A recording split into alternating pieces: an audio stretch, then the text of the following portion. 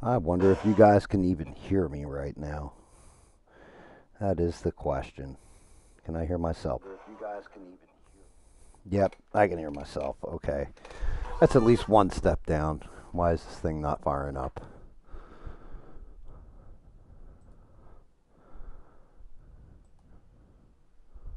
Let's see. See if this thing fires over. Try number 6. There we go.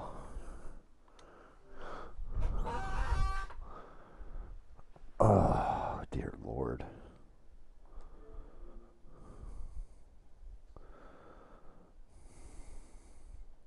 Couple minutes late, but not terrible.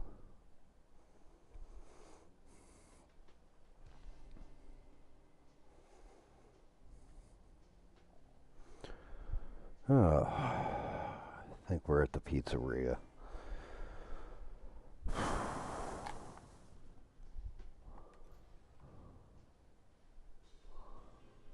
Let's see if this kicks in right at the. Oh, yeah. I'm actually going to get to eat the pizza.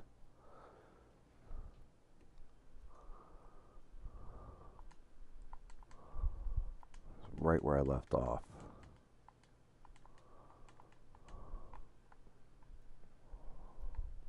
What the hell's my phone? Oh no, I got to eat a second pizza. Nice. I'll take it.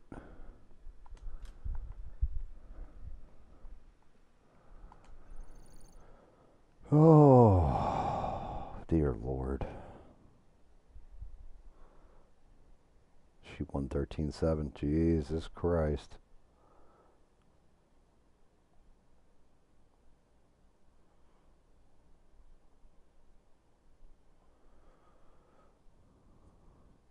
I am watching my son. Well, talking to my son. His team is now ranked after this next match because there's no way they lose. It's pretty much almost an impossibility at this point, and then they'll be ranked 20th in the world. It was him and his team. Pretty awesome.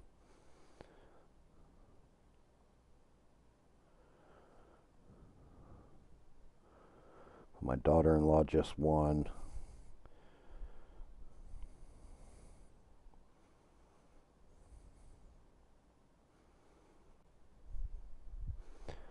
They try to put an ace against her, and she's a low rank, but she's used to playing against aces.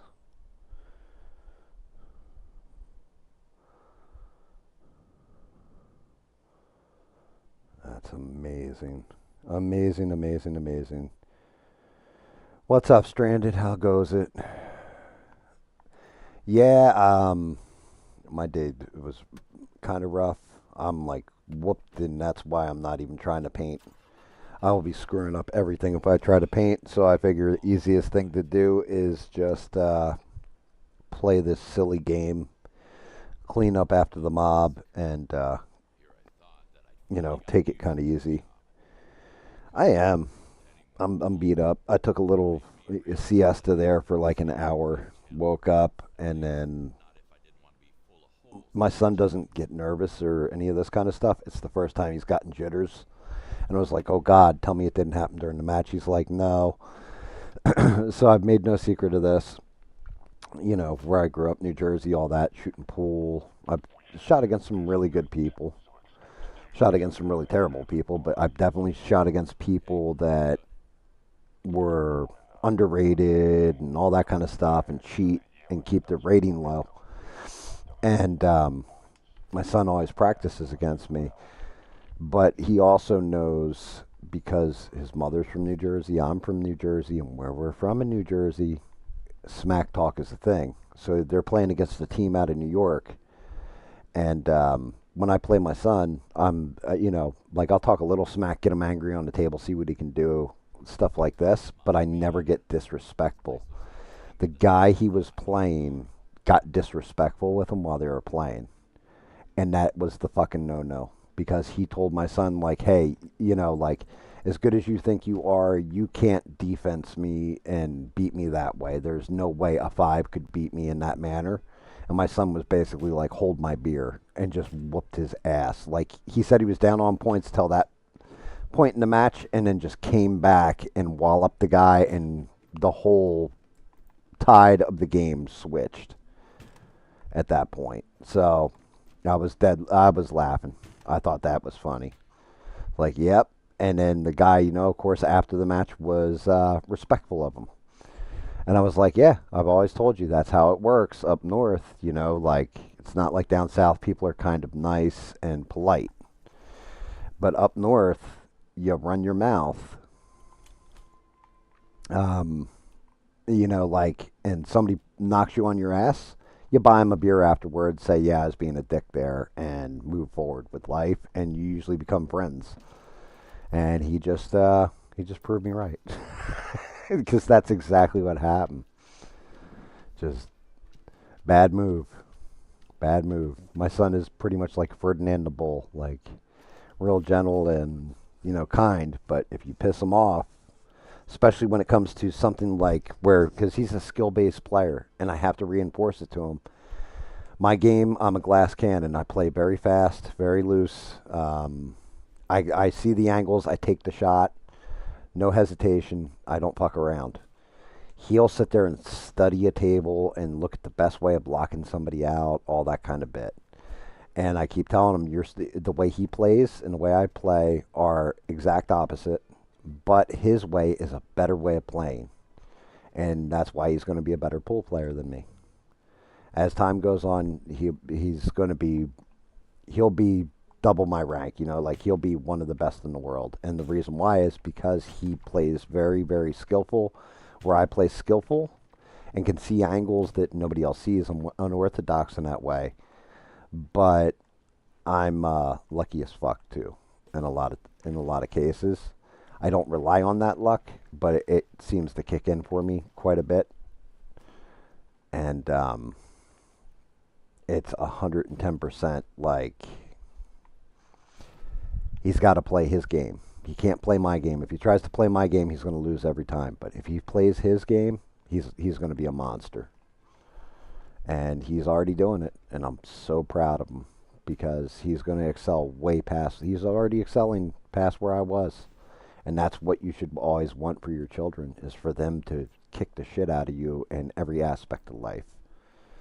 You know, hey, I retired with $1 million, right? For example, you want them to retire with $10 million. You, I retired at 45. I retired at 35. Like shit. Like you should be cheering your children on to beat you.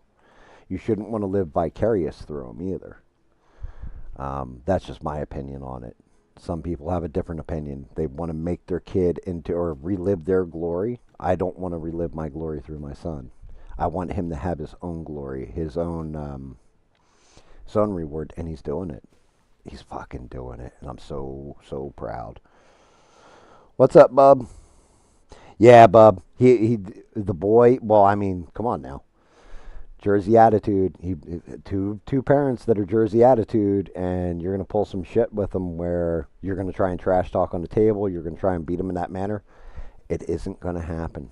Like, but his he like took the gloves off. Like, it wasn't so much he took the gloves off because he's not laying up on anybody. He just focused in, honed in like a sniper, slowed down even more, caught his breath, and just annihilated the dude. And like, because he said he was getting his ass kicked up to that point. Like, he's like, the guy is a great shot. He didn't take anything away from him. He's like, he's a great shot. And I was actually like worried. I was like, damn, he might actually be able to get out. But once he talked shit to him, that's it. He remembered what I said. People, like, and I've done it to him on a pool table. I've talked smack to him and got him angry and gotten arguments with him and stuff like this just to show me what you got, kid. And it throws him off his game a little bit, but he's used to it because I do it to him, and I do it to him on purpose. It's the same way, and I'm proud of him in this respect too, and he doesn't even realize it. It's the same way when I was really young, you know. Like I would run my mouth or act like a tough guy or whatever, and then guys like Bubba and a couple of my other friends, Guido and shit, would kick the crap out of me. Just to humble me up a little bit, or go, "Oh, you lost your head there." They'd make me think outside the box, and even though we're just play fighting and not really trying to hurt each other, Bubba can tell you there was one time I was being a little dickhead and talking all this smack, and they were playing street hockey, and I grabbed the hockey pads, like the goalie leg pads, and started strapping them to my arms. And they're like, "What the fuck do you think you're going to do with those?" Because I knew they were all going to bum rush me once I hit the right button. They all came running at me, and I was like smacking them back like those hockey pads. I was just protecting myself. Nobody could get in except for Bubba. Once Bubba got a hold of my legs, it was over.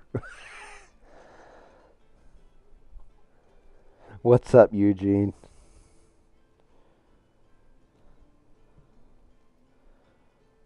Enterprise Carpenter Street. Yep, and you got it in one stranded. If you're really going to kick somebody's ass, go quiet and then just kick their ass. Like it's the scene out of, I don't know if you guys have ever even seen this movie, but The Good, the Bad, and the Ugly. And The Good, the Bad, and the ugly is sitting there and he's dealing with somebody. And he's a pretty good gunslinger and all this stuff, but the guy's like, "I'm going to shoot you. I'm going to do this. I'm going to do that." And the ugly just takes out his gun and puts one in him. And he looks at the guy who's now laying there on the floor, shot, and he goes, "If you're going to talk, talk. If you're going to shoot, shoot." And that's kind of where it's at. Like sometimes you don't say anything. Like I run my mouth when I'm in situations that are like that, but if I shut up and I go quiet, that's when you need to worry. That's when I'm the most dangerous, is when I've shut up, because I'm now focused on just hurting you. Like I'm not focused on, making fun of you while I'm hurting you. I'm focused on just actually hurting you. It's the same way I think Bubba's always said this too. If you ever watch old school Jackie Chan movies, he's just as, like, he could have actually been more vicious than Bruce Lee ever was. But because he likes to have fun and he's got such a joking manner, you don't realize just how goddamn good Jackie Chan actually is at martial arts. Like, you may realize it, but you don't realize it because he's more like a clown. Like, he likes to have fun.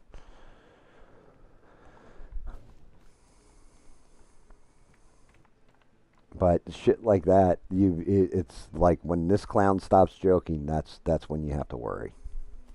Because I will be a clown all day, but when I get dead serious, I'm not going to talk smack. I'm just going to kind of show you. And fortunately, my son seems to have picked up on that gift, and it's great. Like, I'm loving it. I'm just ear to ear grinning the whole time. And I know he's excited because they win this match. 20th best team in the world at that point. He's got 5 more matches to get through, and they win all of it. Like, they win the whole goddamn thing, which is unbelievable. That is some difficult shit. You're playing the best of the best out there.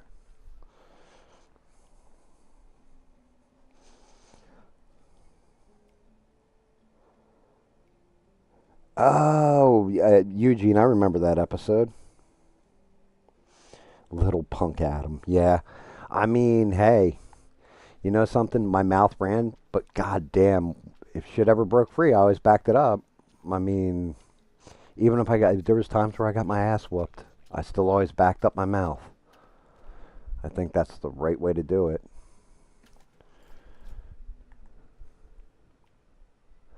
Sometimes your mouth runs, and but you better have at least put enough in your ass to cover some of that check, or write an IOU for later. One of the two.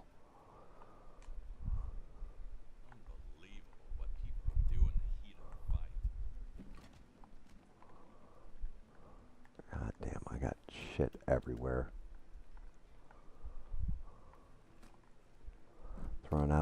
all this perfectly good pizza.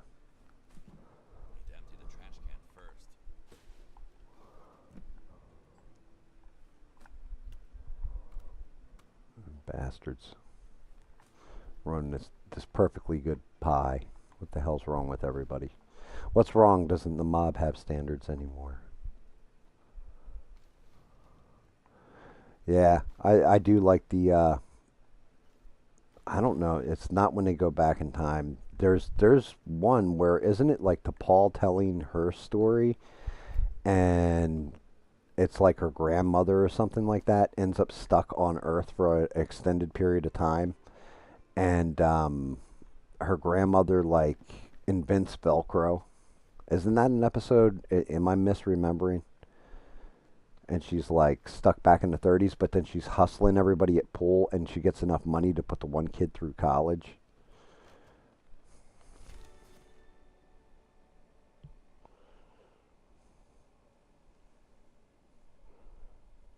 Bubba's like that. You, I'm playing. It's called Crime Scene Cleaner. I'm cleaning up a hit that the mob did on a pizza joint. They were talking smack on the one mob boss. He came in here and basically melted everybody. So I've got to come in, clean up all the mess, and get rid of all the evidence, that sort of thing. Yeah, Bob. You're like, you always did back it up. That's what I liked about you. Yeah, I was a cocky little shit, though, that was like 100 and what, 35, 45 pounds soaking wet with fucking bricks in my pocket. I was just very clever with the way I did things. Like, oh, I'm outgunned here. Well, let me, I got an idea. Let me take the shoelaces out of my shoes, tie him in a certain way. When he takes a swing at me, I'll noose his hand and then break his arm. Like, come up with clever ways of beating an opponent, especially if they're bigger than me. Unless they were too much bigger than me, then I had a Guido and a Bubba in backup for that. And God forbid, I never, can't say I had a Bob in backup because, our friend Bob, not Bob that comes in the chat. Yeah, that's like overkill. That's one guy I didn't even ever play around with. Just I showed him nothing but respect because if you didn't, that was the guy that would end you.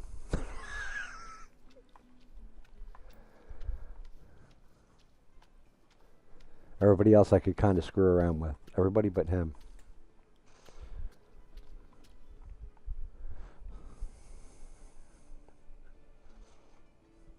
Carbon Creek. Okay. So Carbon Creek is the name of the episode. Yeah, I haven't seen. I watched Enterprise probably about 3 times through, but haven't watched it in years. So I remember certain episodes, um, but not all of them. And I want to say that was like in like one of the later seasons too, like one of the last seasons. The only person on Enterprise I could not fucking stand, I could never stand him, is Malcolm, the security chief. He always got on my goddamn nerves. Like he was always protocol on that show and just like kind of a whiny bitch. Do me a favor, guys. Everybody, make sure you smash that like button. Smash that like button for the exhausted man. Because I am fucking tired. Yeah, Voyager. There was some stuff on Star Trek Voyager that I liked. Um, Overall, though, in hindsight, I think I just like staring at Jerry Ryan for obvious reasons. But I think I like the medical hologram on there. Janeway was a cool captain. She was a first, our first look at what a female captain would be like, and she was. I actually liked what's her name, Kate. It isn't McGraw, is it? Is it McGraw? I always thought she was a decent captain.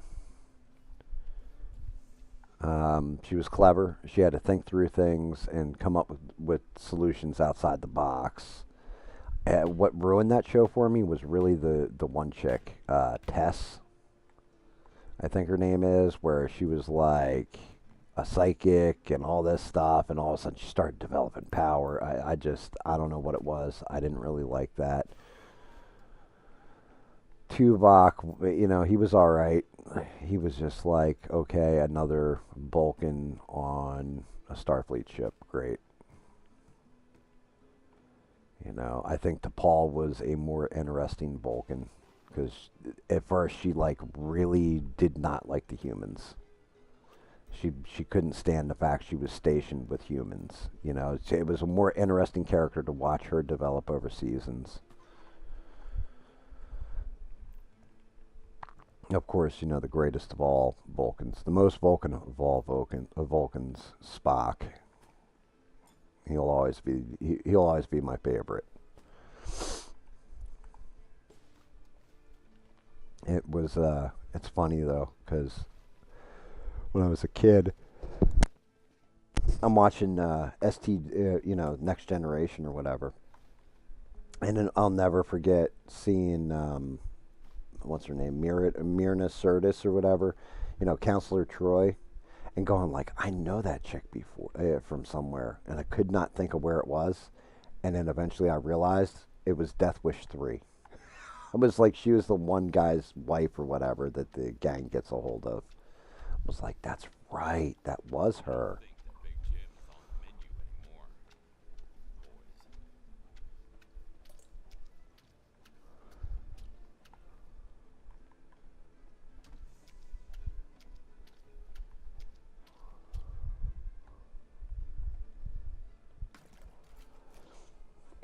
Kate Mulgrew. There you go.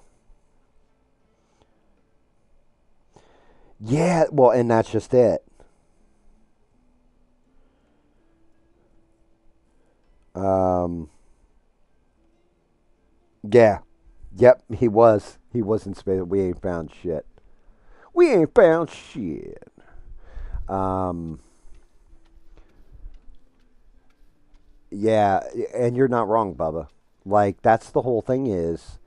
Well, that's one of those things. Like woke is dead now, but instead of going like I'm an impossibly strong female lead that never makes any mistakes and all this, and they're always like, there were no real major female leads, before this woke generation. Everything. It's like, okay, what about Janeway? What about Captain Janeway? How about Ripley from Aliens, which I'll talk about Aliens Earth, or whatever it is. I think it's Alien Earth. I'll talk about that and my thoughts on it, which phew, I got some thoughts. Good and bad, actually. There's some stuff I do kind of like, but there's a lot I hate. Um, but yeah, Ripley, like Sigourney Weaver. Everybody thought Tom Skerritt was going to be the main man in that movie because he was the only real big name movie star in there. Him and what's his name? Hurt. God damn it! What is that dude's name? He's dead now. Is it William? No, it's not William Hurt. He played the War Doctor on Doctor Who. He's in all kinds of stuff. He was in 1984. Like famous though. Like, but they thought one of those two and Tom Skerritt was going to be the main hero, and then Sigourney Weaver ended up being the main heroine, and she was amazing in it. She was amazing in Alien One and Two. Actually, I liked her in Alien Resurrection too, which is kind of an odd thing to say because that movie wasn't very good, but Sigourney Weaver was good in it. Actually, the cast wasn't bad in that movie.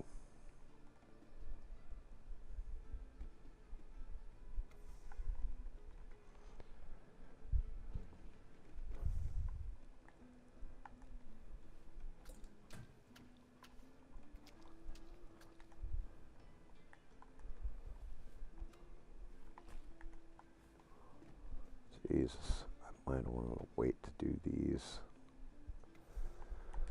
because now I got to get all this gazpacho off the walls.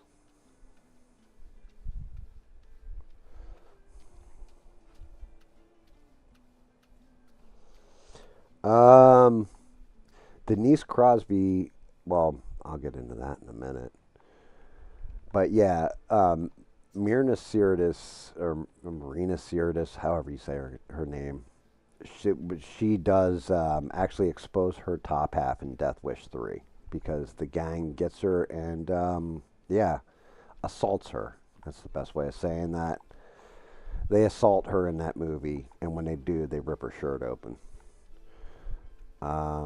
And then Denise Crosby actually did a thing for Playboy after she got on Star Trek The Next Generation. They used some old photos of her.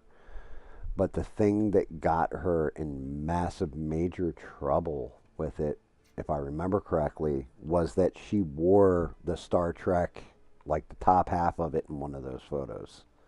And they were like, oh no. Like, that was a big no no because she did it for Playboy.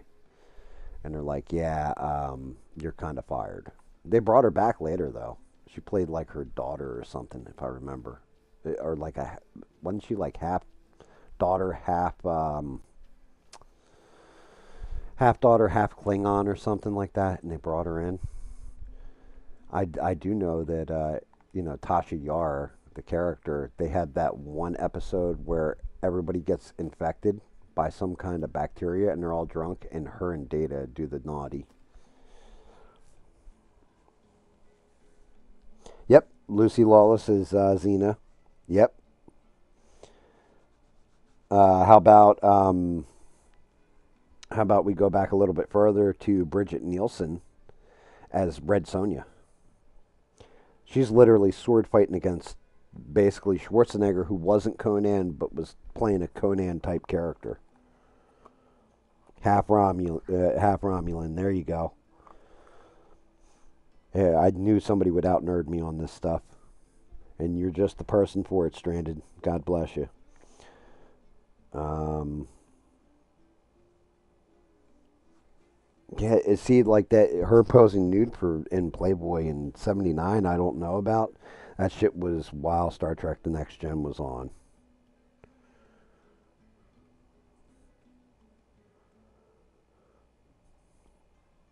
I do know that because it was a big, big stink.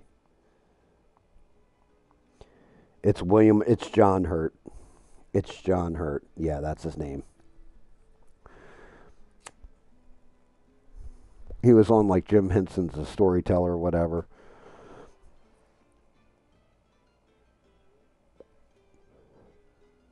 Yep.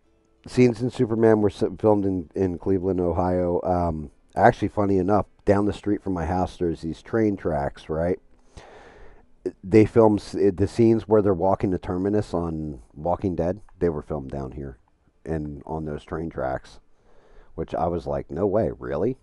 Like it shit's literally down the street from my house. So what am I missing here? Ah, shit, there's gazpacho right there on the wall I missed.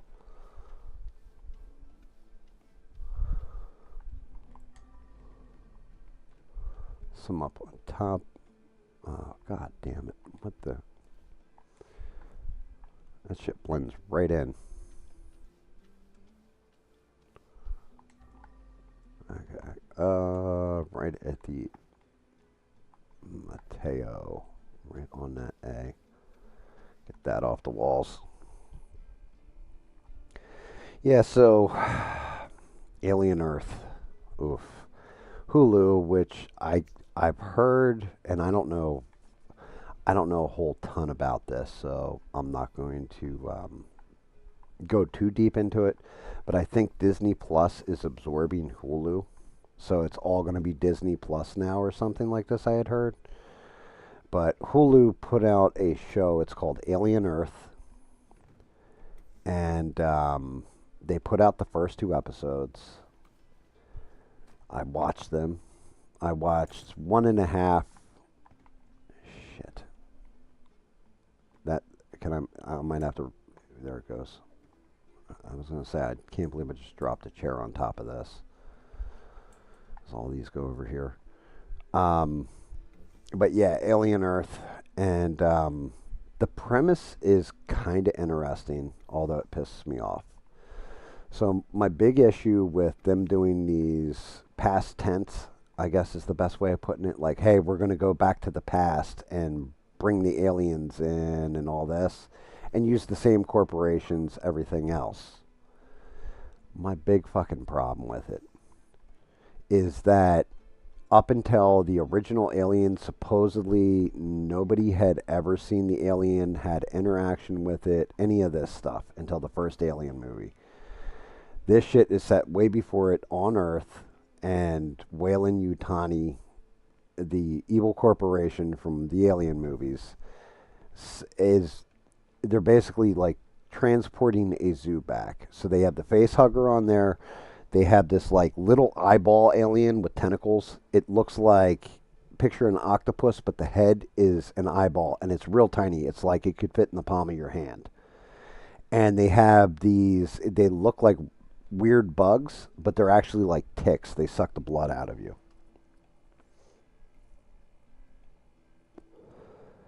And basically, the ship's coming back or whatever. The science chief sabotages the ship, and it's on a collision course. It ends up crashing in a city.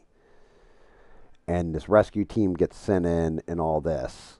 Now, yeah, looking at the world and the way they explain how corporations are basically running the world are kind of interesting. But they go into like the entire series starts off with them explaining that the race between the corporations is basically like them trying to find a way to the next step of human evolution. So at this point, there's three competing things. You have the synths, the cyborgs. So cyborgs are humans that have like machine implants in them, right? Synths are complete AI. They're robots basically. And then you have these things that are called hybrids. And what the hybrids are human consciousness downloaded into a machine body. So they're human beings. Well, half of these episodes are going into a girl called, and she's named Wendy. Like, well, she starts off her name's Marcy, but then her name gets changed over to Wendy because of Peter Pan, and everybody that's with her are the Lost Boys. She's like a little girl dying of cancer or whatever, and they do this experiment. And it's basically like transferring her conscience over to a machine body. So she, for some reason, has the ability to control computers, machines, and everything else, and cameras, all that stuff. So she starts watching her brother. She can't tell her brother she's alive. Like once they become a synth or become a hybrid, they're not allowed because they're experimental. They're not allowed to tell the outside world because it would blow basically like the equivalent of an NDA, a non-disclosure agreement for the corporation. But her brother has become he's like enlisted and become a combat medic. And I'm not going to, uh, the character himself, like the guy they got playing him, he looks like a homunculus. Like he looks like a strong breeze could knock this dude over. Yeah, it's not like he's some muscular, ripped dude, like think colonial marines like Hicks and Hudson and all that kind of stuff from the Aliens movie. He's like this little, short, like wimpy looking guy. But he's basically the medic. So when the ship crashes, they send him in. She sees they're sending him in. And she convinces the owner of the corporation, hey, send us in to go retrieve whatever's inside that ship. And she wants to go basically save her brother. So the guy's like, well, they can't die, everything else. They're basically machines, so let's send them in. The only problem is they're little kids, minds and like adult bodies. So it's like, what are they going to do when they see people in a crash? They have no formal military training or anything else. They're basically like if you took a 10-year-old kid and put their brain in a robot body and then sent them in there. It's like they're going to see traumatic shit that breaks adults. Like, what are you doing here? Like, that's the part of it drives me nuts. I'm like, it makes no sense. But I guess so plot can happen. This is how it's going to go. And they basically like the rescue team goes into the ship and they come across the evil science officer who survived the crash. He chains two of the guys on the rescue team up in one of the labs. The ticks kill them. Then the xenomorph, of course, is running rampant. It's trying to take people out and almost does, but like it like they screw up the basic fundamentals of Alien. Can you guys tell me in an Alien movie, is the alien just killing people or does it have another purpose?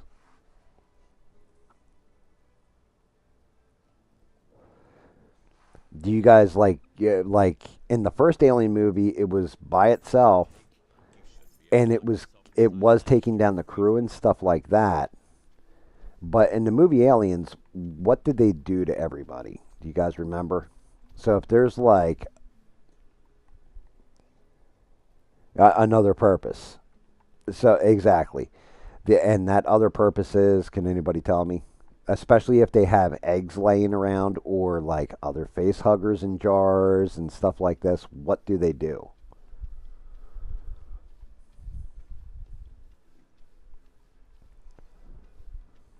I just want to see if you guys like are keyed in on the alien movies, like or the alien lore, like you guys are with Star Trek, and I'm sure you guys are. Some of you guys. So the whole thing is the aliens. What they do is they don't kill people. Well, they'll kill people if they're actively trying to kill them, right? They'll take them down. But what the aliens would rather do is capture them, encase them in like basically carapace, like this slime that they spit on you, and they lock you down, and then they put the egg near you. They bring an egg in with a face hugger, so that this way they're growing. Yeah, use the bodies as incubators. Exactly. They do it because they're propagating their species. That's how they breed. That's how they grow. And yes, they do dissolve the bodies for food and stuff as well. That's correct, Stranded. Stranded, you're awesome. I love the fact you know your sci-fi. Um, and that's just it. This alien is just literally like there's two or three other face huggers that you see in jars in there, and this alien's just going through and just like mass murdering all the different marines and stuff. It's not like taking them down or like jacking them up real bad and dragging them off. It's just like legit wholesale killing them like it's Jason Voorhees on a kill spree, you know? Like it's like it's going after people like Freddy Krueger in a nightmare, Jason Voorhees during after the counselors do the naughty. Like it's just I shake my head at it. I'm like, okay, you guys don't quite understand it. The tentacle eyeball monster though is actually pretty fucking cool the way it works because it goes into like a person's eye socket, and then the tentacles I guess wrap into the brain, and it can control the body even if it's dead. So it kind of turns people into like zombies for the most part. Well, this cat was like busted in half like from the crash, and it went into it, and like the cat's like crawling and stuff. They're like looking at it, and one eyeball's all jacked up, and then the tentacle monster pops out of the head. So that thing's pretty neat. The other stuff is like the acting, the one main girl, she's a pretty good actress. Everybody else is forgettable. So I look at it this way. If you guys have ever seen Aliens, for example, I can sit there and tell you like Hudson, Hicks, Vasquez, Snow, Dietrich, Frost, Burke, Newt. Like you remember these people, even if you only had a Vasquez. You had mild interaction with these space marines, but they all left some kind of impression on you. In this, everybody is just like if you're playing a video game, the NPCs that are just standing around in the town. Like they have so many different people on screen, and none of them really have any personality outside of the main chick.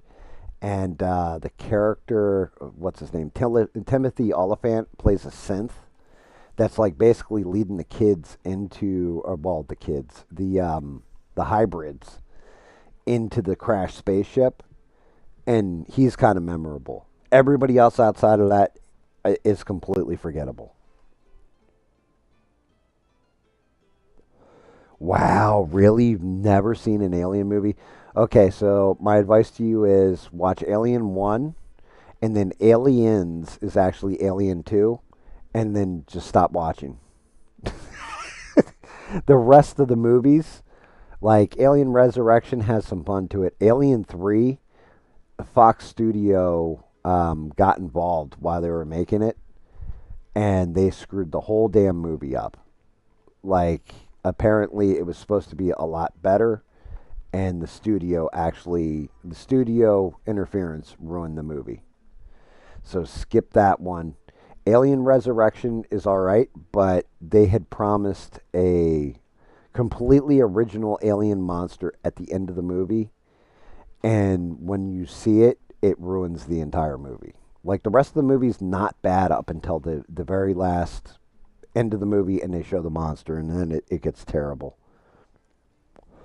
And then you also have the Prometheus series, including Alien Covenant, which is part of the Prometheus series. And Prometheus has a really interesting premise and pretty piss poor execution. Like they had a shot at it and they kind of screwed it up. Like it was okay. Like the beginning of the movie's kind of neat because legitimately Prometheus is kind of like almost like an Anunnaki story. And then you can kind of skip the crossovers with Alien Predator because they didn't do any favors to Alien or Predator. They had kind of an interesting premise to them, like especially the first one. They basically like did it where the Mayan temples turned out to be like predator hunting grounds where they would unleash the aliens and shit like this, and they go to Antarctica and they kind of find this temple under the ice, all this kind of shit. Um, it was it was okay, but it does kind of destroy Alien. Like, yeah, but yeah, like Stranded said, it was like like I'm telling you, like Stranded said, if you watch the first two Alien movies, that's pretty much all you need. You'll be like, okay. The first one is a psychological horror in space. The second one is more like an action film, and that's what makes them so good. Is that the second one is actually James Cameron when he was still like kind of brand new at directing. Like he was fresh off of I don't know, did he do Aliens or did he do Terminator first? Which one was which? Like which one came first? Do we know? Terminator I think was 84.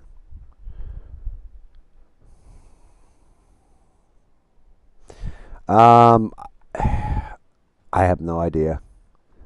I don't even know if he goes over into the other dude's streams. I have no idea what happened to him. He just he said goodnight one time, and that was the last I ever saw of him, and that's cool. I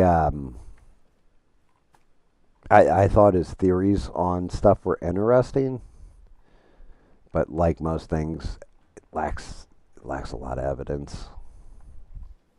I like my evidence. I couldn't debunk or prove, and there was certain stuff he said that I actually have a lot of questions about.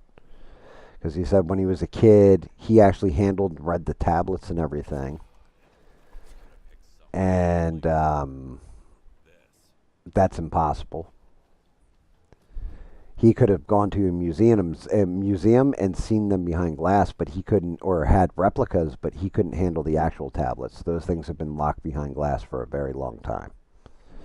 They're actually considered not relics. Well, yeah, relics, but like national treasures. So nobody's really allowed to handle them. They have replicas on display and stuff like that. But I thought he said something about the original thing.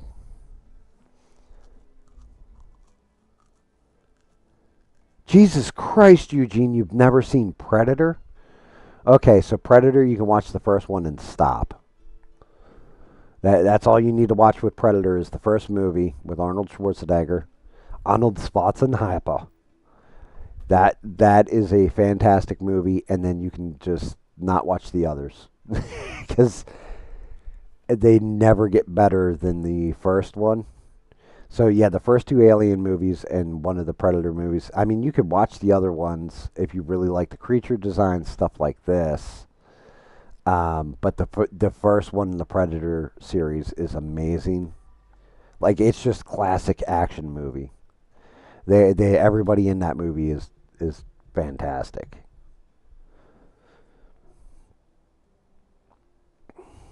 Yeah.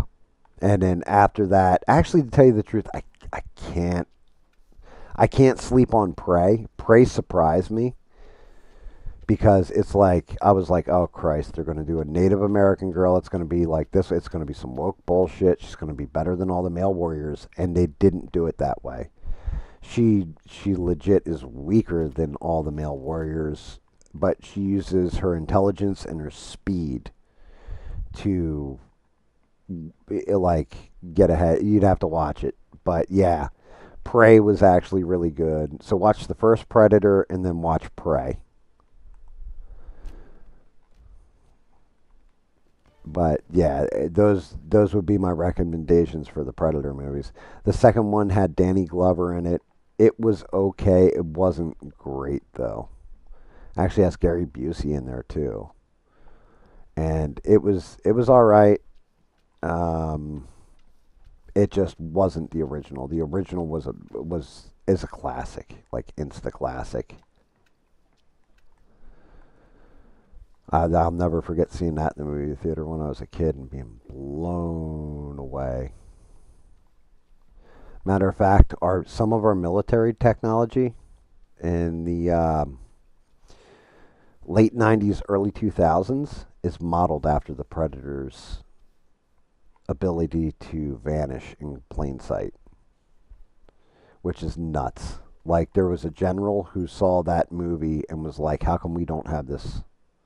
Like, why don't we have this technology?" And they're like, "Oh, it doesn't exist."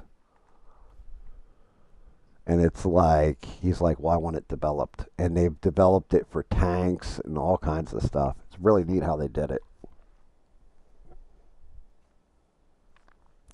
But yeah, but this alien Earth, they're currently in the ship and stuff's going on, and the brother and the sister reunited, and I'm gonna keep watching it, see where it goes. But so far, the positives on it, it it doesn't, it's not terrible. Like, well, no, it is kind of terrible, but the aesthetic, they blended the aesthetic right, so of it reminds you of Alien, like the universe of Alien, but mixed enough with current day tech that it makes sense. It would be like an evolution of like if AI had continued, like on Earth, like if AI came out to its logical conclusion. And the aesthetic and everything is very reminiscent of the 1979 Alien, so that's pretty good. Um, the design, the alien, like I said, I don't like the fact it has an outside motivation other than what an alien should be doing, which is basically gathering people and building the horde. Basically, they're like apex machines. That's always been the whole goal for Wayland Yutani, the evil corporation, is that they're trying to harvest them, or like make the ultimate weapon, basically to drop into warfare and just be able to create them whenever they want, what have you. So I'm not liking the fact that it's just going around killing people instead of actually just gripping people up and holding them down and not evolving into a queen and laying eggs and all this kind of stuff. Which poor Eugene, who hasn't seen it, none of that sentence probably made a damn bit of sense to him. So it's like style points away. Putting kids' minds in the robot bodies. Okay, I could see where that could be a neat idea, but you would never send little kids into a combat zone.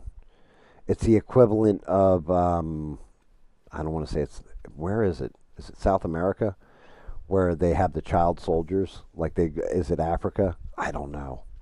There's somewhere in the world where they grab little kids and then give them like machine guns and give them drugs and stuff and turn them into soldiers. And that's what it kind of feels like. It's like these kids should be freaking out the moment they see a dead body, the moment they see any kind of gore or half the savagery that's going on this crash ship, because there's like bodies everywhere. So I don't know about that part. Like I'm not digging that part a whole bunch. Oh, what the hell did I just do? How? What? Drop the drop the damn thing. You can go down in the basement. Bombs away. But the like I said, the aesthetic. Timothy Oliphant, the one girl who's playing the leader of the kids. I keep calling them kids, but the Lost Boys they call them on the show, the hybrids. She's a pretty good actress, and she pulls off like she's got a child like innocence in an adult body. So she's pulling it off. She's doing a good job acting. The writing's a bit foolish, and the brother is just a fucking atrocious joke. It's like I don't believe this dude would survive in a combat zone. Like there's no part of me. It's like yeah, one you're just you must have skipped like all the physical training to become a soldier for the most part, because you're like really very soft and very tiny. Like you need somebody like a Henry Cavill going in there, you know. Like I want Arnold Schwarzenegger going into this shit. Like a whole army of Arnold Schwarzeneggers. I don't want some little goof. What's going on, SE? Good to see you. You're fine, brother. You know, thank you for dropping in at all. Everybody make sure you're smashing like and all that stuff. Hey, what's up, Beans? Good to see you. You said last week maybe that's why Elon Musk is having all these kids. He knows colonizing Mars won't happen in his lifetime, but he'll send his kids. And yeah, I mean, you could be right, or it could just be like Elon Musk likes to have unprotected sex and is so rich he doesn't care about the consequences because he can afford to pay for them all. You know, like it could just be as simple as that. It might not even be anything as deep as, well, I'll send my kids because he has the one kid. Remember, the whole reason why he flipped over to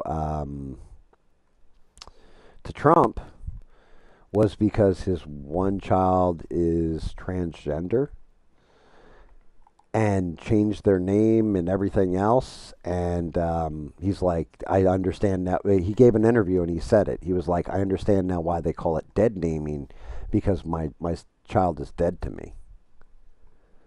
And it was like, God damn. Like, he's like, that person that I knew, all this stuff is dead. That's why they call it dead naming.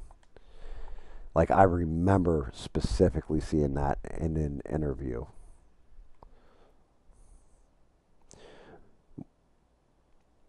What's up, Rogue Leaf? Good to see you, my friend. It's always nice to see somebody from that end of the South. But yeah, I mean, that is a theory. Like, it could be.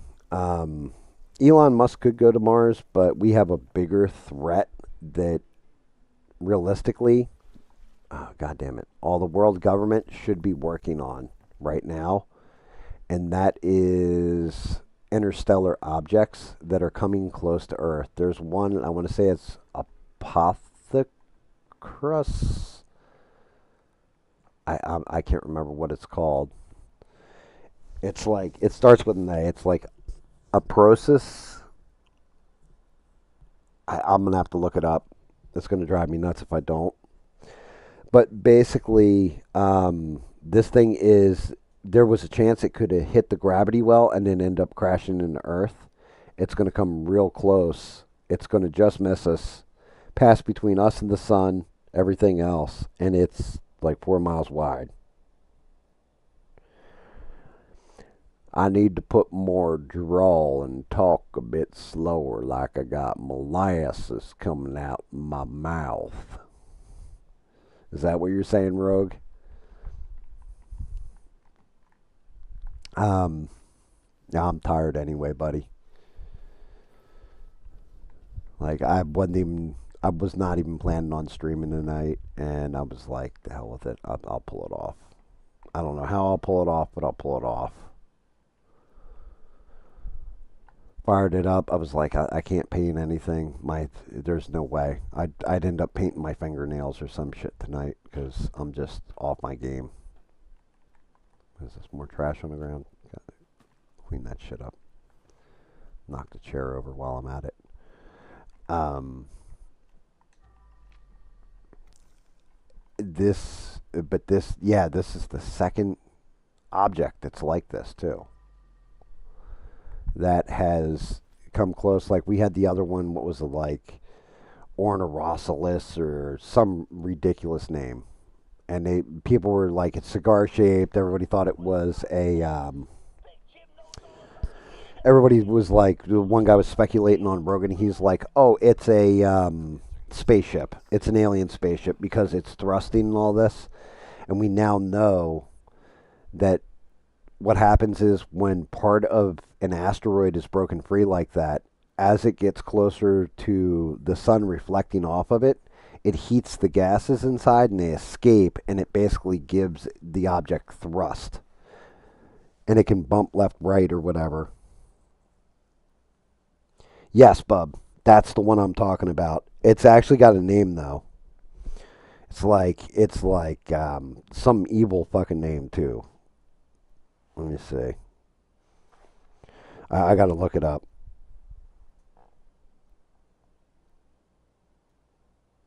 I just put in a Poe space object, but it's projected. It's going to enter our solar system, and then it's going to get pulled basically by the gravity of the sun and shoot back out.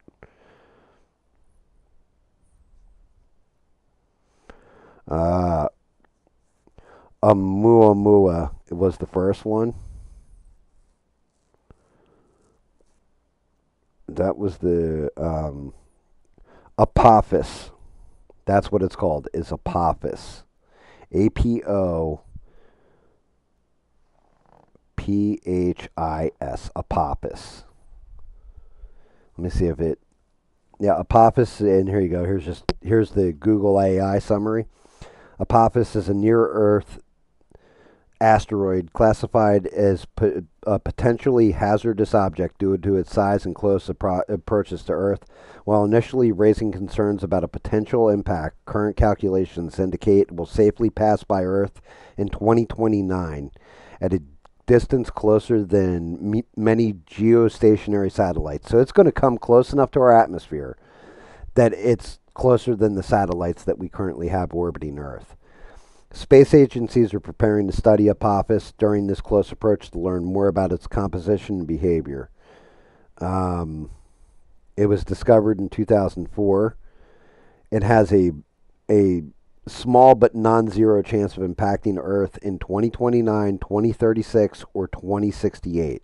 So this thing's going to be boomeranging around by gravity, like the sun's gravity or whatever, when it gets into the sun's gravity field in our solar system. Three times it looks like orbitable orbitable. Why can't I say orbital? Orbital refinement through further observations and radar tracking. Scientists have refined Apophis orbit, ruling out any impact possible for at least 100 years. So now I'm going to tell you guys the dirty little secret with that. And here's what's terrifying. If it a gas escapes and it moves it off, I think it was 3 degrees. So let's say there's a pocket that's close to the sun and it hits a good gas pocket on the asteroid. It can propel it and change that entire trajectory and point it dead nuts at Earth. Like it will hit our gravity well. It will come into Earth's orbit and it will either smash into the ocean or landfall. And if it does, it's going to be, I think they said 1,000 times the bombs they used in Hiroshima going off and detonating. It's going to be bad.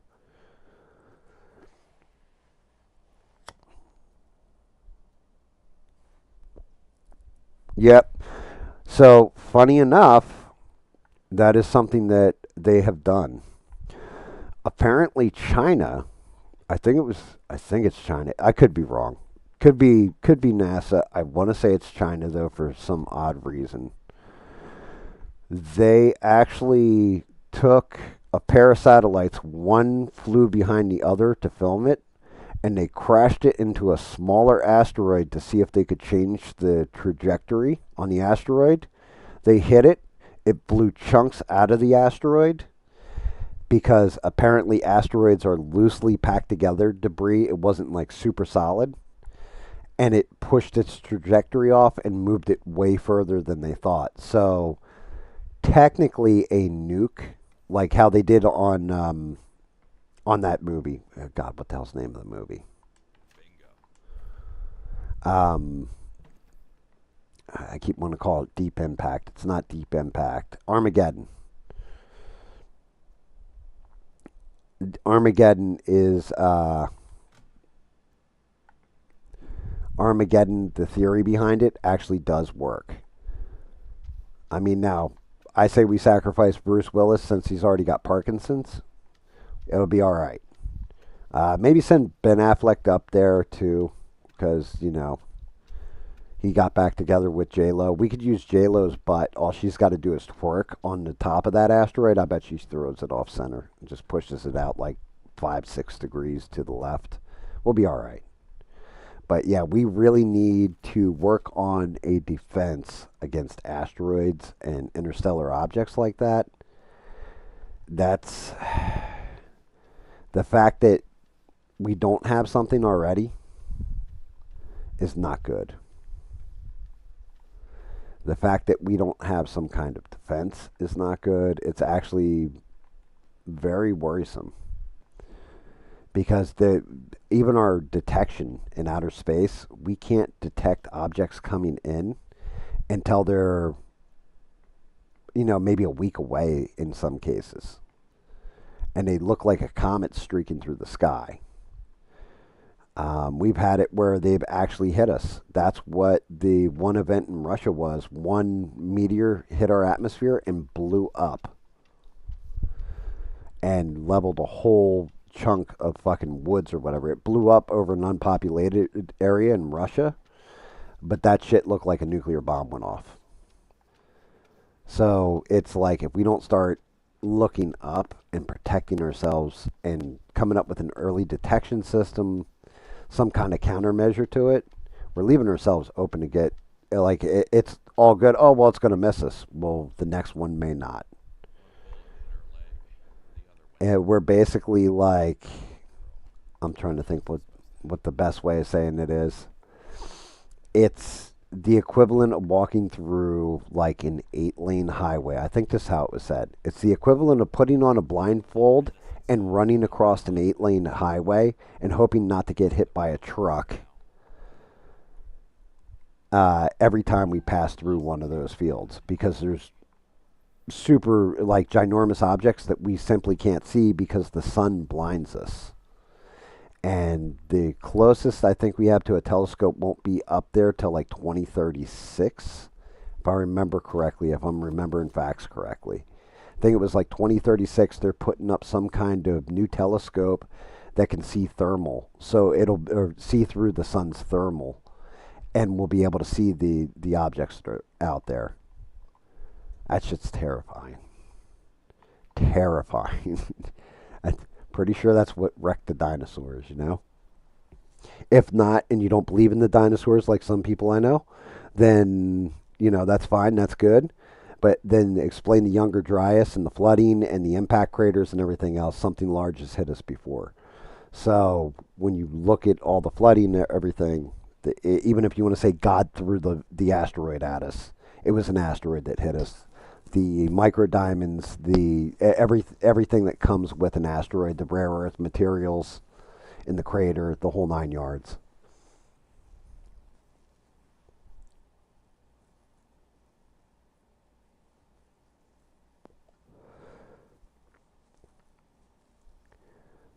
So beans, I agree with you to an extent, right? That's the whole problem is, remember I told, like, I'm not trying to fearmonger here, right? I'm just being realistic about it. But that's what I'm saying. They're saying it's going to miss us. But they're also looking at current trajectory. Let's say it bumps into another asteroid and it changes that trajectory by 3 degrees. That's all it would take to put it in the gravity well of Earth. If the sun hits it at the right angle and a gas escapes, moves it those 3 degrees, it puts it on an angle for Earth. So their prediction may be that it's going to miss us, but something could change. It's almost like shooting a pool ball across the table. If it hits another pool ball, that pool ball is no longer moving straight. It's now turned angle.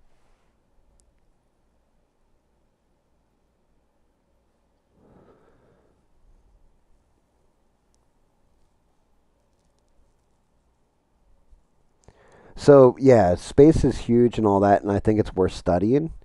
I'm more, again, I go back to SE when I'm looking at stuff like this. I look at, we've been in kind of a Goldilocks period with Earth, if we're being realistic. Humans haven't been, as far as recorded history goes, we've been here the equivalent of like 2 seconds versus, 10 years. And there's definitely been times where the earth has gotten pelted, hit, and like it's cataclysmic, like wiping out like 97% of life on the planet when we get hit by something. We can't track all the objects up there. It could be really, really bad. Like, we have to pay attention. We have to look up. People were worried about, like, oh, the sun's going to go supernova. Shit like this. I'm not worried about that for, like, till way after I'm gone from this world, dust forgotten about, and, the most of humanity has either left the planet or has died off, and there's, insects ruling the world or something again. There's cockroaches and Democrats basically running things. Like that's where we're gonna end up. Um, it won't happen in my lifetime where shit's gonna get wrecked like that. But I can say like it is a scary thing. Like just looking at the numbers and everything else and knowing that something can change this shit's trajectory. May never hit us. We may never see it in our lifetime. But my God, if it does, like, it may just damage one part, but it's one of those things like sometimes dying in the flash of a nuclear explosion is better than living with what happens when the fallout gets to you. You know what I mean? The It would kick up a big enough dust cloud where we would be so screwed. Like that dust cloud would screw us up. The dust cloud by itself that thing would throw off would just block out the upper atmosphere. It would block sunlight, which would cause immediate freezing, like temperature drop, climate change. Most of the bigger animals, like say goodbye to any like wild elephants, rhinos, anything. Hell, even if they're in the zoo, they're pretty much toast. Like we'd lose a good chunk of species on the world. Most of the survivors would have to like go underground if that were the case. It's just crazy shit like this.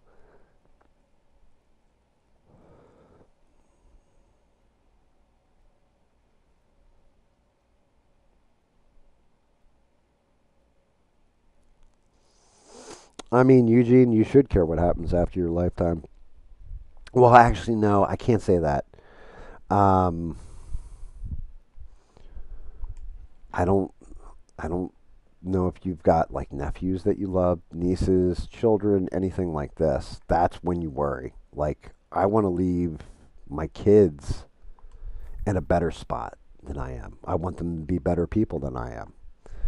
I don't want them living with some tragedy because we lacked foresight and we're arguing over bullshit. You know what I mean? Where we didn't advance some kind of realm of science intelligently enough where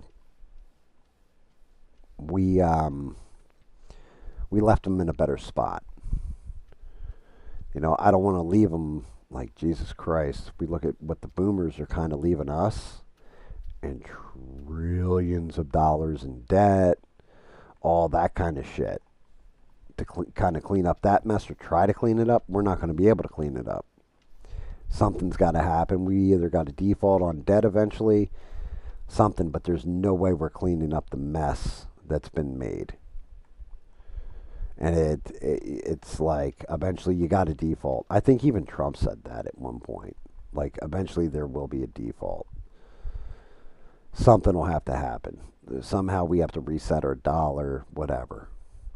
But I feel terrible because it's like I don't want to leave my kids worse off than I am. My parents are definitely leaving me worse off than they were.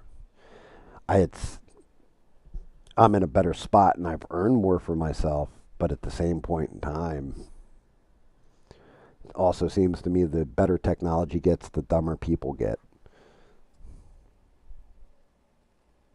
Yeah, see, there you go, SE. That's a good way of saying it.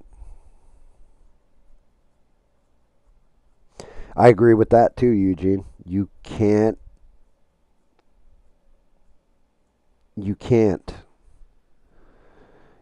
control what other people think, do any of that stuff. You can only be a good person. That's pretty much it. You can do the best you can do. Nobody's going to fault you for not being, Superman. As a matter of fact, if there really were a Superman, he'd probably sit all this shit out because we have so many goddamn dumb problems that just need to be solved.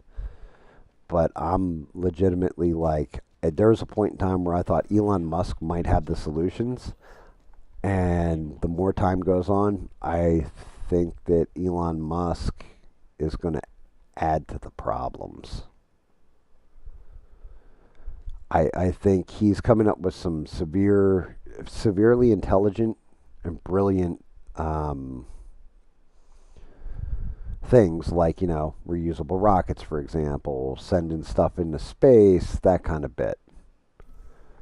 I also think that if he gets a run at Mars, he's going to claim Mars for himself. Like, there's just something about that. He definitely, I'm not going to say it's a superiority complex, but he does have a kind of everything I say is right, and if you don't agree with it, fuck you kind of complex. You know what I mean?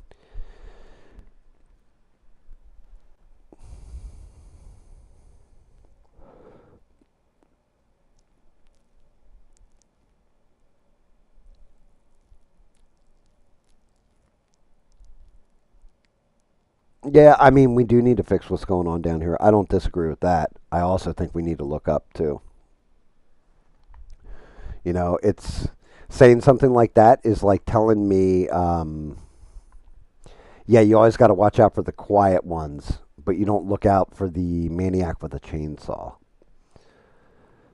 And I probably wouldn't feel that way if the Earth had never been hit or doesn't go through Leonids, Perseids, or any other kind of meteor storm.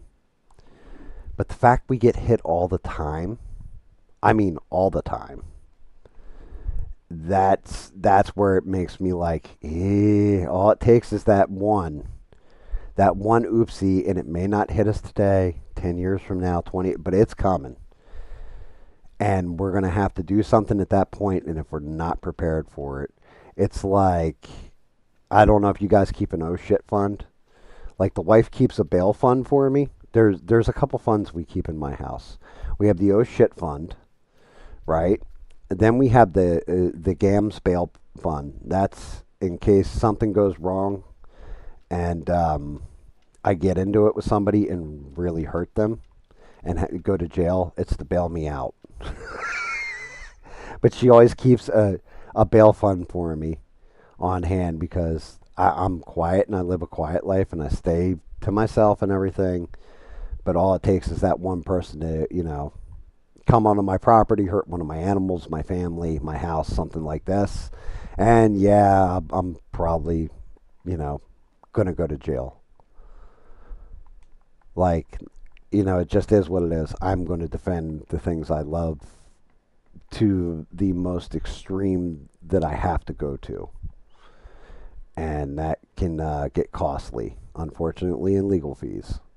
That's not me being a tough guy. That's me being prepared for, yeah, this is the way shit would play out. Like just being prepped for a case scenario. But we also have the oh shit fund. Oh shit, we just, everything dropped out, lost the 401ks, lost this, lost that. We need to live for like, a couple months till we figure it out and get back on our feet. We have the oh shit fund.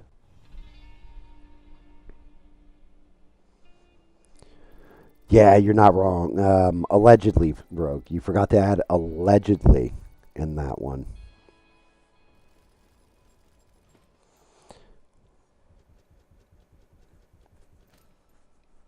And aliens, like, so the whole thing is the running theory now, as far as aliens go, and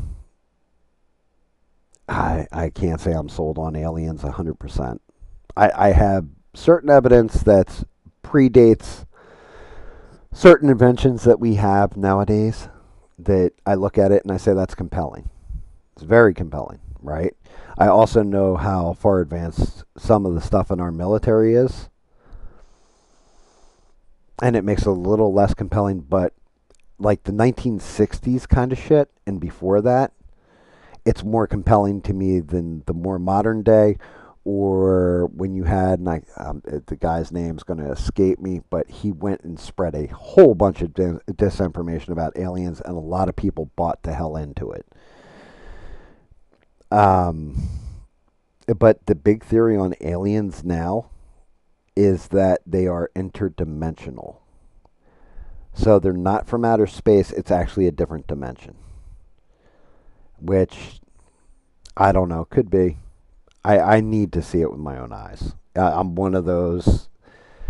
I want it to be true, and because I want it to be true so bad that there is another life form out there, that there is this advanced tech and all this kind of shit, that I have to reel myself in because I could go away with all these woo woo crazy theories, but at the end of the day, they're woo woo crazy theories, and you could go nuts speculating about it, especially if you want it to be real. Then that's how you buy into disinformation.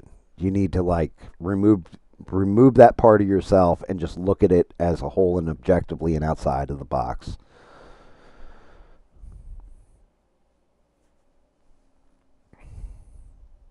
And dicing allegedly. Thank you, Rogue. That's a great way. Yeah, I know, Beans. And the Earth is flat, which is going to make it real crazy when an asteroid smacks into it, because then the plate's just going to spin. Like it's going to be insane.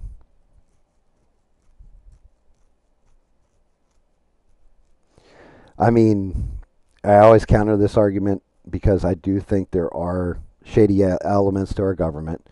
I do know there's shady elements to the government, CIA, Mossad, like the intelligence agencies, because they spread a lot of the disinformation and everything. So you're not wrong there. But who are the puppet masters? Start naming them.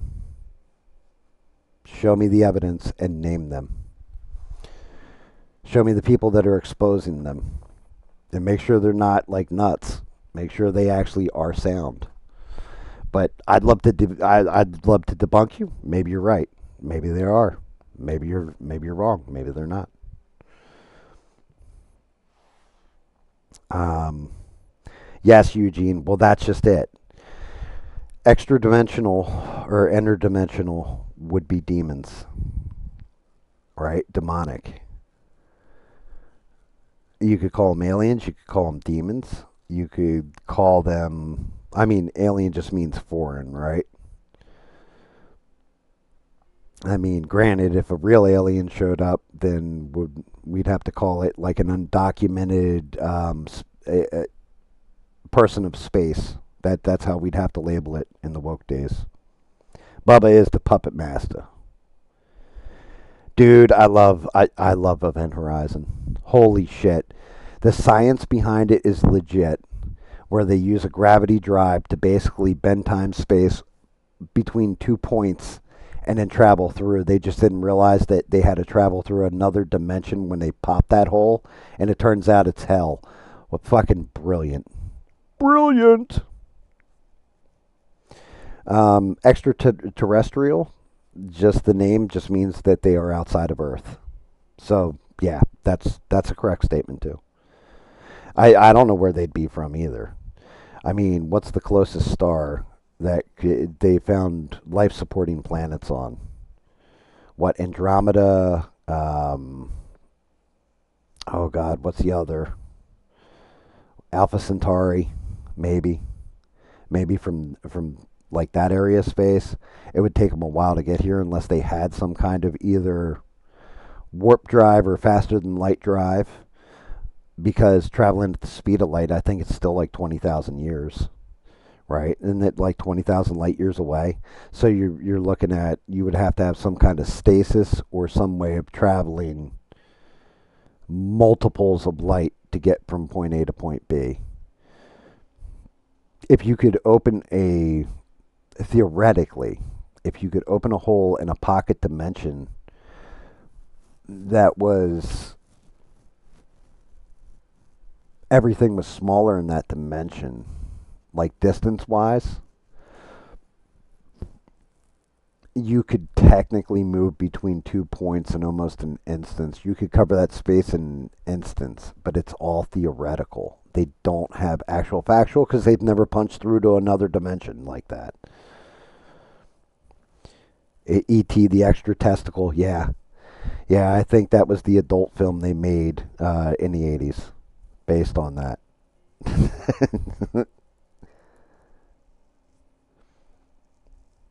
Yeah, CERN. CERN is they keep screwing around with stuff, and that is the whole idea behind the Mandela effect, right?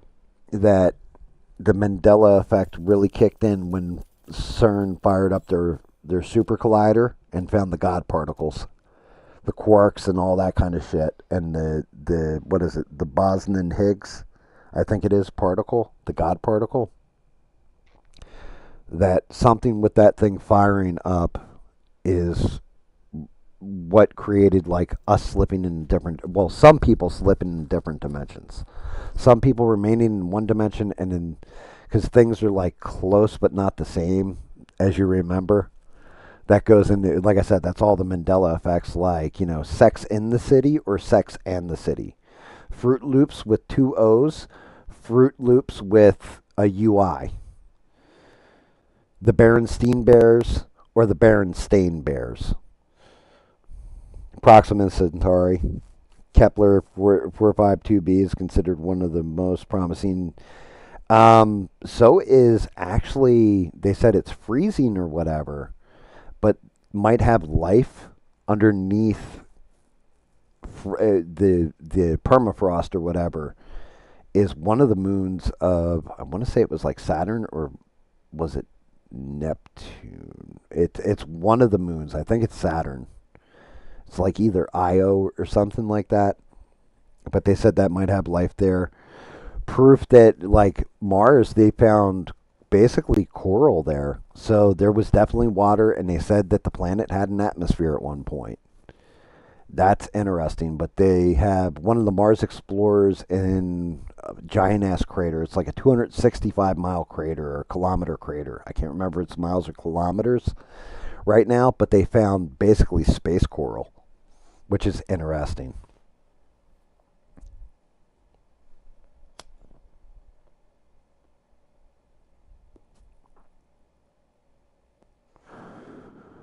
If there was extra land, we would have found it. Unless you're talking about an internal Earth, which is a possibility because we haven't dug down deep enough to hit core or anything. I don't even think we've cracked the fucking mantle. I think the lowest we've gone is what, 12 miles? Oh, hold on, I got to say hello, hello, doggy. But yeah, yeah, there's no extra land that we know of unless it's submerged underwater. I mean, You did have massive flooding. The polar ice caps contract and expand at different points in the Earth's history. So you could have had civilizations or a bigger landmass that is now covered over by water and down deep enough where we barely explode our oceans. So it's a possibility. I mean, you can't rule out that possibility. But as far as like the Earth's bigger and there's extra land, no. That's you can look at a globe. You can look at a you can watch just satellite feed of the Earth or from the space station the feed of Earth. And if you think it's all projections and made up, that's cool. You're allowed to, you go ahead and believe it. I'm going to go off the we got satellites out there. We've already connected one end of the world to the other through satellites. So that's where I'm going with things. You can go a different direction if you like. That's your call.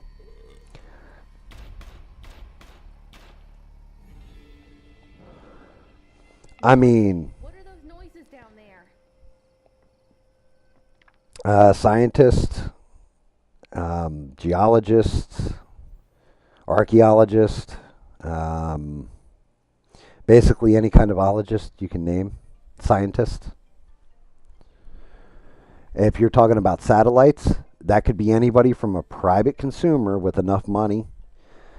See Starlink, see Amazon, see that kind of stuff to government, to just you can list them off. Hell, if you had enough money, you could send a satellite up tomorrow. Anybody can. Europe, Europa. Yes, Europa's one of them. Titan, there you go, Bob. Dude, Rogue, that I remember. That is a Mandela effect. I absolutely remember. Is the fruit of the loom with the cornucopia. My wife swears by it too. It absolutely. I remember watching commercials when I was a kid with the cornucopia in the background. Everything. So that shit is crazy that I can remember that.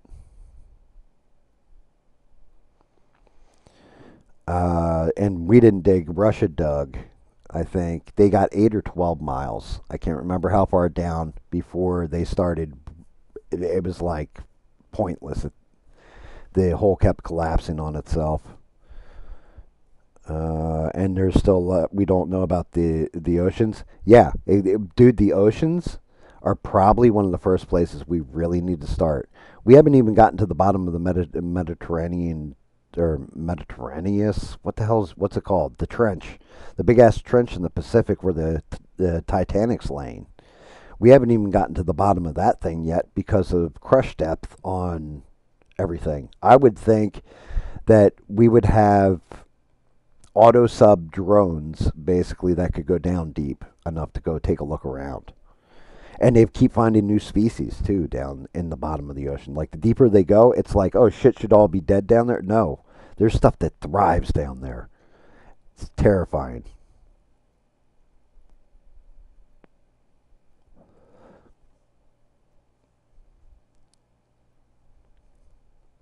Marianas Trench. Thank you, thank you, Bob. I'm fucking exhausted and like I'm lucky my mouth's working, but sloppily. Um, why? Because the wobble in the Earth's rotation and the gravity wells of Earth's gravity. The bigger thing that scares me is when it comes to space like that is that shit that we've sent up, old satellites and stuff, slowly break apart, get hit by a meteorite, whatever, and then it basically becomes almost like a permanent shotgun blast that gets stuck in our orbit of just junk orbiting the Earth. So eventually there's going to come a point where we're going to fly like a space shuttle out of atmosphere, and that shit is just going to shred through it and just blow it up.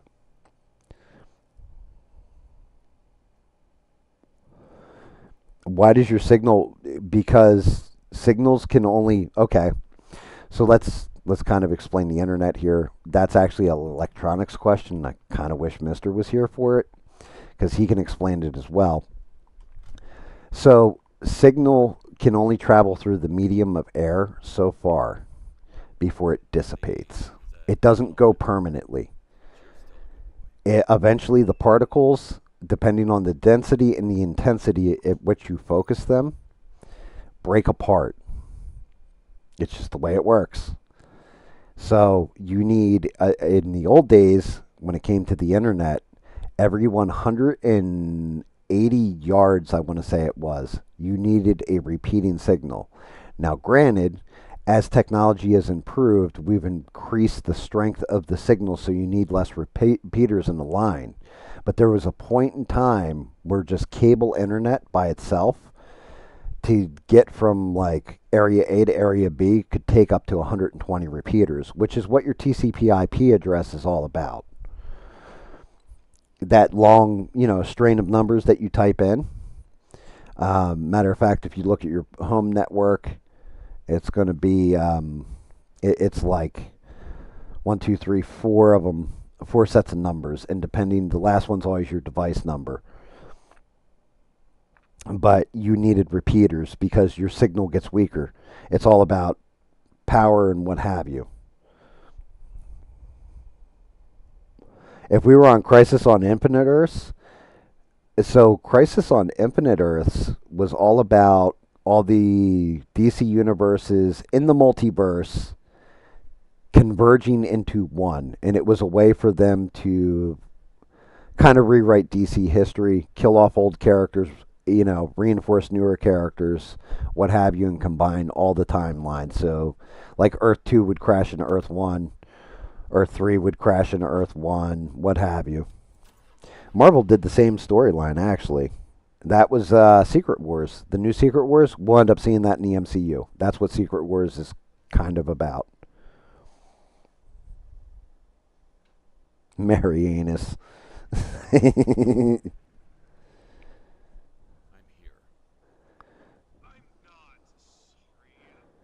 Because they're not pointing at cell towers. They're pointing at the satellites, but they don't park satellites directly above you. The satellites are positioned in orbit, and then you angle your satellite dish at the satellite. It's the same way back in the day to receive an airborne signal using an RF tuner. You might know them as rabbit ears or antenna that used to be on TV so you could get local TV stations. You had to twist them in certain ways. And if you got them pointed in the direction, closer to the direction from the signal's origin, you got a stronger signal. That's why they're angled. They shouldn't be just straight up in the air. They need to be angled at the strongest signal from the satellite. Yes, ham radios need repeaters as well. And there you go. Rogue can explain it because he actually installs the shit now. Signals carried via frequencies typically between 55 and 7500 megahertz. The longer the distance, even through coax cable, the more signal you lose, especially at higher frequencies. And if you would like to look up all the laws and principles on this theory, look for the word, just do a search on the word attenuation. That is the word you are looking for. It's loss of, so without that repeating signal, the signal will eventually burn out. It won't reach its target. You want to be on the 1960s Batman's Earth? I mean, you'd be a god there, Eugene. That looks like Bob's truck. Bob, is this the job you did for the Navy? Like, we're going into this. Wait, what crime scene am I at? Oh, hell no. Why am I doing this? Abandon the mission. I started, that was the first mission over again. I must have hit the wrong damn thing like a genius.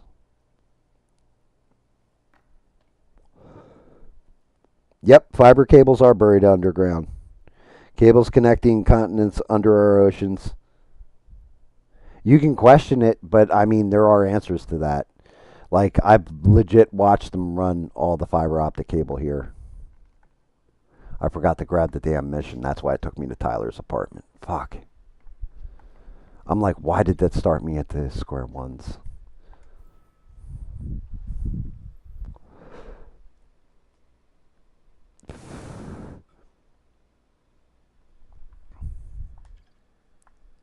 Yeah, it's not about being stupid either, but you're asking questions about like satellites and what have you. I That's why I used the internet as an example because I figured most people understand how the internet work in the here and now. Daddy is a criminal now, but you're still a good boy.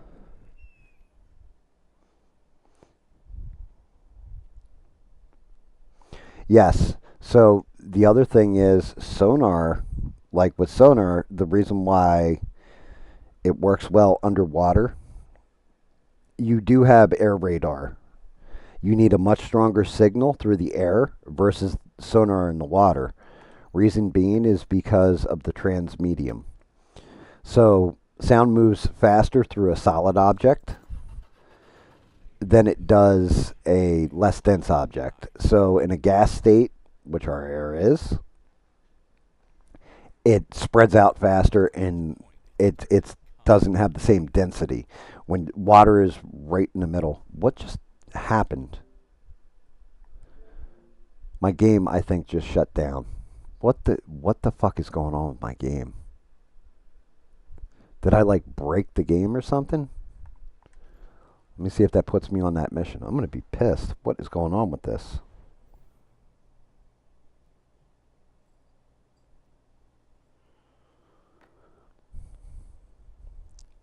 Fiber doesn't need air. No, fiber is the way fiber works is it's basically, well, it used to be glass. Now I'm sure it's a plastic inside of a casing, and it's light signal sent through. So technically, no, it's doesn't need air. But back in the day, the original computers were all run by a vacuum tube, which was a pain in the ass to change out if they because you'd blow vacuum tubes all the time. But they operated in the vacuum. They legit removed all the air from them. Daddy is a criminal now, but you're still a good boy.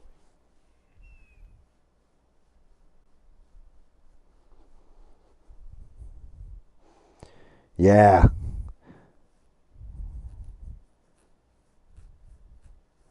Yeah, I mean, so, dude, the first fiber optic line I ever saw run was 98, and we used it on a WAN, a wide area network, at this one company, Delta Paper, that needed to wire up a brand new warehouse they had that was across the street. So we were able to run it inside, and the way you used to have to do it, Rogue, you had the two ends, and it was glass basically inside, and you had to take this little stone and polish the glass, plug it in, and get the light to project a certain way inside that glass to get it to go through the metal chute.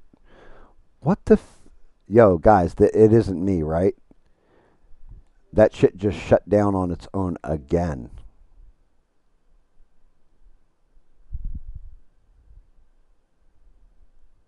That's some creepy shit. Let me try loading the game.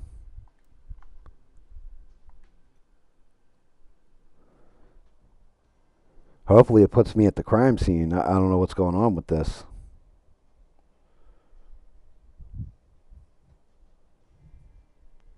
I am back. You were on a ship that had oh yeah, Bob was. I forgot about that. Bob can tell you all the naval shit.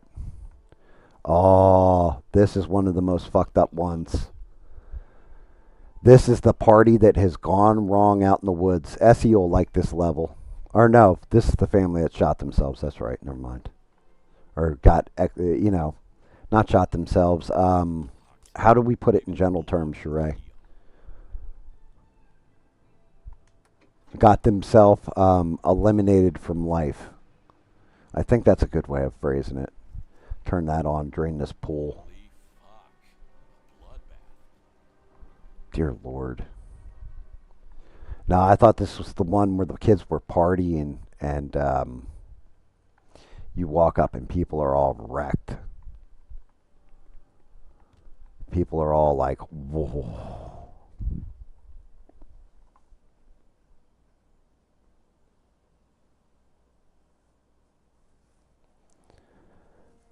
Yes, and they can bend sonar waves. And the way sonar works is the signal that goes out hits stuff and then comes back. So what they have is stealth, like anti-sonar devices now built on our submarines, where it absorbs the sonar and never sends the signal back, so you can't track it.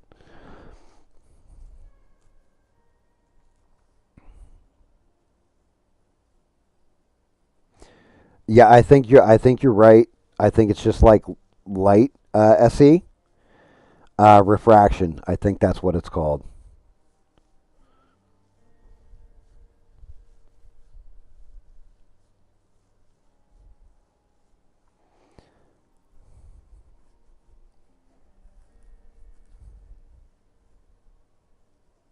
Decided to cancel their subscription to Life magazine.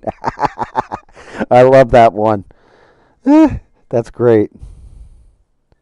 It bounces off things. It can also bend. SE's right. If it's hitting heavy enough particles in the water, it can bend the sonar. But the way it works is it sends out the signal hits something, and then comes back to the base. And that tells you where something in the water is.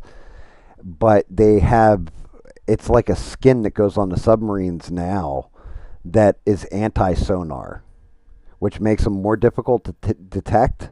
However, the United States being the United States and our military being what it is, state of the art, we've kind of figured out how to counter the anti sonar to an extent. Actually, to tell you the truth, if you want to see a movie where they explain sonar very well, check out a movie called it wasn't was it Crimson Tide? What was the one with Sean Connery? Is it Crimson Tide, guys? Where it's the Russian sub commander who wants to defect to America, like, and Sean Connery plays the Russian sub commander, and they pretend to blow up the submarine in it. Is it Crimson Tide? No, Hunt for Red October. That's what it's called. Yes, the Hunt for Red October. They kind of explain sonar a bit in there, but it's the same echolocation that whales and dolphins use to hunt prey in the water. Is the same way that shit works. But if something gets in the way of it, like a particle or whatever, it can bend the sonar. He's right. It's refracting. It's the same thing with light. So again, we were talking about that predator armor and the general seeing it. What they did, because they couldn't get refraction to work on an armored vehicle, on a tank. So what they ended up doing was they put up little LEDs on one side of the tank and on the front of the tank. And then they have like a little camera mounted next to the LED. And what that camera does is takes basically a full picture behind it and project it to the front LEDs. And the front camera projects it to the back LEDs. So when you look at it, it basically looks like a heat mirage. It's really cool how they do it, but it makes armored vehicles and shit appear invisible. Like our military tech now is fucking getting scary.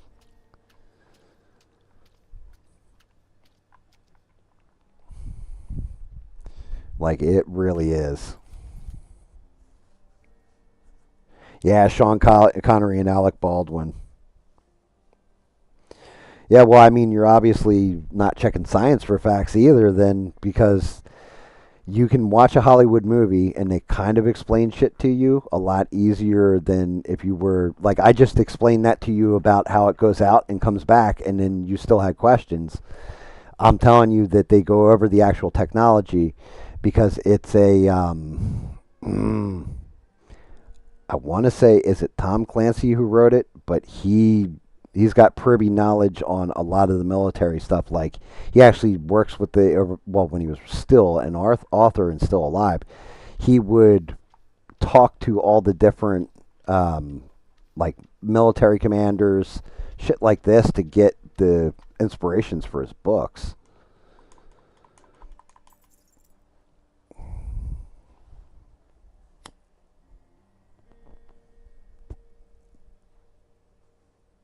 You don't sound stupid to me. You sound like somebody who's trying to gain knowledge, and that's cool. Um, that's fine. You know what I mean? I don't think you're foolish. You should ask questions. If you stop asking questions, then I'm going to call you foolish. But some stuff there are answers for, and maybe I'm tired and I'm not explaining certain things very well. But there's different shit that, like, it is what it is. Like Mister could probably break down a lot of the stuff when it comes to electrical engineering, for example, and he'll do it in perfect fashion because that's his field of expertise. If you watch, oh shit, well, I spilled water on a blood stain. I guess that's a good thing.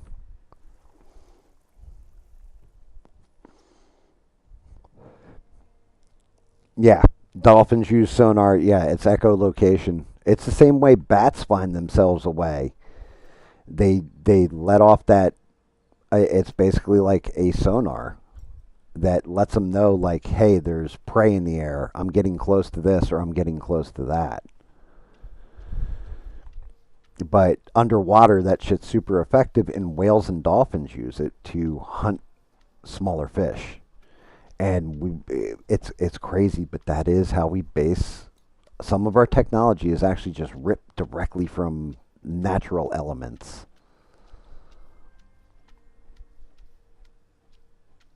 Like it's the same way. One of the crazy ones that fucks me up is ants. If you step in a hill of ants, for example, and that hill is still around or whatever, and like say you stomp out the ants, like a bunch of them, they release a pheromone on you and can actually like remember your scent, which is creepy as shit. So just imagine you like stamped out in an anthill and they just invade your house and kill you in your sleep because they're like, yeah, I knew where you were sleeping, motherfucker. I could smell your stinky ass. Animals are crazy like that.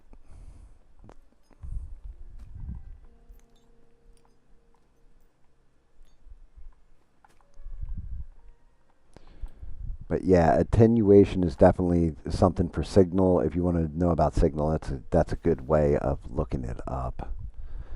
Um, but it used to be every 180 yards. Is that still that way, Rogue? 180 yards for a repeating signal.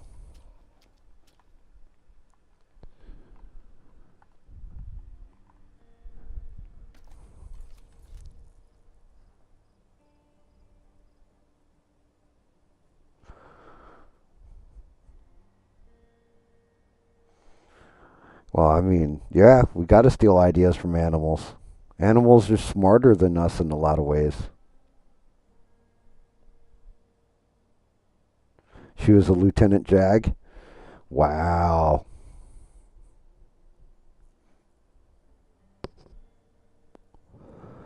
Yeah, there's a ton of interesting things. Um, I've always I've always been interested in. I want to see them track human genome and explain like something I always wanted to explain.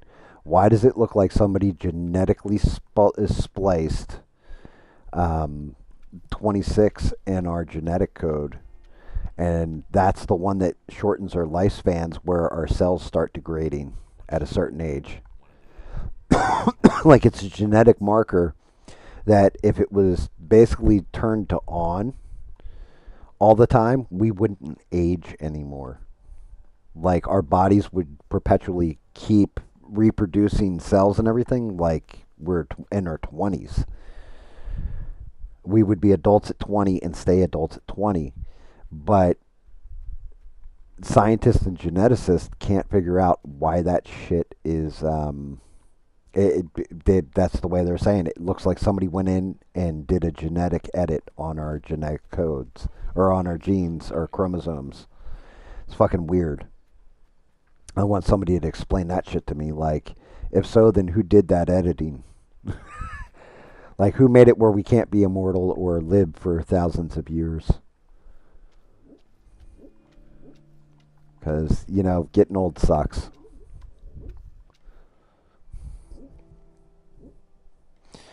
Bubba, you get some rest. Hey, Bubba, you got to smoke?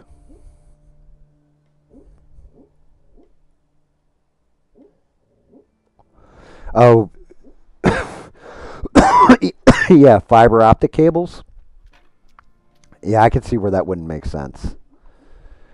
Yeah, the trick to fiber optic is it's light that goes basically. Think of it just bouncing around in a giant ass reflector, just blinking in code of ones and zeros, very very fast.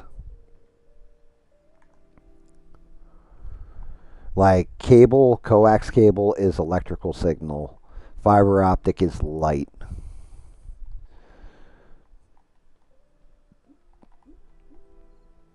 I mean, I'm sure you've seen probably the commercials for fiber optic beams where they talk about it, and it's always like Comcast, get internet at the speed of light. That's why they have that shit as their slogan. The thing is, I have my entire house now. When I ran the wire, I put in Category 8 cable, which supports up to, I think it's 10 gigabits per second. But the fastest that I can get internet is at 1 gigabit per second. So realistically, I went overkill with it. But if they ever adapt it, then I'm already going to be set up for like next generation shit. So I don't have to rewire everything and tear everything apart. I've done. Pain in the ass. I don't feel like climbing through an attic and dropping line. It's just I don't know how you do it, Rogue. I don't. Especially in this heat down south, that shit's got to be terrible. I could do it when I was in like my 20s because I was like real thin and nimble. Now, not so much.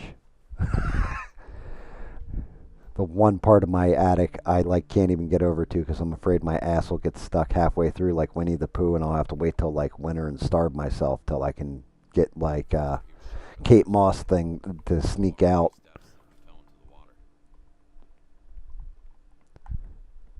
Huh. Somebody left some money over here. I saw it. Alright, I drained the pool. I cleaned all that shit up. That's great. What furniture? There's got to be something around here that I got to find to get through that code.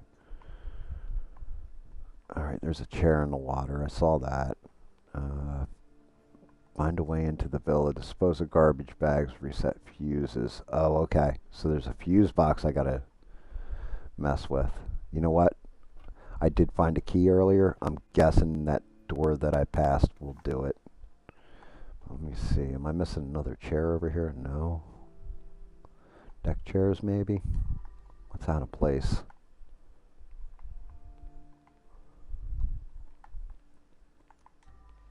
There it is. That deck chair is out of place.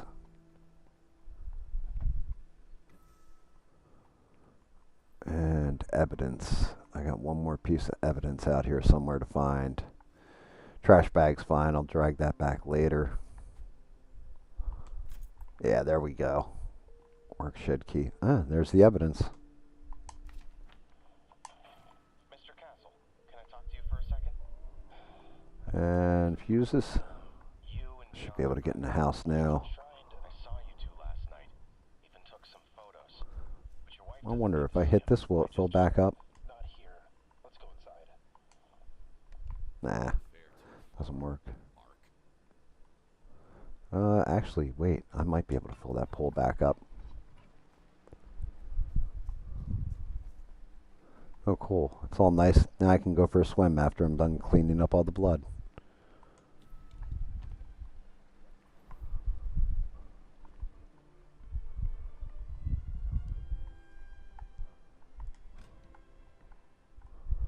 What a nice bathroom you have here. What a lovely house you have, ma'am. I'm here to clean it for you.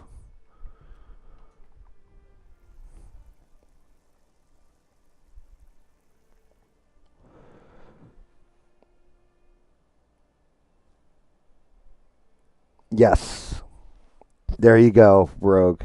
Originally, it was glass, like it was very fragile. You could break a line real easy, and then, of course, technology. Plastic got better, and you can send the light through the plastic and said that's a good call. Make it look nice and clean. Oh yeah, that's not.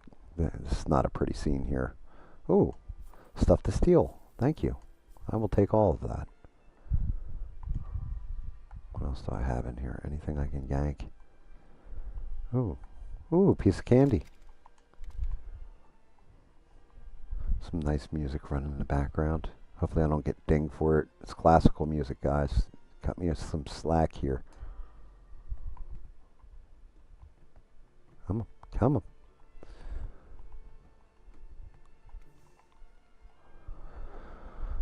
Ooh, somebody went ham. That looks like they went off with an AK-47. Some big casings. 7.76.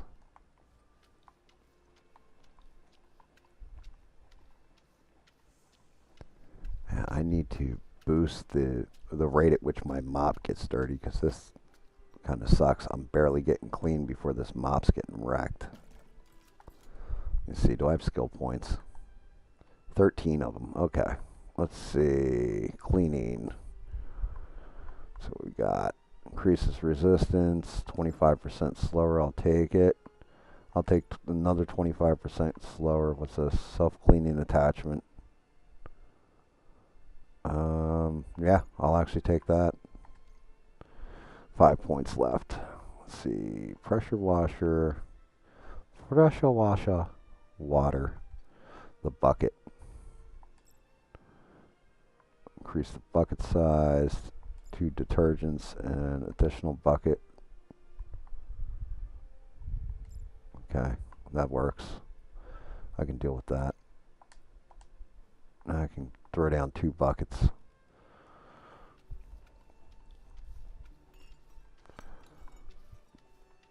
I should be able to, once this mop gets like funky, should be able to hit the right bumper and like squeeze it out and then re-clean it basically. Yep.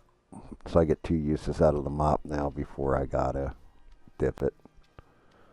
And because I increased the detergents on the bucket, I can actually increase the stain cleaning and all that using cleaning detergent. Should probably up the cleaning detergents too. They come in helpful later, especially when I get to the Squid Games. Where the hell is my bucket? Really? I'll grab a different bucket then.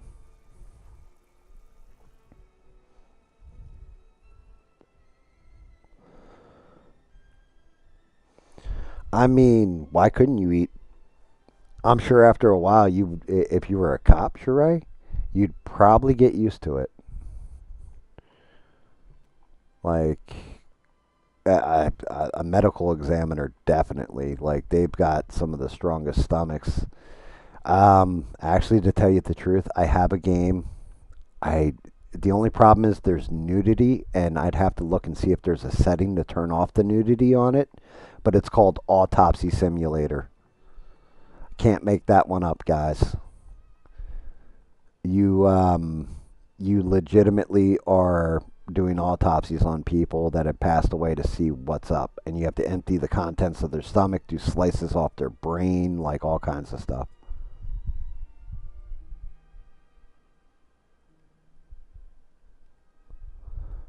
Tools get stained. Okay, yeah, I can use that. Throw that one in there. What other clean detergents? Yep, there we go. Dump some of that in. And now we got a double mix in there. Nice. I can definitely deal with that. Oh.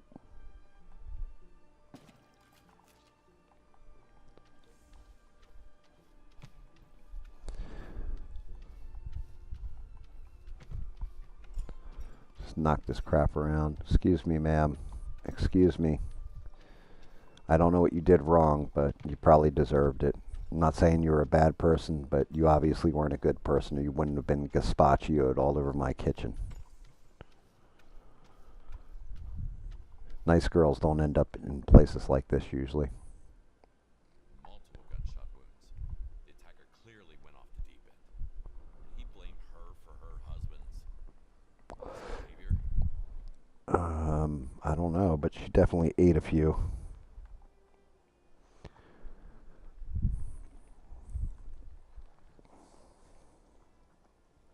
Let me see. Coax and fiber cables are much more reliable. Yeah. Oh yeah. Well, of course. Um, it's a direct signal, especially with all the repeaters in the line, Rogue. Like that's the thing. If there was a cable coming from the satellite down to your house with repeaters along the way, then it would be perfectly reliable pretty much every time. But you're looking at there's a reason why everything is delayed, like there's satellite delay. It takes time for the signal to leave wherever it is on Earth, go into our atmosphere, into space, hit the satellite, and then come back down. So you're always going to have lag. And anybody who's a gamer knows that firsthand. Like having a satellite, you're definitely rocking at least a 200 ping usually, and that's actually a pretty good one. I don't now Starlink's supposed to be faster for some reason. I don't know if that's true. I don't know anybody who has Starlink. So if anybody out there has Starlink and uses it, let me know. Let me know if it works better or worse. But it's not. It's never going to be as quick as a direct connection, which is why I rewired the entire. I wouldn't have taken the time to rewire the house and like gone through all the bullshit and bought all the equipment that I needed. If it was, I would have just run off Wi-Fi and lost signal here and there and everything else. Direct wiring is always the most stable, best way to go at this point. Now maybe they'll come out with something like I don't know, a laser beam or some shit that really boosts things through the roof, but I haven't seen it yet. Tried to make that call, but ran out of time. Yep, 911 ain't gonna help you now, lady. Everything we can see. Dark matter, dark energy. Yep, you're not wrong. And that was the whole point to them doing CERN and trying to find the God particle, because it was theorized they're subatomic particles, meaning that they're smaller and existing in atoms that we could never find, but theoretically existed, and they proved it when they did the experiments with CERN. Um, Eating cereal during a crime scene. Hey, why not?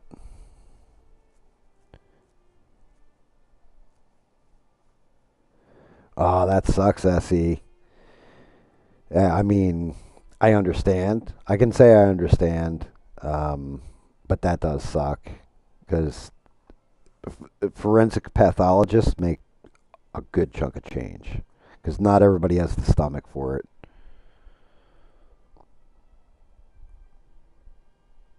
Yeah, not just that. What'll really bake your noodle there, beans, right? You said 90% of the world's telecom, right?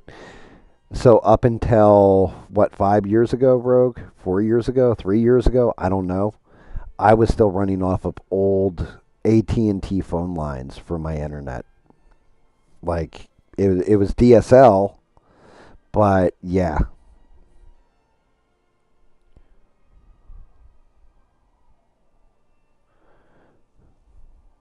coax is definitely better. Yeah, is better than coax. Well, yeah, I know that much, Rogue. My parents have it, and one of my sisters have Starlink, but they're not gamers.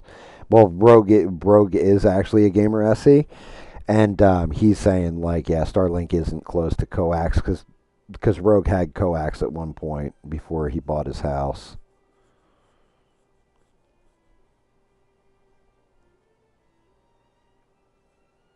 120 meg is still not bad. That's actually much better. They were offering me 90 megasecond for just regular ass satellite, so that is actually an improvement. That upload speed is brutal, though. Yeah, considering I think my down speed, I can actually check. Let me see. Hopefully this doesn't disconnect me. Let me see. Let's see how fast I'm going. I bet you Smurfs playing Abiotic Factor. What do you guys bet? Yep, Abiotic Factor. I finished that game like 2 days ago. Um, see, can I go into my settings? I'll go into general network settings. I'm hoping you guys can see this. Let's see what my speed is right now. Now, mind you, my console's actually in my back room. I'm playing through an uplink through my PC on the Xbox app. But everything is wired. This should tell me the connection speeds, though. Just give you guys an average. So my down speed is 832. My upload speed is 721 with a 42 millisecond lag. Oh, I knew that network connection's gonna jack me for a second here. It'll take a second for the game to sync because I just told the network to reset itself basically.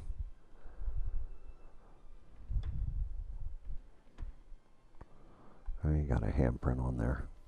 How naughty. First things first. Gotta scrub. Oh, not good.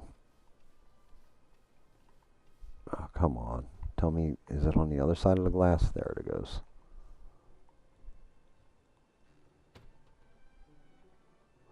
And got a handprint here.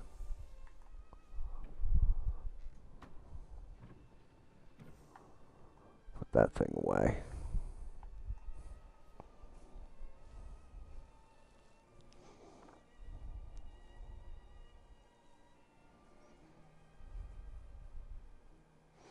No, Taylor Swift is not more famous than any of those, and I'll even throw in she's not more famous than Madonna either. And yeah, but she's not even close to more famous than the Beatles. Jesus Christ. Like, I still don't, and you guys will never be able to explain it to me. I still don't understand the draw with Taylor Swift. She's just like another pop star to me, and not a very good one.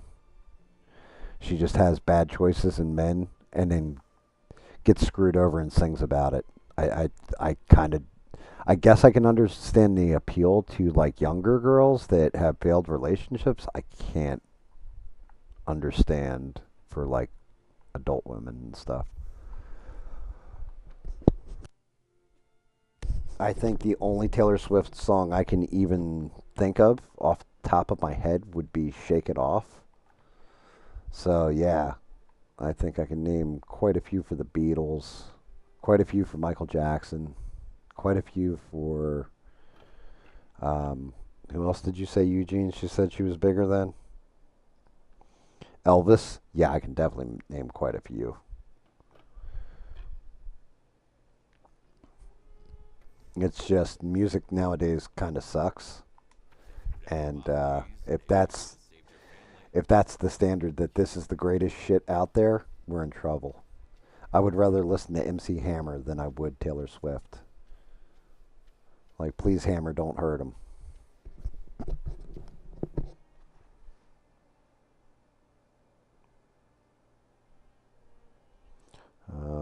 Coax at my parents through the company I work for was topping at around 945 down. Yeah, yeah, that's good. Yeah, the 1 gig package.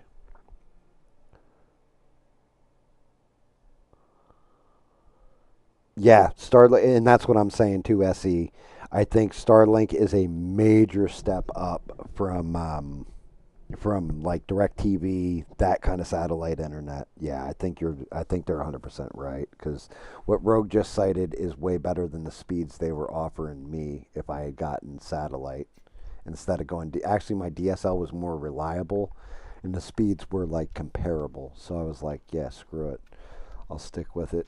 Plus, South Kakalaki, I'm not cutting down trees to get better internet signal. Like, that's not happening. Jesus, that one was torture. Wow. They jacked that guy up. Like, I got some drill bits. We better get rid of this This drill. was not a drill.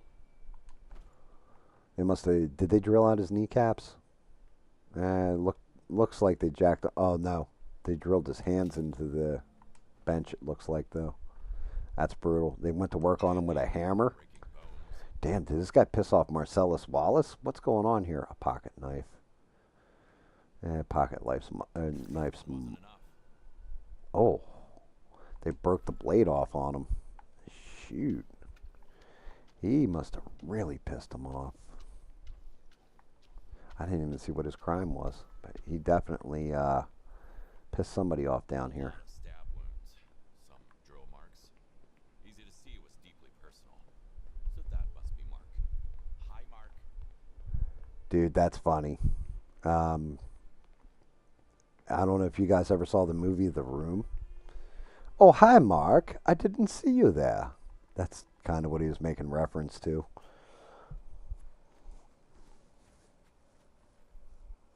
Bum, bum, bum. Yeah, I'm kind of newer to SE's content. Trey, can you give us a link to him?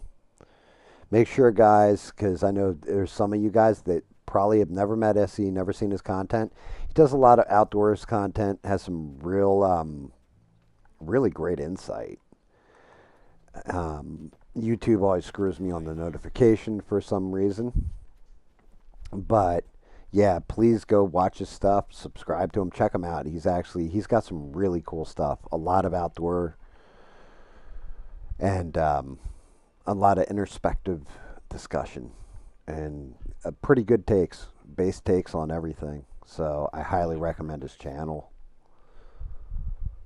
But I know there's probably people here that aren't sub to him or never seen him or anything.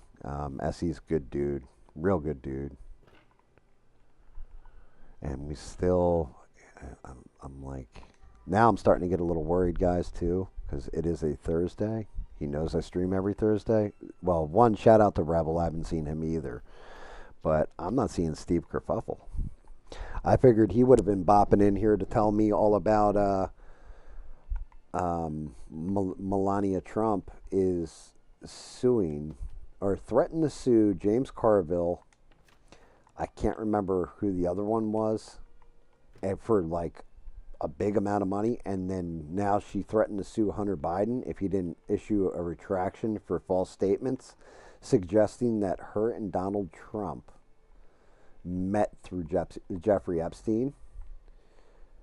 But yeah, Hunter Biden basically told her to go pound sand and that she's a bully and he won't be issuing an apology. She is on books for suing him for defamation for $1 billion with a B dollars. So this is going to get real interesting real quick. Just saying. Like it's a whole lot of craziness. Like you got a Trump suing a Biden. What the fuck? Can't pick up anything with a full bag. And you know, hey, good on her. Don't take shit from people that are going to. Don't take shit from anyone, Melania. Don't take shit from that swine.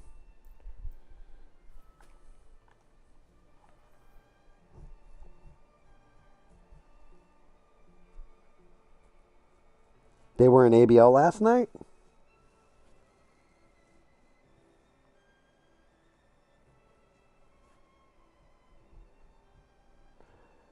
Cool. SE, one at a time, brother. One at a time. We'll get it there. It's the same thing I'm doing with my subs over here. Like, you're doing it with your viewer hours. I'm doing it with my goddamn subs. Like, one at a time. One at a time. One at a time. Thank you, Rogue. I appreciate the hell out of that. Yeah, you'll like his... Rogue's an outdoor fellow himself. Like, Hunter, everything. You name it. Gun enthusiast. Hunter definitely can deal in the wilds. And I do. I think you'll actually dig his content, Rogue. And like I said, SE's actually like a good guy. Like he's one of those guys that I would probably back in my drinking days we would have hung out and probably been chilling.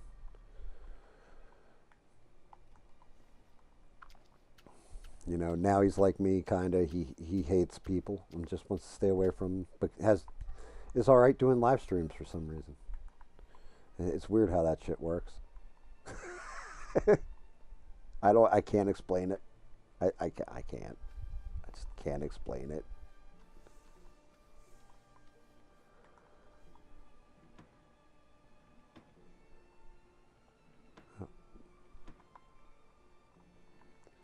But yeah, Hunter Biden. It's crazy. And then Adam Schiff apparently got outed by a whistleblower, but I think there's going to be a problem, guys.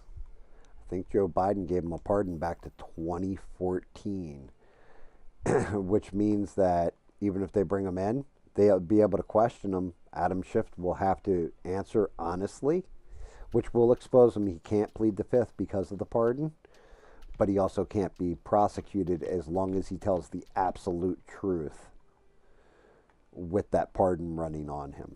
So if he lies and they nail him, his pardon gets ripped up, which is amazing. But if he tells the absolute fucking truth, he walks scot free. So shit's going to be interesting.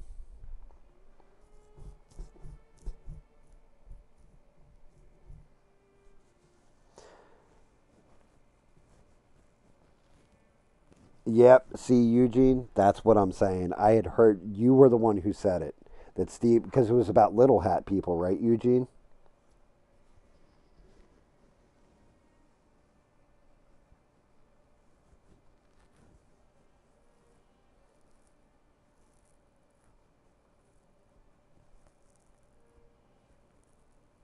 I'll have to check that out, Bob. Gen X Talks.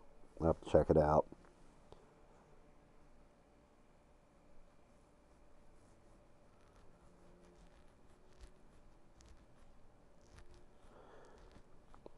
Yeah, SE, like I said, man, you just do your thing. It'll build. It'll build, brother. You'll get it. You have enough people. You're a good dude. People see that. People hear your words. People like you do those fireside chats and stuff, sitting around the fire pit.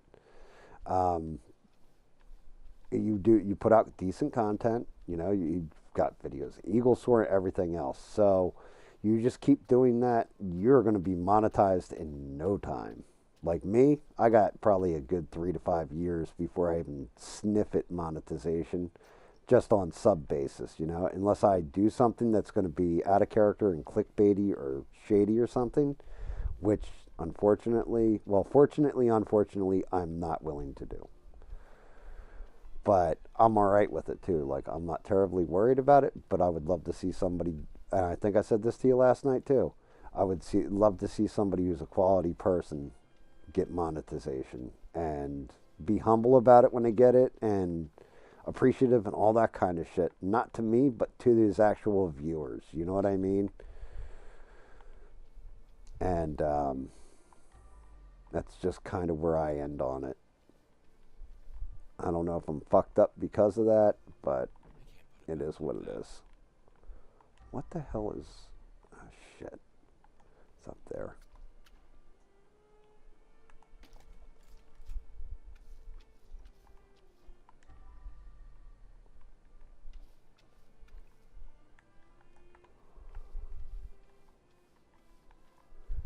Yeah, but I haven't seen Revel in a minute. I'm sure I know Rebel's been around. He might just be sick and tired of hearing my mouth run or nothing interesting on Twitters.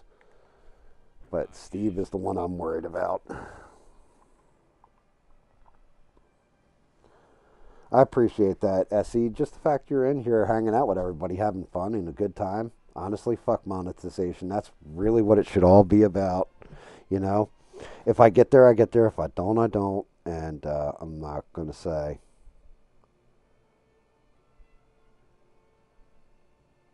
But, I do appreciate it just the same, man. I really do appreciate that. And I appreciate the confidence. Like, that's the thing. I'm glad I got people that have faith in me and believe. Like, that's something that that's the same thing that Sheree has said to me. She's like, I believe in you. I think you can do this. My wife said that to me. It's like, I don't want to disappoint people. That's one thing that I'm worried about. I definitely don't want to piss people off or they don't come in here anymore. Yeah, Rebel, I'm not so worried about. Everybody's been saying he's good. Like I said, he's probably just sick of hearing my mouth, which is fine. Atomic, I have no idea, Bob. I don't know what it was about. Kanye West people, Muzzies, etc. Oh shit, Eugene. Yeah, I think YouTube may have gotten Steve, guys. If it was that kind of thing, Eugene, then that sounds like they did take Steve out. Probably gave him a no-no and a slap on the wrist timeout, unless he's been, taken down before. Not that I know of, but yeah, they're YouTube's doing a whole. We're not fucking around with those subjects now. If you're not, if you're criticizing too much one way or another, I got the wrong chair. I must have the wrong chair. I do have the wrong chair. Goes over here. So yeah, that sounds like Steve. We might be missing Steve till next week. What stream was that on? Was that on mine or was that on ABL or where was it, Eugene? He was joking like that. Because like this stream, nobody would have reported him, right? But in a bigger stream like ABL, some of those people, they might not see Steve as joking, got offended by it and been like, yeah. Like, how dare you criticize Israel and the people of Israel, you dirty bastard. And just knock them out. Like, yeah, you're going away, sir, for a little bit. Which fucking sucks. But then again, like I said, he's also got kind of an odd situation. His living situation gets odd at times, so it could be something like that too. But just, Steve, no, we're shouting you out, wishing you well, and we're worried about you, brother. That's all. That's all I can basically do. I don't have like a phone number or some way of tracking him down or any of that stuff. Oop, did I just? No, I didn't drop the bag. Get this trash out in the car.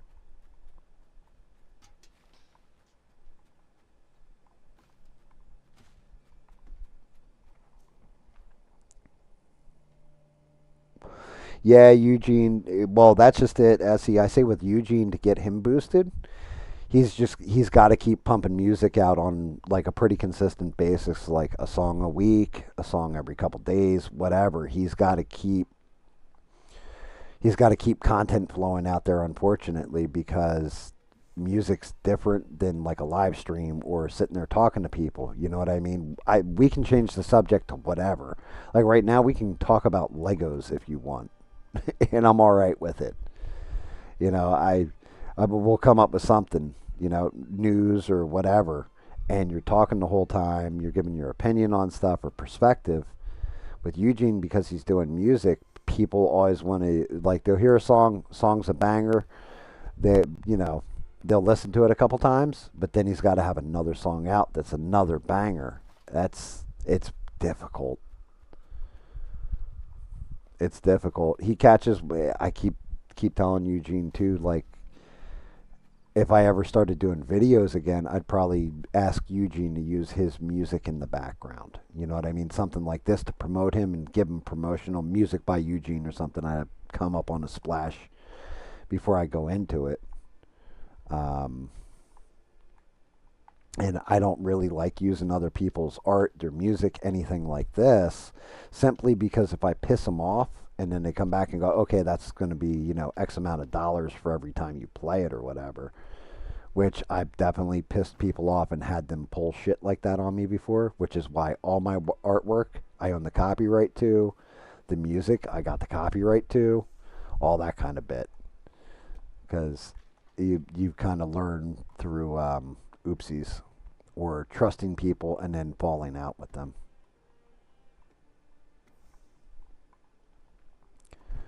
I did get somebody today in the store because there's no dress code in there.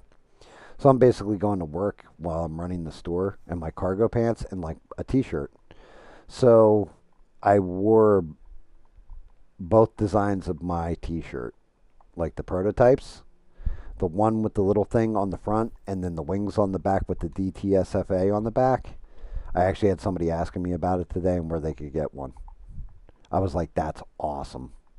I was like, so this shirt is the winner at that point. I'm like, that's great. And they're like, wait, is that like now the name of the store? I'm like, no. I'm like, I'm just filling in. It's my YouTube channel, everything else. Oh, okay, okay. Where do I get a shirt like that? It was a good little conversation starter. What does DTSFA represent?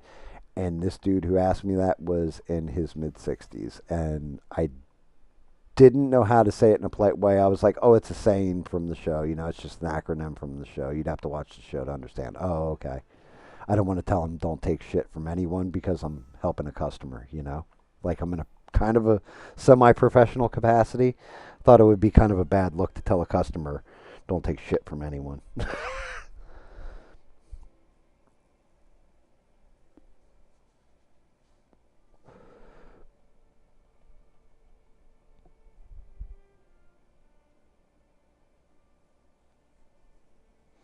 Yeah, yeah.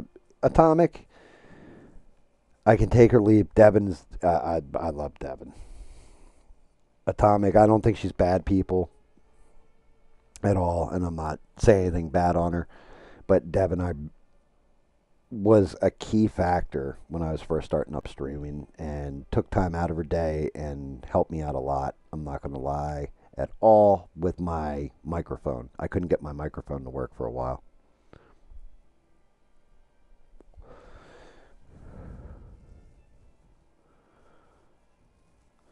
I mean, look, people don't have to on their channels and stuff offer me support. You don't have to. I'm fine with that. I'm cool with that, right? But I am going to support the hell out of the people that I enjoy, that I are trying to come up, are trying to do it, and are good people. I will always support you in that cause. But I don't. I'm never going to ask for the same. That's really on the person. If they want to do it, they do it. If they don't want to do it, they don't have to do it.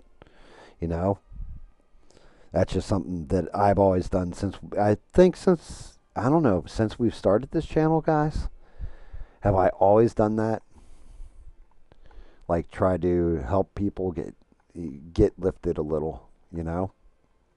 I just feel that if As the surveillance even though I'm small, if I can have some kind of impact and put something positive out in the world, especially people who are making good content, age well, then that's a good thing for everybody. Rising ship raises all tides, that kind of thing. it might be worth something. But I never expect the same back.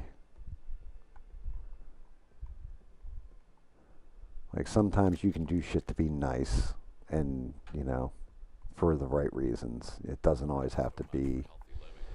something in it for me, you know what I mean? I've gotten away from that mentality as I've gotten older. Like when I was younger, it was always like, oh yeah, well that shit's got to be reciprocal. No, it doesn't.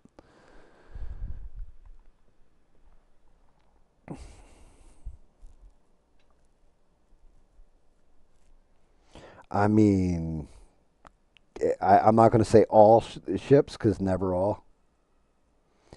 Yeah, Bob. And honestly, that's special. That actually makes me look at her in a more positive light because of that.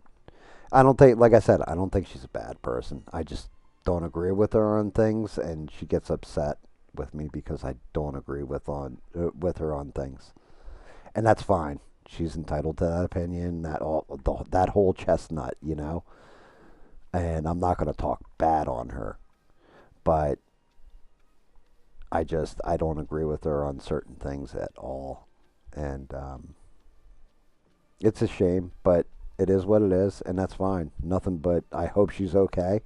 I will throw that out there. I don't want to see something bad happen to her, or like I fucking hate you or some shit. It's just like I hope she's all right. She's not a bad person.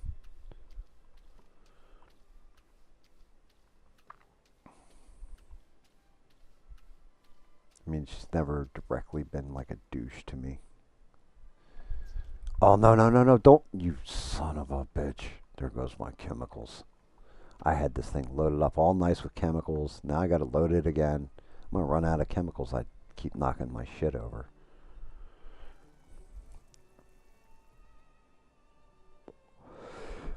Yeah, I understand. But again, I'll say it directly to them too. Like, that's the whole thing.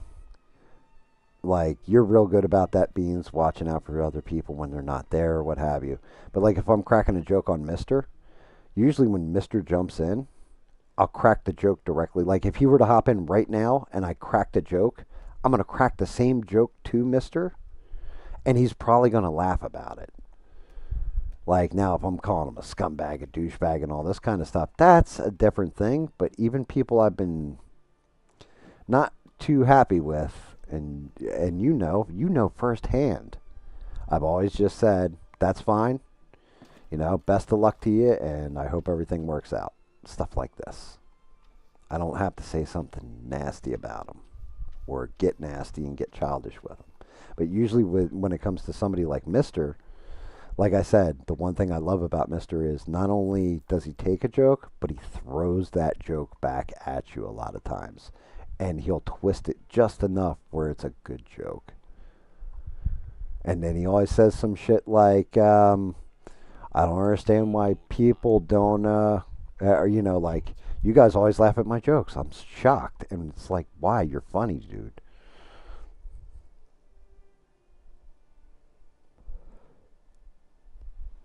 Okay, cool. Yeah, let me know if you find him, Beans. See if you can find where he is.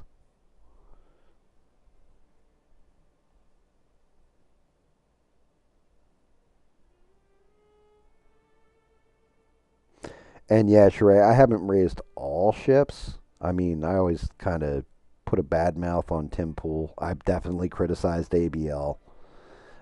Granted, I do say that people should listen to ABL and check him out, but I don't think I've raised his ship at all. If anything, I've kind of taken some from. Yeah, Mister's witted and punny. That's a good way of putting it.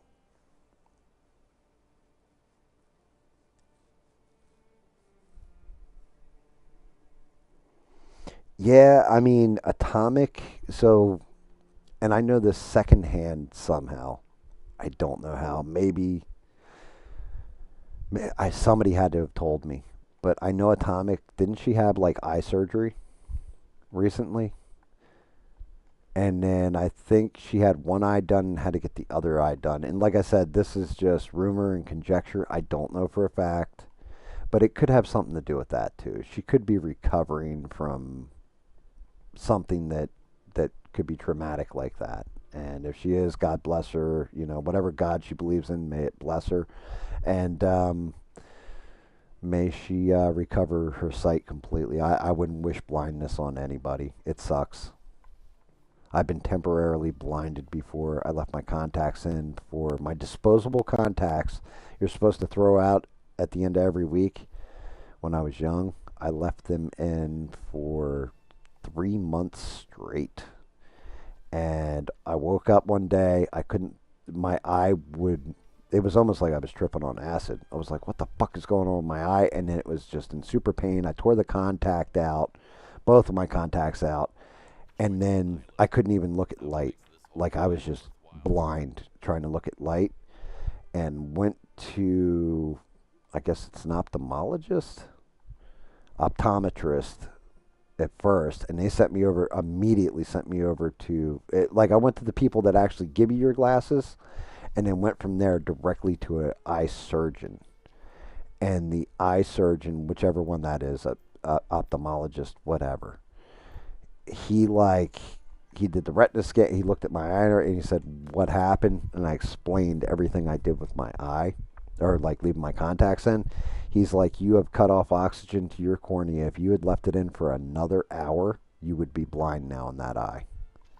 I know poor Bob lost sight in one of his eyes due to the jab, I believe, right, Bob?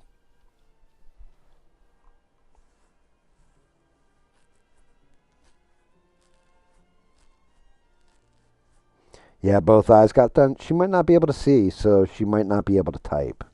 You know what I mean? It could be something as simple as that. I don't know why she's not answering the calls and stuff. Hopefully her husband's taking care of her and everything's okay, though. Shout out to her.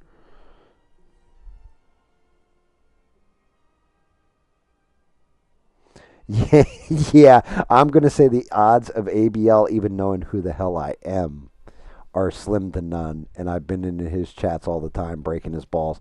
Like, usually the stuff I'll say on here, I'll say in his chat, too.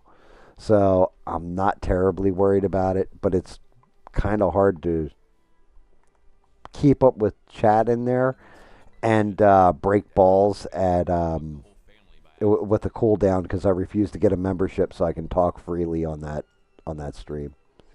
Like 110%, just refuse. There will, it's not happening.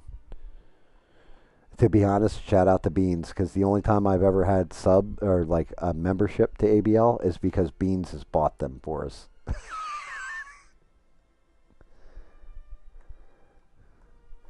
Like she would always gift the subs or whatever, and for some reason I'd always slapjack one. I was like, damn, Beans, did you just give me a sub for no reason, or give me a membership for no reason? That was very nice of you.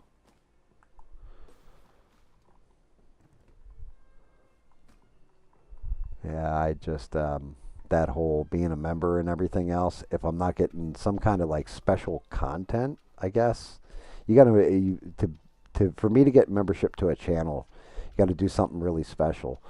As a matter of fact, and it was crazy. There's a guy, his name, and shout out to him, Owen365 Wrestle News, right? Because I love my pro wrestling, and he's a small channel. He reports all the rumors, all the bullshit going on, and he does watch alongs every now and again for some of the pay per views. Like he'll have the pay per view, you're not actually watching it, you're supposed to watch it on your own TV, and then he's just kind of giving his opinion while it's going on. Well, it was, I want to say WrestleMania, and CM Punk had come back but injured himself, so he got knocked out of the WrestleMania match. And I said, yeah, this is what and I was in his, granted, it was on a Saturday, so I was going to ABL stream, but I had dropped in and I'm watching his stream. And he goes, all right, so does anybody have any predictions for, what's going to happen with the Drew McIntyre versus Seth Rollins match? I said, yeah, I think what's going to happen is Punk's on commentary tonight. Drew McIntyre is going to win, and then CM Punk is going to beat up Drew McIntyre somehow. And then Damian Priest is going to cash in. And he was like, I mean, that's a theory. That's not going to happen. All this other shit. That shit happened exactly the way I said it. And he fucking gifted me a membership. Like, he shouted me out like 4 times in his stream. He's like, I don't know how the hell you called that one, but shout out to you. And I'm literally gifting you a membership right now.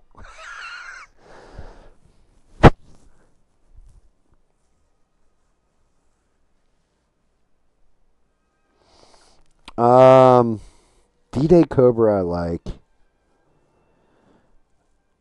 Eric July, he's good. And yeah, Young Ripper, he's got some major problems with his comics. That's not me talking out of school. That's just legitimately, even people in the comic book industry are like, what the fuck? Like, even people that support him 100% are kind of like, what the fuck, dude, with his comic books. Like, he, printing errors, orders not getting filled, all kinds of different shit. But, hey, I like his takes. I think he's always had really, really good takes when it comes to the comic industry, and he did something that most people would never do. He went and wrote his own comic book, got it published, like kickstarted it, got it published and everything else, and actually followed through on not just bitching about content that's come out like, yeah, comic books nowadays are terrible and this is why and everything. He went and wrote his own comic book, and it wasn't a bad comic. Like, Isom was not a bad comic. So kudos to him for actually like putting his money where his mouth was, so to speak.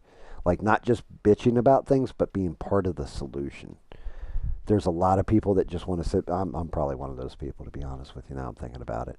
I do sit back and bitch a lot, and I guess I kind of improve situations, but most of the stuff I bitch about, I have no control or power to change anything, you know, and just nothing I can do. A hatchet will do.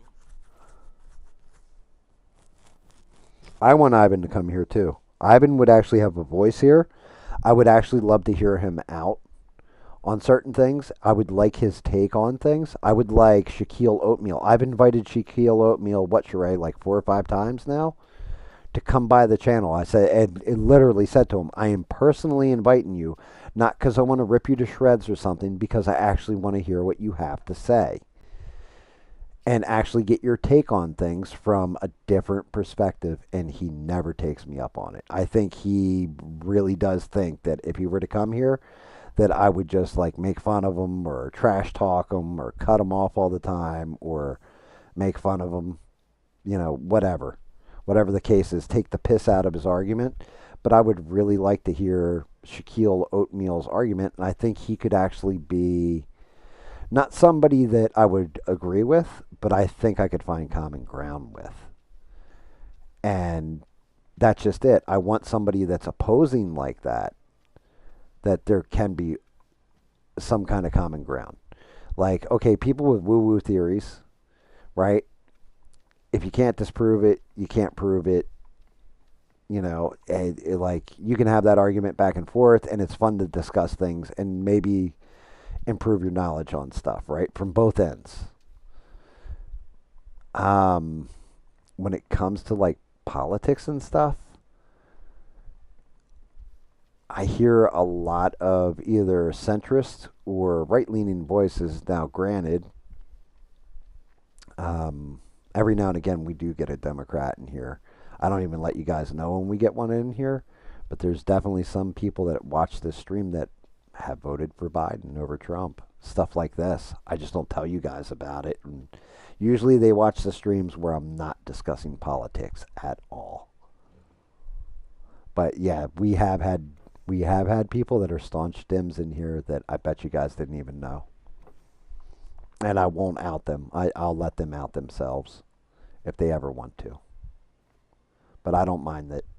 I like the respectful discourse and talking to each other is the way you resolve things, the way we get better as one nation under God, so to speak. Alienating each other and, I don't even want to say calling names. More elitist, holier than thou attitudes help no one. They really don't. I make mistakes all the time. So she doesn't. Oh, god damn it. Fuck. She just fucking went right through that table, too. I'm not the, I'm not the arbiter of truth. I try to be honest and as truthful as I can be with statements, things like this, but First things first. doesn't mean I know everything and I'm not always going to be right. And that's fine. I'm fine with that as long as you guys are fine with that.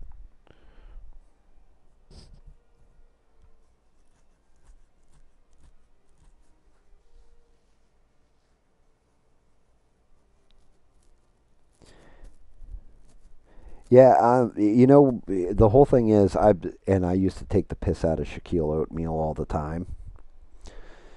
Um, and then I got into an argument with somebody, and we were going back and forth, back and forth, back and forth, back and forth. And I even thanked Sheree after it. I was like, "Thank you for not censoring that guy or like cutting him off while he was arguing with me." And she's like, "No, you're a big boy. You can handle yourself or whatever." And it is what it is. But what kind of ended it was Shaquille Oatmeal saw it and stepped into the middle of it and was just like, "Yo, do you have a problem with him? Like, what's your issue with him?" And I was like, honestly, Shaq, for as much shit as I give you, that was actually very kind of you. Like he just like came in out of nowhere and was like super almost like, hey, look, he can fuck with me, I can fuck with him, but you know, you fuck with one of us, you fuck with the whole trailer park kind of mentality. It was nice of him. It's the only way I can say that. You fuck with one of us, you fuck with all with the whole trailer park. It was just really nice. So I've always appreciated that about him. But I really did always want him to come over here just to hear his point of view. I think he might have a base take or two in there that gets overlooked or overshadowed because the chat swallows him or will beat him down whenever he starts talking about it. Calling him a lib, calling him a libtard, that kind of shit. And it's just like it silences his view a bit. So he keeps it real quiet, real random. But every now and again he'll come out of his shell. I don't think Shaquille O'Neal's Ivan. Ivan argues in a completely different way, Bob. Like, I mean, hey, maybe you're right. Maybe I'm wrong here because I don't know 100%. But the way Shaquille O'Neal will argue with you and the way Ivan argues with AVL, I've never once had Shaquille O'Neal call me stupid for my opinion. And if I'm being realistic, I'll tell him like that's the gayest take I've ever heard because I know he's actually a gay dude. But and like kind of teasing him. But I don't call his takes like, you know, I'll be like, look, this is what it is and everything else. But Ivan literally will just call you, are you stupid? Are you a stupid? Like he likes to go off and call people stupid or idiots. You don't know what you're talking about. The shit part with Ivan to me is Ivan's not always wrong. And it's the times when he's not wrong and he gets muted that I kind of get pissed about it because I'm like, bro, he's not wrong. He actually he's telling the truth about this. It's not just his opinion; it's facts that are backing Ivan up. You're actually wrong here, but you don't want to admit it. You know, kind of thing. Like you don't want Ivan to get the upper hand, or you just assume because Ivan's wrong about a lot of things that he's wrong about everything. And sometimes he's not wrong. But then again, not my stream, not my. Um, I can criticize it because I watch the content, but you know I can't criticize how anybody runs their channel. That's their call. I can tell them what I perceive, and they can do whatever. They can tell me to shove my head up my own ass for all I care, but I can't like I don't know. I can't say like yeah you can't ban Ivan. You can't do this. You can't do that. No, you can do whatever the fuck you want. I can just be upset about it when you do, if that makes any goddamn sense at all. That's some sleepy time retard logic right there, I think I just said. That's what I call immersion.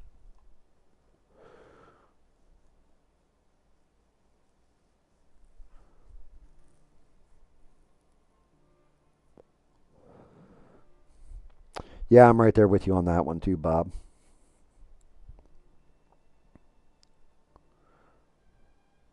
Yeah, and I mean, out of out of the three big religions, SE, Christianity seems to be the way to go.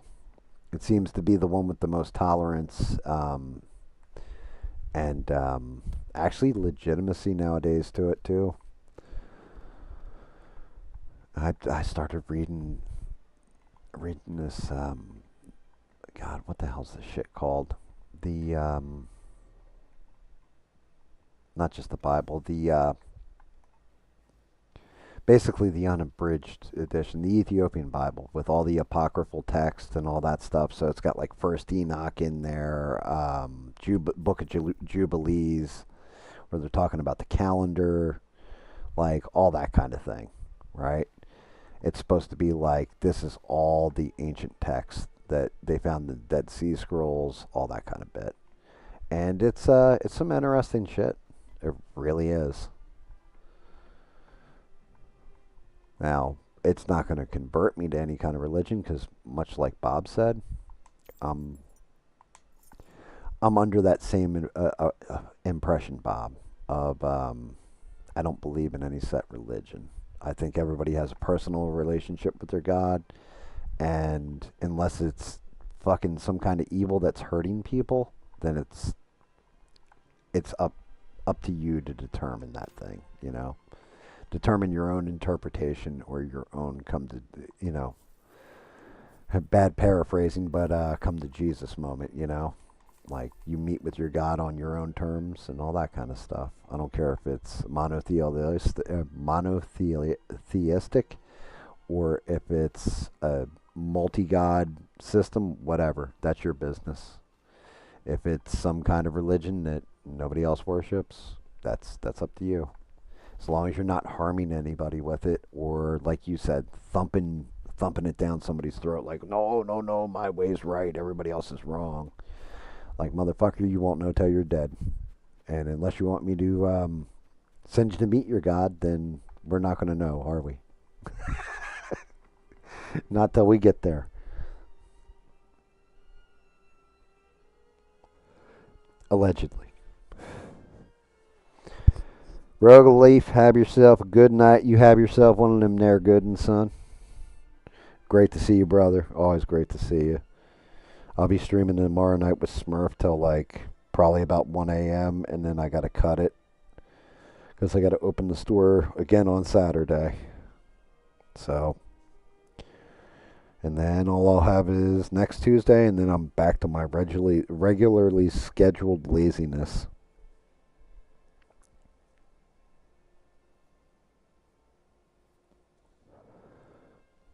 Wait, what did Bob say?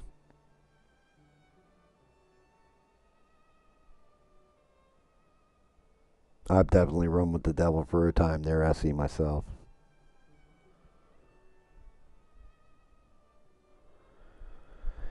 Yeah, Sheree, I can understand that one. Yes. So, Bob, thank you, Bob. Bob's pulling the Rebel and Steve Kerfuffle slot here.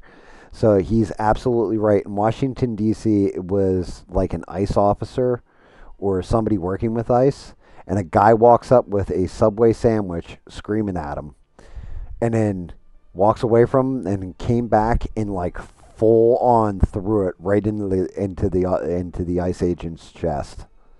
And they all of a sudden all the feds went after him, tackled him, took him down, whatever. He is being prosecuted with felony assault on an officer of a federal officer. Not making that up. It's definitely crazy. But yes, that absolutely did happen. Good call on that one, Bob. I forgot all about that story. And Judge, like what's her name, Janine Pirro or whatever, how she's the AG now. She gave like a little press conference there, and she said, "Yep, but we're done with this crap." And she's like, and he can stick that sandwich somewhere else now. Like it was hysterical when she said it. He's like, he can stick that Subway sandwich somewhere else. It's like, damn. Imagine getting hit with a felony assault on an officer for throwing a Subway sandwich at him. Like, explain that on work on Monday. Like, yeah, sorry guys, I was in jail for what? I hit a fucking cop with a Subway sandwich because I was mad. Like, what?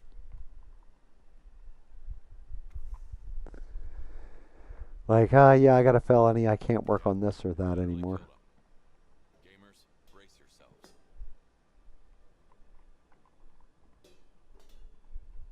Damn it, I'm knocking over Six's drum set. Oh.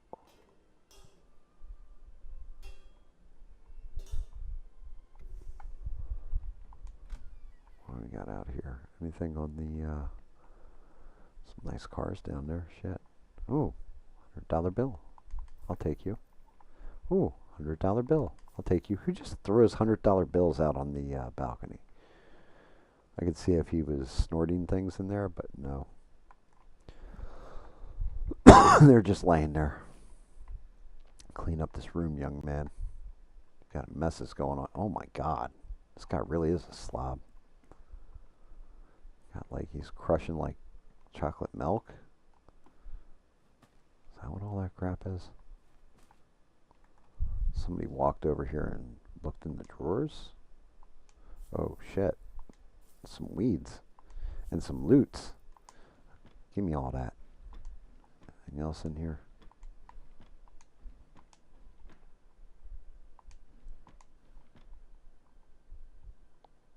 Well, let me hit the last drawer. Nothing. Yeah, he worked for. I did hear something about that. Like, I didn't get to see the story, but yeah, he worked for the DOJ. The other thing is, Trump just signed an executive order that suspends taxes. I don't know if this is going to stick or not, but it suspends taxes on anybody getting Social Security that's a senior. That's a pretty big one, too. Like, that was a pretty big story. It's like, no shit. So seniors get to keep more of their own money that, like, I'll never understand why you have to pay taxes on money that was already taken out of your check as a tax. Like, I'm just ignorant on the whole fact of why and how that works. I need to clear the way first. What the hell's in the way? Something is blocking the way. What's blocking the way, bastard? Is it the speaker out of whack a little? It's not the speaker. Won't move like this. What the fuck?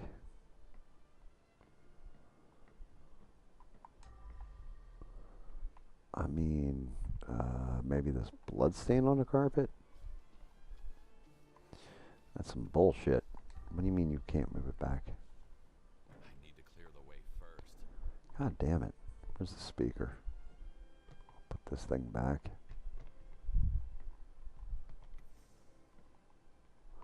Still no. I gotta wipe down the gaming chair.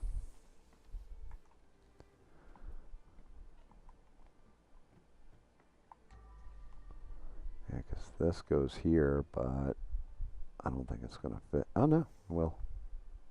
Something is blocking the way. The fuck is blocking this damn thing? It won't move like this. Am I nuts? Like, I'm not seeing what's blocking this crap. Something is blocking the way. It won't move like this. I don't know. Let me wipe down this green screen here. I've actually got one of these too. Big ass green screens. That's what I used to film all my old videos on.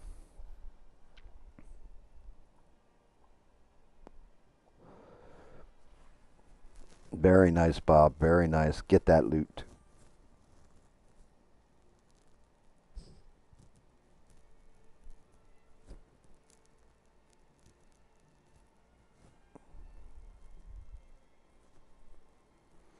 Yes, I did. What's going on, Christian? Good to see you too. I haven't seen you in a minute. And thank you for the compliment on the artwork. I appreciate the hell out of it, man. Like, really do. I did enjoy by Abiotic Factor greatly. I thought it was fantastic. The ending leaves a little to be desired because they kind of leave it open ended. But at the same point in time, I'm fine with that because it gives them room to either add more of an ending, change it up, in some way, shape, or form. Like, give you another boss fight or another realm that you could go into. Because I know the one girl says, like, Janet turns around, she's like, yeah, I don't know where Abe is. He was talking about the submarine and disappeared. So I'm thinking eventually they're going to add an extension to the game, and Abe's going to pop up in the submarine and take you somewhere, or he's going to be the way you escape at the end of it. But yeah, cool. I'm glad to see you, Christian, and thank you for the subscription too. I never got to say thank you.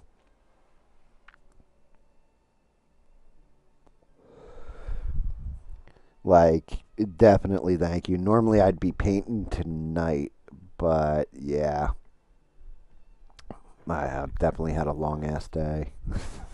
So I'm an old ass man, and the hands don't work, even if the body's willing. like no one was ever here. I don't understand why the hell that wouldn't move.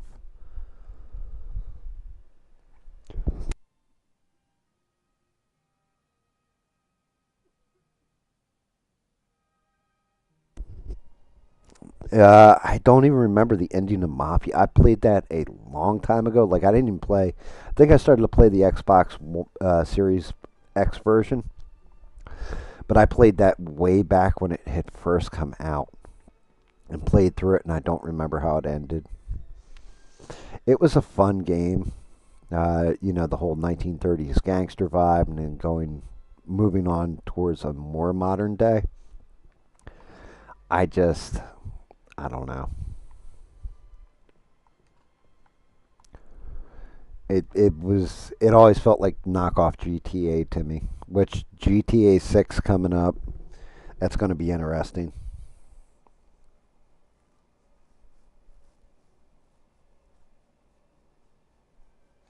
They did come out with a Mafia 3.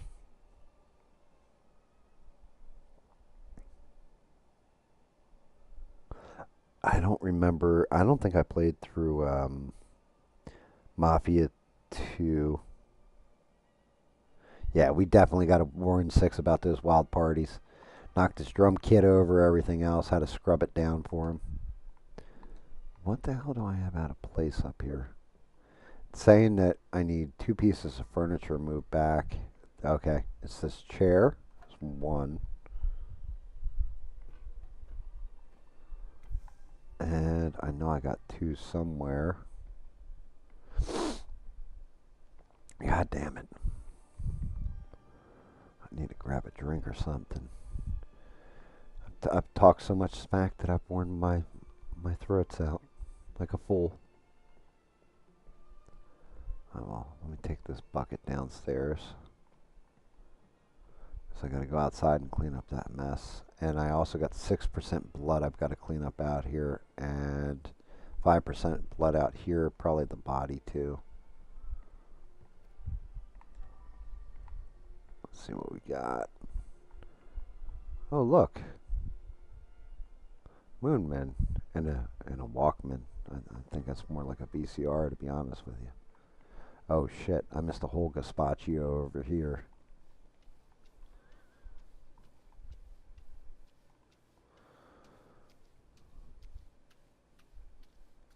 I kind of do want to play Autopsy Simulator on stream, but that is definitely not for everyone.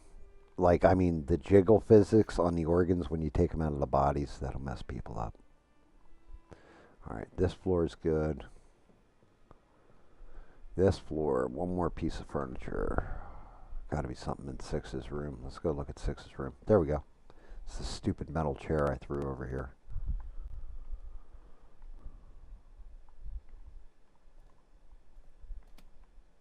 Come on, spin back into place. There we go.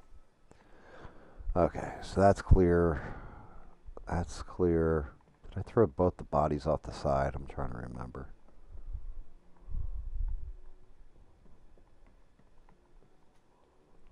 This is all clear. I got 5% blood and 60, but that's from the body falling through and trashing everything. Let's get rid of the bodies first.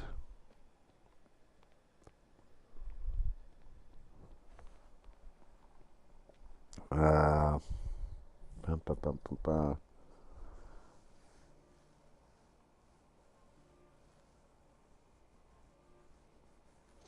Yeah, I'll tell you what, that's one of those problems. You just said they're super fast with games. I don't buy any games really new anymore because of that. Every now and again, it's got to be a really spectacular title that I've been looking at for months. or something. Or a developer I completely believe in to buy a game new because you blow through games so fast nowadays that it's like I paid, you know, granted nowadays it's like $70 for the regular edition, and then you want all the bonus content with it or some crap like this. It can run you up to $120 for a game, Can't really call and it you a soft and landing. and you beat it so quick. It's just like, my God, this is Hard to imagine losing a child like that. it's it's just ridiculous. Like it's like almost highway robbery. And then you got to get all the like skins, DLC, all that kind of stuff too with it. Drives you nuts.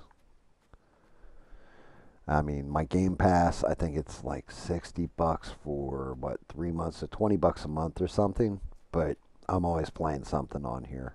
Like there's so many different games that they give you, it's worth it. And then I don't have to keep buying new games all the time.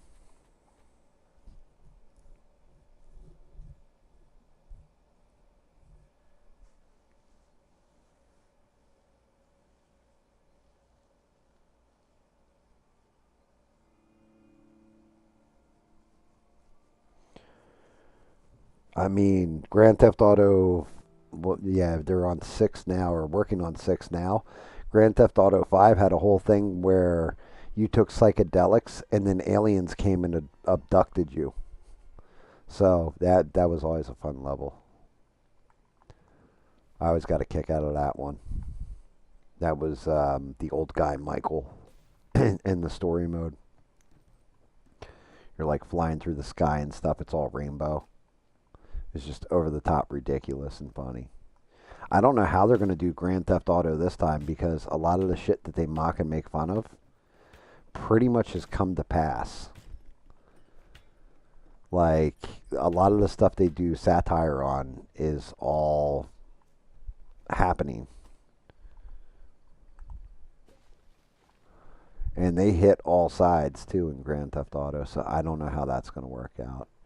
I debated getting that day one. I don't think I'm going to. I think I'm going to wait until they get the online where it's stable before I get it because I don't even really care about the main game as much as I do the online component to it. That was always where the fun's kind of at with Grand Theft Autos. And of course, I won't. Some of it I won't be able to stream when I start doing money glitches on it. I'm just gonna let you guys know that now. I've never bought a shark card. I've always done the money glitches where you dupe cars and what have you. So there's that. Because those shark cards, I think they're like $100 or whatever to buy some in-game bullshit.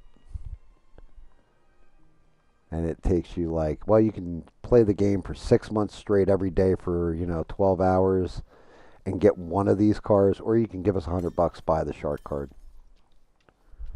Like, god damn it. They mop up on those things. No pun intended, because I'm using a mop. Alright, let's get rid of these. Take photos in swimming pool. What? The hell's this bullshit? Do I have to drain the fucking swimming pool? I shouldn't have put water in there, I guess. God damn it.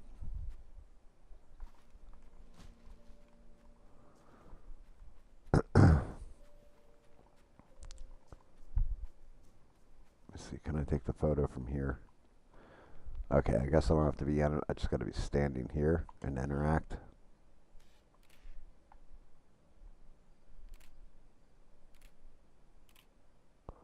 Come on. Oh, I gotta actually take that picture. Take photos in the basement. Okay. That's really weird, but I'll go back down the basement too after I throw this bag of trash out. Everything's all cleaned up. Poor Stranded. She's still here or she fall asleep? So she falls asleep sometimes listening.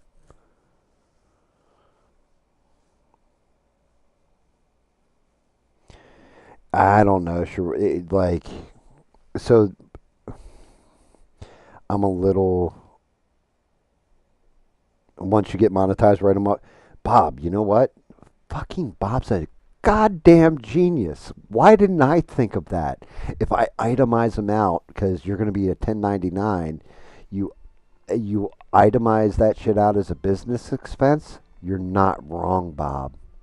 Holy shit! Why didn't I even think of that? I'm retarded. God damn it. That's a good call, Bob. That's a very good call. Actually, you just gave me some inspiration to get monetized. Son of a bitch. I could just write my games off. I mean, I thought about doing something like that with art supplies or what have you for when I paint things. But yeah, that actually makes sense with video games too if I'm doing game streams. God damn it, I'm retarded. Seriously retarded.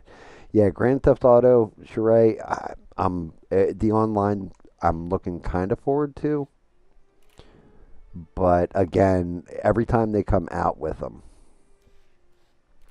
like every time they come out with a Grand Theft Auto, the online comes out and it's kind of lackluster. And then a couple months later, they have it stabilized. Like their servers always get overrun, so I might wait and pick it up a little later. But it's not. It's definitely going to be one of those games where it's not going to drop in price.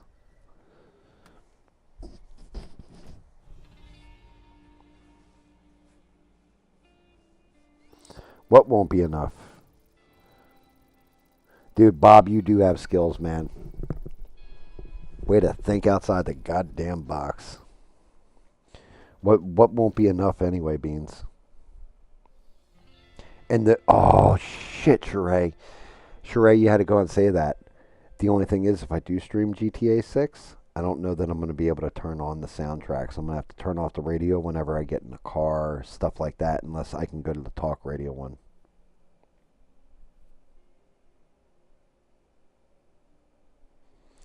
Beans, that's a joke, right? Like that much money? I'm not going to get into it. But yeah, I mean, that's cool. And thank you. Thank you for looking out for me. That's very nice of you. But yeah, you got to realize I'm married, so dual income.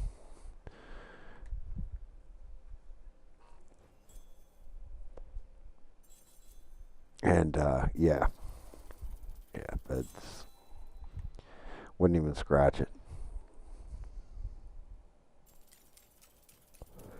Yeah, and most people do. Oh, nothing. I was saying thank you for looking out for me with the tax codes and stuff like that. But yeah, that being able to duck 23.5 or 23.2, that's not much. Yeah. Yeah, you're not wrong, Sheree. Itemizing, you have to do it in a specific way. Um,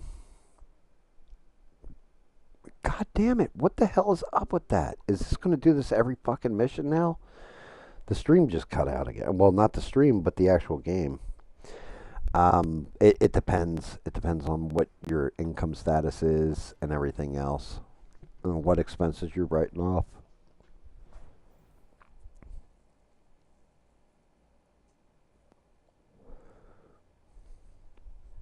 But yeah, Bob's right. Business expense.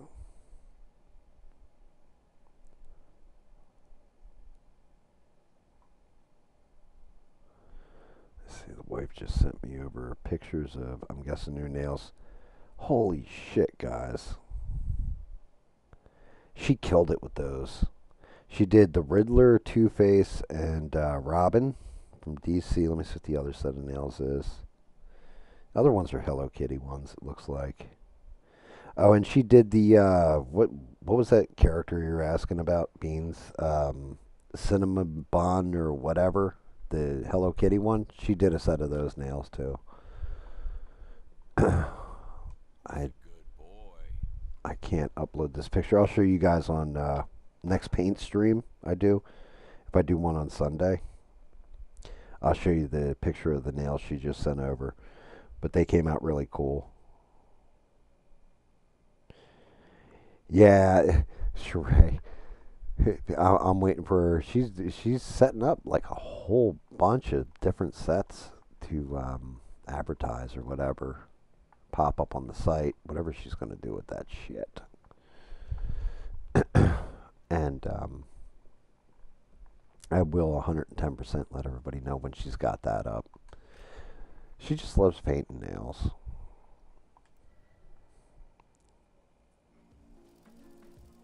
Babe, we're almost done. Are you ready? Oh, this is terrible. The guy from the beginning, Tyler, that called me in and got me set up with the mob boss.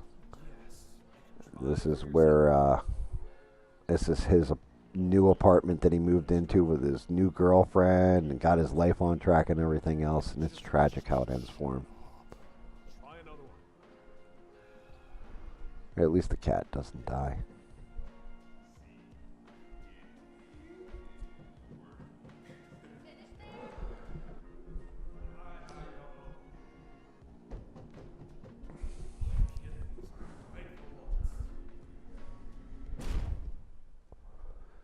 Yep.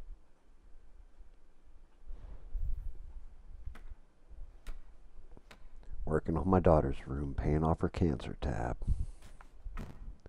Well, I'm not very good with a hammer and nails, apparently.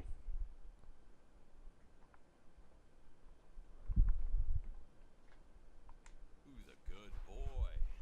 Not me, that's for sure. You always got to say hi and bye to the dog. Because the puppers is like, he's always there. Good old Dexter. My daughter's room is getting finished. Getting close to the end of the game, I think. I leave it in the bathroom. I find this to be unsettling. There's no hair in that soap.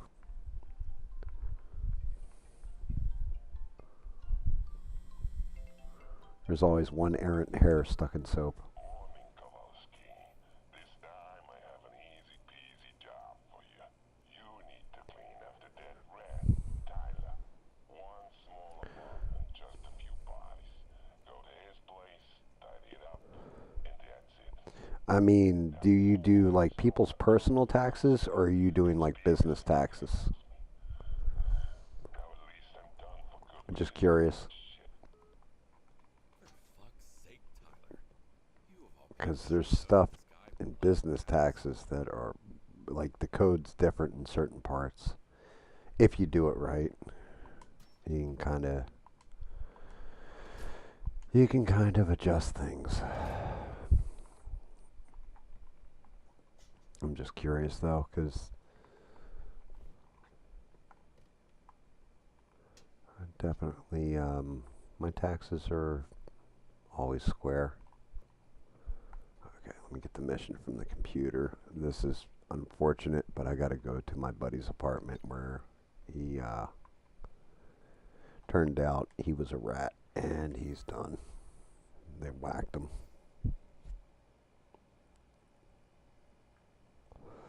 Jackson Hewitt. That's cool. I thought you were like a school teacher or something.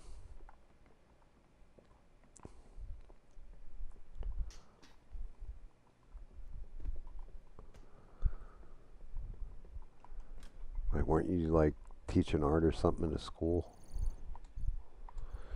You got so many goddamn jobs I can't remember. You were like an Uber driver. You ride that Vespa and like DoorDash or something. You have like 95 jobs. Sometimes What are you so done with? it had to end up like this. Tyler was a grown man making his own decisions. I don't understand. Do to save him. I thought you were an art teacher at like a school or something for special needs at one point. You've had a lot of jobs. I'm See, just I am. asking a question. Like I didn't. Did I say something out of pocket, Sheree?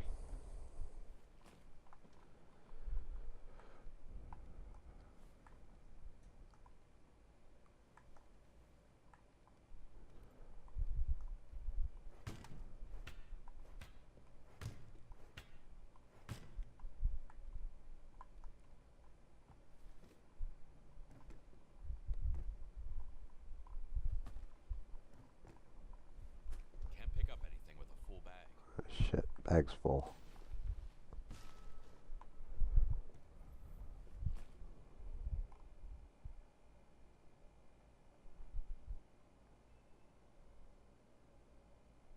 Holy shit, she never paid city taxes? Holy fuck.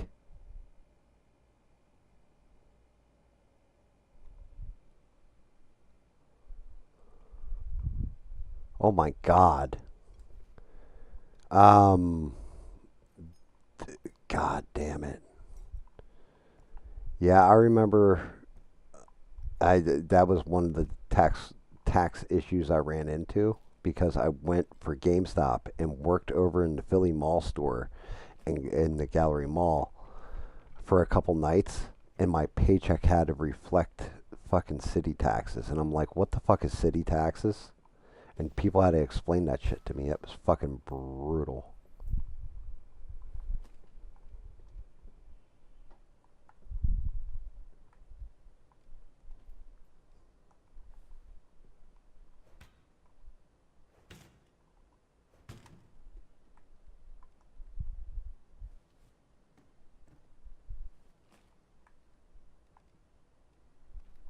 I was like, how do I owe city tax? I don't work in the city all the time. How do I owe this? Well, you see, when you work in the city, they take a little bit extra. Like, what?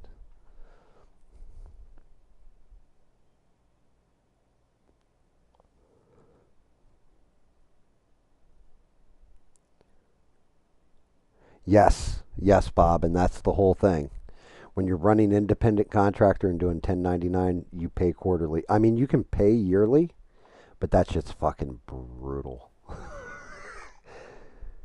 Depending on which state you live in, you're taking off either 33 to 40% of your taxes. Like here, fortunately, 1099s, you don't have to pay state tax. They don't hit you for it. Because Mister and I had that discussion once about that shit. And he's like, yeah, some places 40%. I'm like, what are you talking about? And he's like, yeah, state taxes. I'm like, wow. It depends on the state you're in.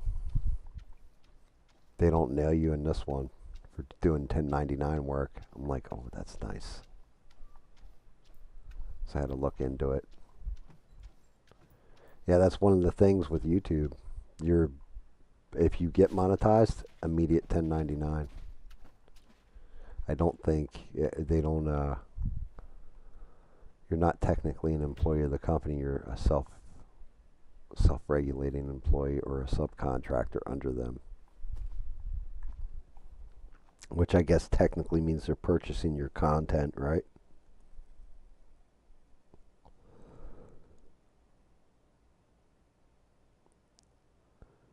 Oh,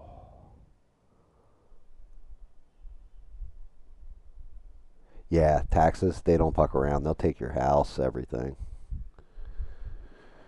That's why they always say the two things you can count on in life are death and taxes.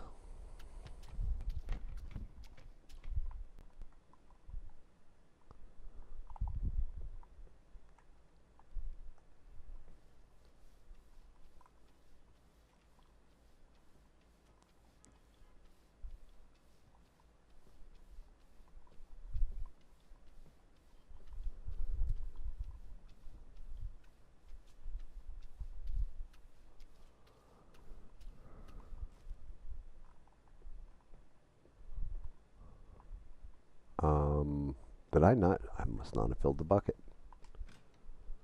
Jesus Christ. The whole place is. Oh. This chick, this is the guy that came over to visit him. It's time to leave. The movie night is over. Kowalski. Toss. One person cleaned up. What else we got going on? Broken shit everywhere. Where the hell is the water?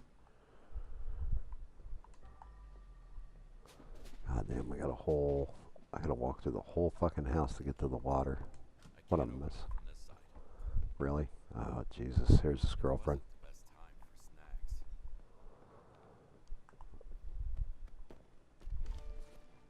snacks. Get her out of there.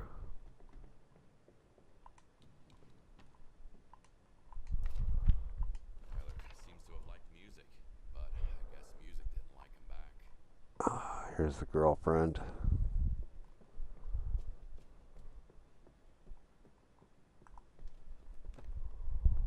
wish we had met under different circumstances. Yeah, no shit. Where the... God damn it, dude. Oh. Oh. That one's brutal. Sorry, Tyler. This isn't the kind of trouble I can get you out of. Here's my buddy, the one that called me in to begin with and hooked me up with the mob boss, and it turned out he was a rat. Who knows if I won't end up like that one day. Whoa. Shit's fucking brutal. Alright, let's get the cleaning. Also, I can unlock this door. What we got? Oh shit. She was pregnant.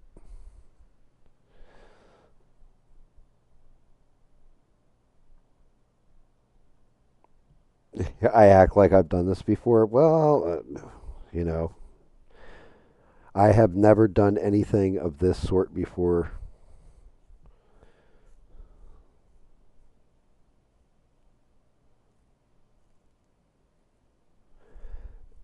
Is that... I thought it was always a 1099 SE. I didn't think that was a Biden thing, actually. I thought it was always a 1099. Like, as far as I know, that would have been 2019. Like, even when I started, I was looking at stuff for if I got monetized, what it would be. And I swear to God, I looked it up back in 2019, so it would have been before Biden. I could be wrong, but I thought it wasn't Inflation Reduction Act. I thought that was I thought that's just the way it was. That it's always been a 10, like you're a 1099 employee under. So this way, because if not, then YouTube would technically have to match you on your taxes like a normal employer. So you would pay less taxes. Instead, they take their slice off the top, let you fucking pay out the taxes on that shit. Like, I'm sure they pay their own taxes in their own way and their own employees and stuff like this, but yeah. I always thought it was kind of grimy that they 1099 you instead of just like, yep. Biden had hit with the, they were going to go after tips and things like this. And I know somebody actually asked ABL this, and I knew it was 1099. But somebody had asked him once, like with super chats, are they considered tips? Because the no tax on tips shit that Trump was talking about, and he's like, no, it's a 1099. So I know it's been 1099 for a while. I don't know if it started with Biden. You might be right. I'd have to look it up. But I always thought it was a 1099.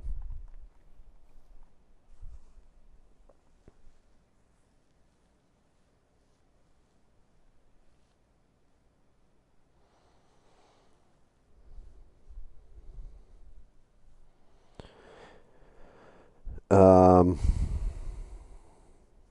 okay, you're talking about fucking eBay.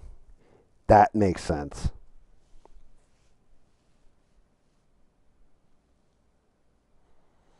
Yeah, eBay would make sense.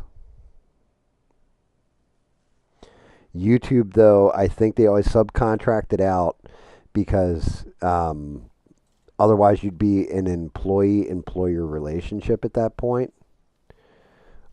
So the tax code would be because they're going to have to report what they pay you off of AdSense and everything.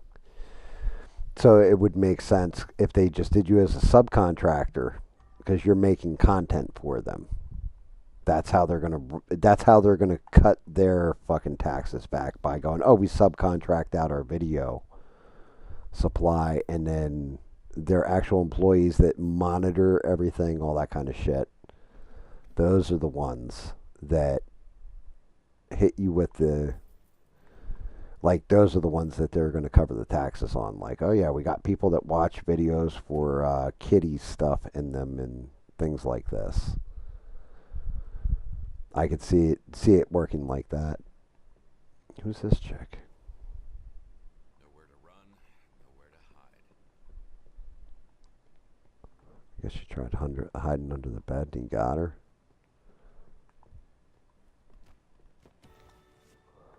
Alright, that's all the bodies. I mean, I can just clean up the bodies and leave the scene, but I'm not. I feel like I should be thorough and clean up this mess to get the maximum amount of money and everything out of it.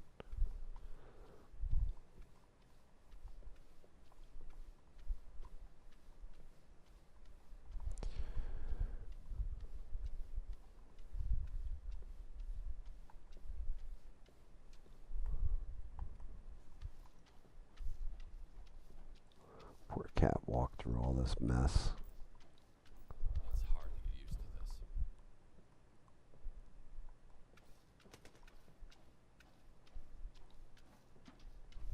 this. Pain everywhere.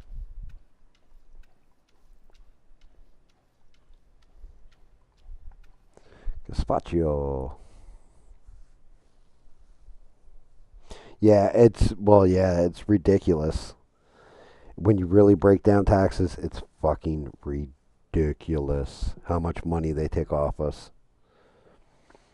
Yeah, revolutions were, you're right, like the revolution was fought over less taxes than we probably pay as American citizens every year out to the Fed or out to state. It's brutal. Brutal. And it would be one thing, I don't know.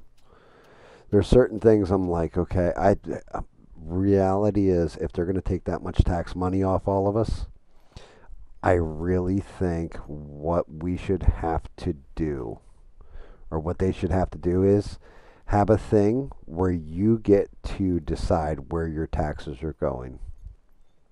So, for example, if you think roads and infrastructure is like your priority, please put my taxes, like you hit that checkbox, right? So it's like, okay, all the roads and the bridges and all that, somebody's paying for it.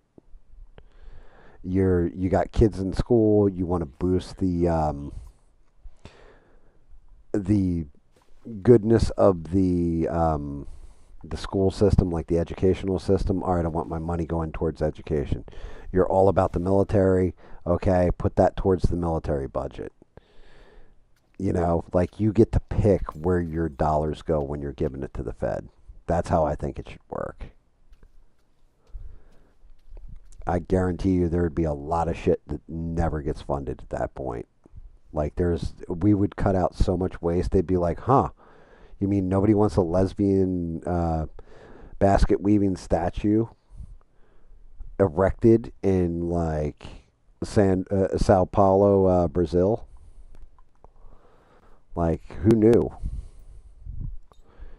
What do you mean you don't want a monument built to Ibram X. Kendi? You know, but granted, there'd be liberal people that would want that money to go to that. Huh? Pizza. Can I eat this? Let's eat this. I want to eat it. Damn it! Like cleaning up my buddy's blood and like eating his pizza out of the oven. Better get that out of there though. It looked like good pizza too. You guys got the crust just right on the bottom and everything. Damn. What a waste.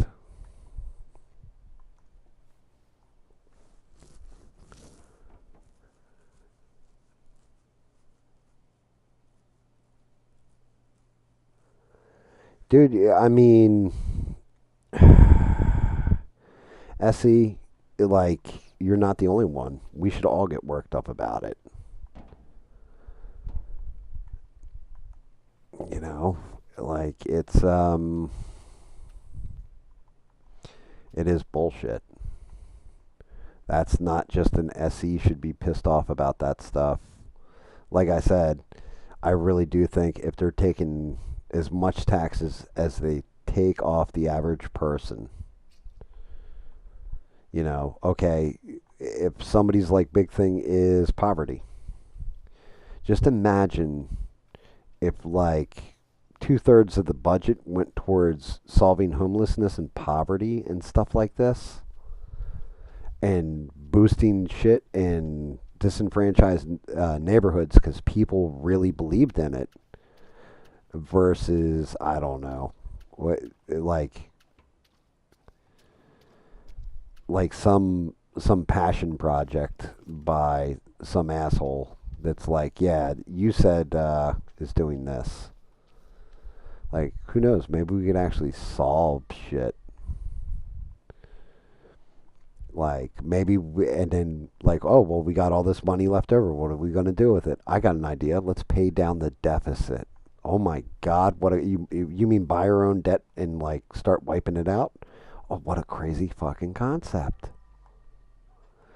Crazy. You guys have lost your mind. That will never work. You mean like I'll tell you one of the big pushes right now, and what blew my mind is hearing Matt Gates talk about it. About he's Matt Gates is actually he did something, and I know Trump watches it, so it's going to be interesting to see how he responds. But he wants him to sign the executive order taking reclassifying marijuana. If the federal government, and I know it's like nobody's priority in all this, but if the federal government puts a tax on marijuana sales and either decriminalizes it or even better, legalizes it in all 50 states on a federal level, puts, like instead of just a sales tax, now you've got to pay a Fed tax on it too, and they make the tax reasonable, nothing ridiculous, they're going to have a surplus in cash, like almost guaranteed overnight.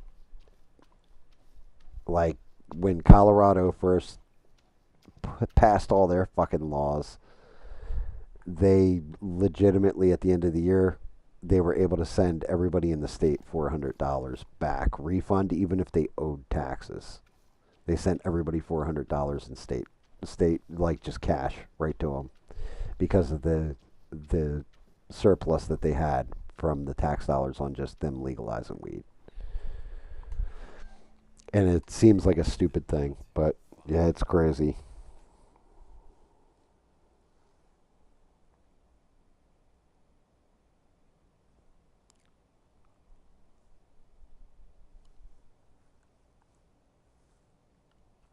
Yep, you're not wrong. I did see that.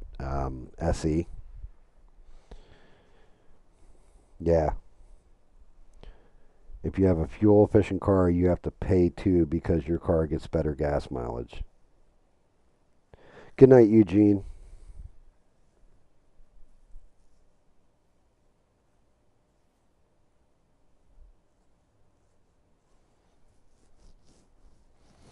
Yeah, that's ridiculous.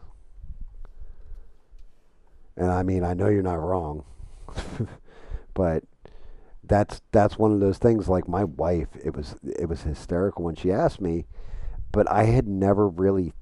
I was like, nobody's ever asked me that. She's like, so let me ask you a question about Teslas and stuff because we started seeing Tesla charging stations popping up here and there out where I'm at, because I'm close to an interstate. She's like, do they actually, do you just pull up and like plug into those and they're free or whatever? I'm like, no, you have to pay for it to charge your car. And she's like, so basically just like gas but electricity. I'm like, yeah. She's like, isn't the price of electricity higher than gas right now? I'm like, yeah. I was like, yes, it is. Like where we're at, electricity is definitely like higher cost than gas. I'm like, yeah, you're not wrong. I didn't even think about that shit until she said it. She's like, so you're not really saving all. No, you're not. You're better off getting a gas-powered vehicle that's efficient, like a more modern one that is actually efficient. But at first, it was cool the way she asked. She was just like, "Do you actually got to pay for that when you plug into it?" And at first, I was like, "Yeah, you do." And then when she said that, like, I'm like, "Yeah, you're right. You're paying more out for the electrical cost than you are for gasoline at this point." It's the same way I'm always saying about electric batteries. Like, solar power would actually be a feasible thing to do. Unfortunately, we don't have the batteries to store that excess, all that beautiful excess power you get from it. So it's wasted. It's only good during the day for the most part, and unless you're going to power very small things, a very small electrical grid, you're kind of screwed. All right. There's got to be a drum set around here somewhere. You know, people don't just leave drums laying around. Sorry, Paul. This was out of my control. I hope at least you're reunited with your son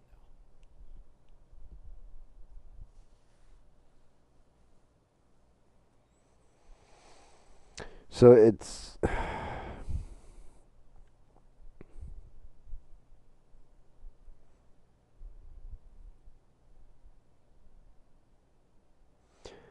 yeah, see, that's that's the thing right there, and that's where it would get shitty too if the federal government started putting a tax on it, right, Sheree?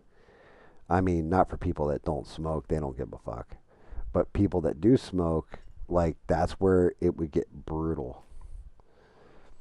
Honestly, that's the reason why tobacco companies wanted marijuana outlawed to begin with, too. Because the whole thing is with tobacco, you have to grow it. It's a pain in the ass. You have to cultivate it. You have to cure it. Do all this stuff with it so that you can make cigarettes out of it, right?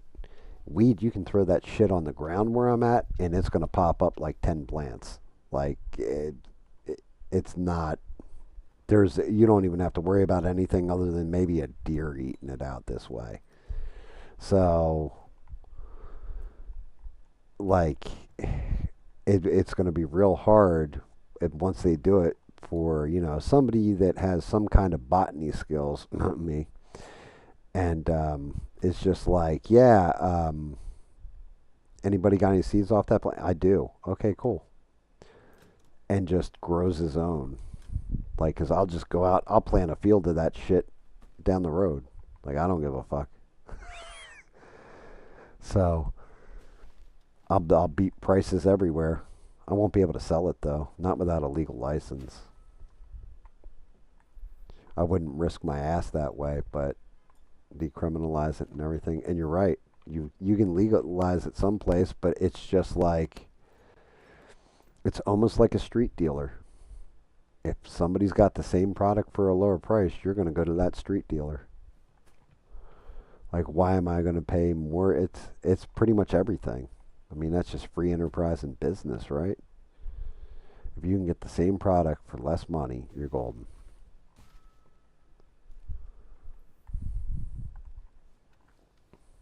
So I can't even fault the people that are doing it, but your legislators definitely thought it should have thought that out a little bit more thorough.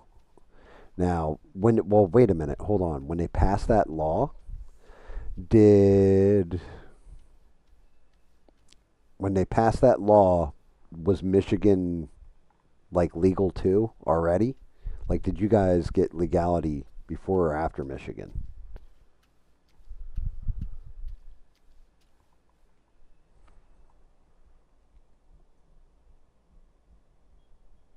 Holy shit!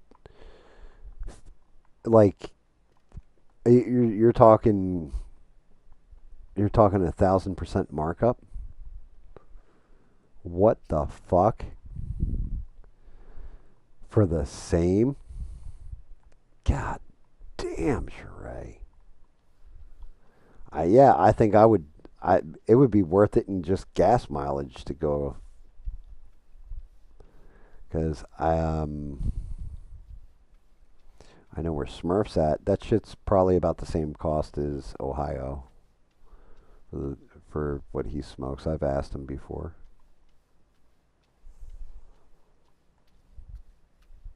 because he's fully legalized state. I live I live in a state where I'll be one of the last states where they even allow medicinal marijuana, let alone legal. Looks like they were trying to get their lives together. Like they don't fuck around here. You really were trying to get your shit together, weren't you, Tyler? What was that oven? Where'd my mop bucket?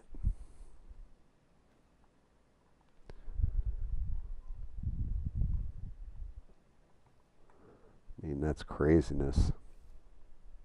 Crazy, crazy.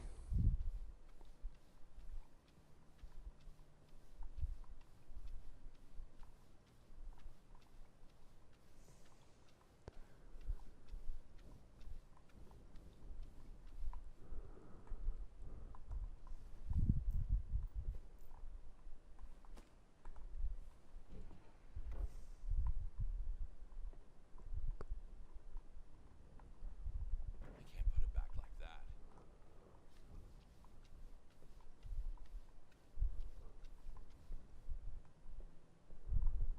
Oh, I see a stack of cash. Sorry, I'm gonna loot you, my friend.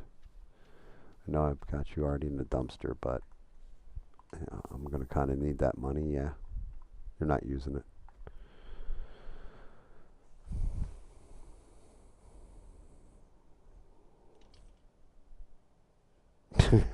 Jesus Christ.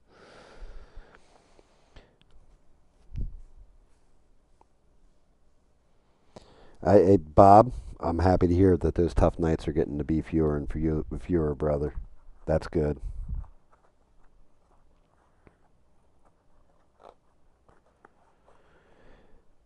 Yeah, you're not wrong about that one either, Essie. That right there is the problem, and it's the lobbyists. Some of them are doing it for the right shit. Some of them are doing it to enrich themselves. That's the problem.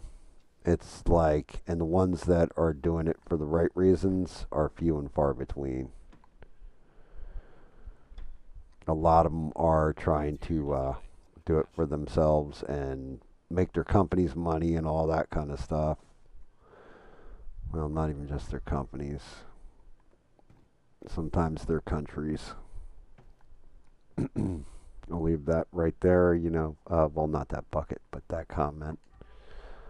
I'm not going to go deeper into it, but yeah, definitely. Man, I really hope Steve's all right. I can't. Fucking sucks. I'm hoping he didn't like get perma banned or some shit. Well, no, if he got perma banned, I think he'd just create a new account and come back, and we'd see the return of Way of the Road. Cleaning comes before fixing. Definitely miss my guys though. Miss Rebel, miss Steve, because like Bob had to remind me about that damn Subway sandwich story with the fucking ICE agent. That shit was great. I'm like, yo, so he caught a felony rap for smacking a guy with a sandwich? Like, really? It's kind of fucked up.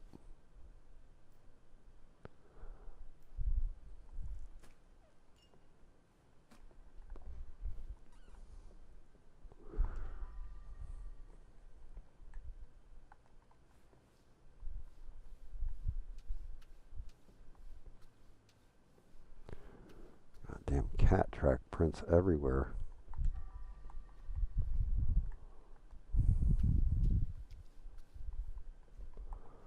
Damn it.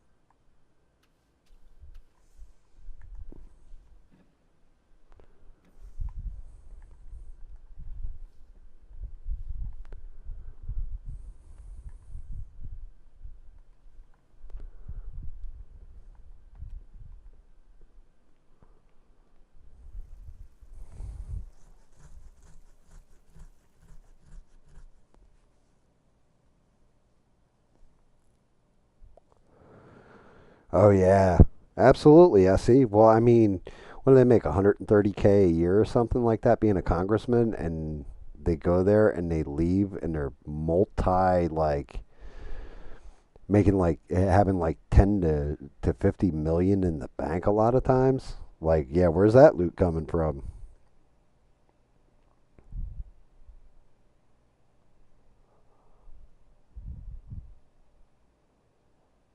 Yeah, I think he could make another account unless they ban his IP. Like if he's doing everything through his cell phone and they ban that IP, he's kind of fucked.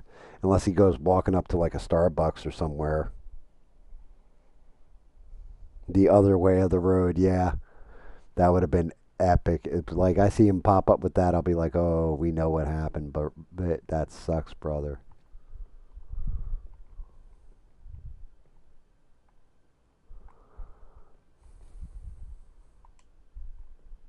I mean, could happen. I see blood. There it is.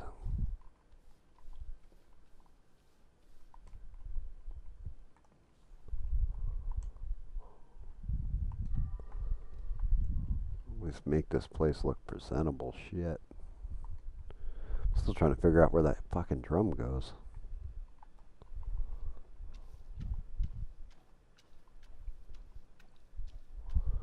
Probably use the skill point, unlock a second sponge too to wipe this shit up.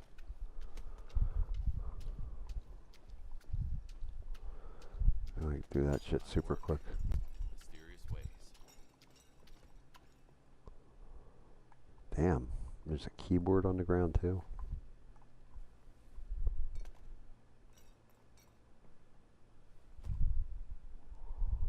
Really, you guys left a coffee cup here?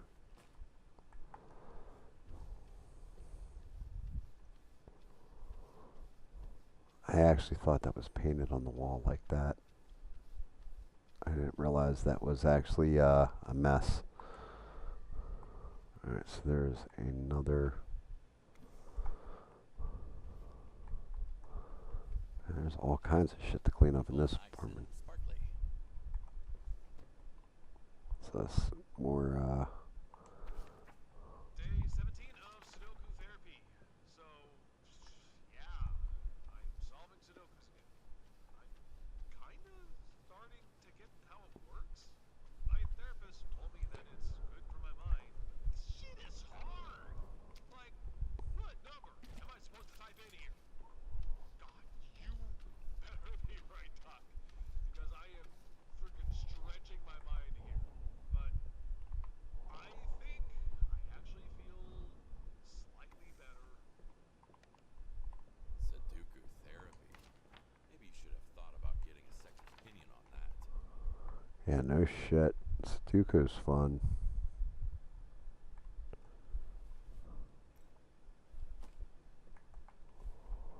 First things first. There we go. Scrub, scrub, scrub.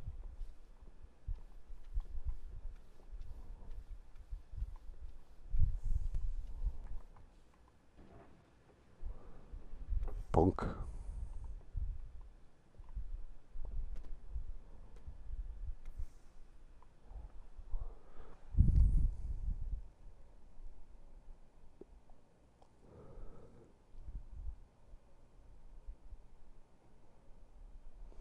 Damn, you know what? I didn't even think about that. SE, that's a good call too. Yeah, I mean, he's definitely like I said. There's a reason why his account was way of the road and all that kind of shit. Um, could be something like that too. Like I said, I don't even care if he's just doesn't have time to do this, working a job, something like this. I just want to make sure he's all right. That's my big thing with him. Like I said, I'm not so worried about Rebel anymore because now, after hearing like, yeah, oh, he was in ABL, oh, he was over in SE stream, it's like good. I know he's okay. It's when you don't hear from somebody, All work, that's no usually play. there. It's like, what the fuck? What happened? And maybe, to be quite honest, also a little punchy because, we had oh God, what's fucking dude's name? Um, Chicago PD on ABL.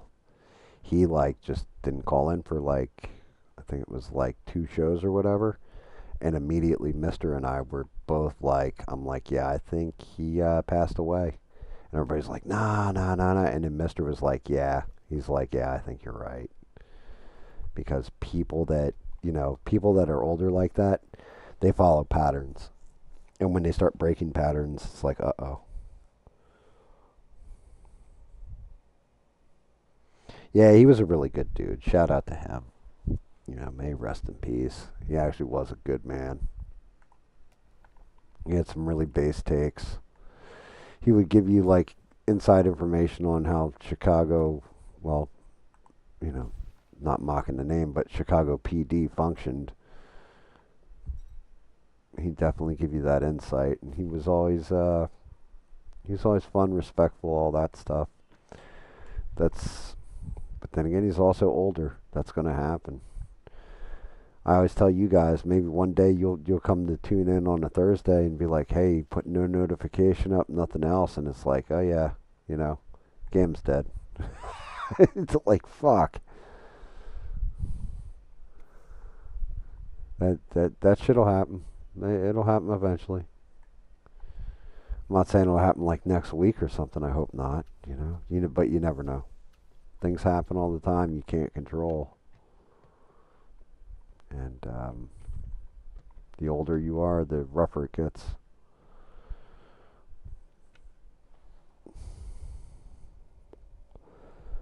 Yeah, Bob, you do. Like, if you disappeared from here, I'd be worried. I worry about you anyway, man. Like, I know you're going through shit, and honestly, I'm proud of you. You're working through it, and I know that that can't be easy. Um, and I'll be supportive the whole way through, like, or try to be as best I can. I'm kind of just some asshole on the internet, but I will definitely be here rooting for you to pull through it. And you're managing better. Your beer intake has definitely slowed down. Your demeanor's slowed down. Like, there's a lot of stuff I've seen major improvements in just like your attitude towards stuff and everything else. Where before it was exactly where I couldn't blame you. Like, and now I don't blame you either. Like, you're getting there, man, and I'm proud of you for that. It's not easy.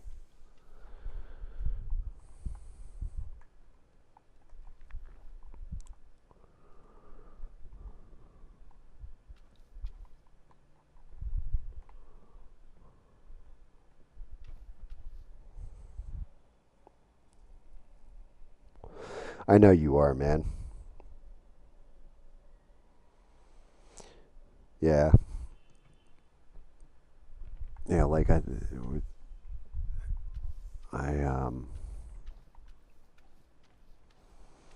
actually getting to hear from you, like the whole deal and everything that's happened. I appreciated that because you informed me on an opinion or informed me about things that you didn't have to share or what have you. And I just, I'm just happy you are getting to a better spot because you're a good man, and the world can always use a few more of those.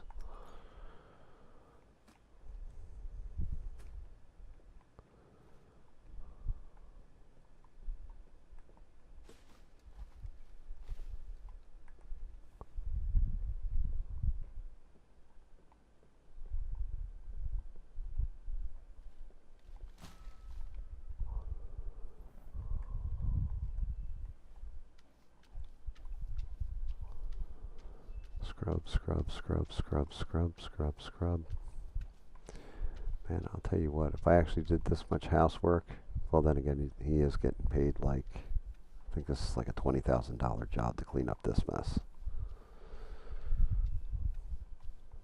I still don't know why you don't just pull the carpet, roll it up, and throw a new one in its place.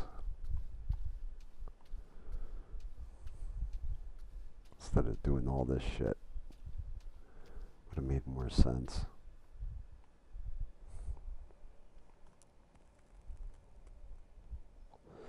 Yeah, you were saying something about that, Bob. You know, just something to distract.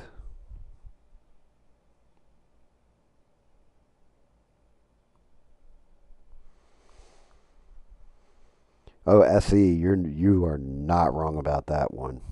You can make a couple financial missteps and be just like you might as well bend over and grab your ankles. And especially as you're getting older, like well, like me in my case, I'm getting older, way older, and it's the get up and go is still there, but it's a lot harder to push than it used to be. Like I got up, I did the stream last night, right? I ended up staying up after the stream because I ate food and went to bed right around 3:30. Woke up at 7, got in the shower, all that stuff. Went out and like took care of the dog, took care of the cats, all that kind of bit. Went to the store, ran the store, closed the store, came home, passed out for like an hour, like just sitting here watching something. I fell asleep. Woke up an hour later and was like, okay, time to get on like start setting up the stream and getting ready for the night. And I was like, I even told my wife, like, maybe I should skip the stream. And I'm like, nah, you know what? Fuck it. I need to stay consistent. So let me knock this stream out. Let me get this done. And she's like, well, what about tomorrow? Are you still going to do the one on Friday? I'm like, yeah, because, you know, Smurf specifically takes off work on Fridays just so he can do the stream because he enjoys it so much. I'm like, I don't want to take that shit away from him. Like, like I'm the one who asked him if he wanted to stream with me. He didn't like say, "Hey, Gam, I really want to stream with you" and shit. That was my doing. So I can't exactly just be like, "Yeah, I'm gonna just put it in your ass now that I'm busy," And you missed out on loot and all this other stuff because you wanted to do a stream with your buddy. Which tomorrow shouldn't be that heavy of a stream either. We should just be. I think we're building tomorrow. I think I'm gonna have to get building materials for him, but he'll actually start working on like a serious base and a castle and all that. All the bosses are beat, so that one's always gonna. Valheim's always a fun stream though.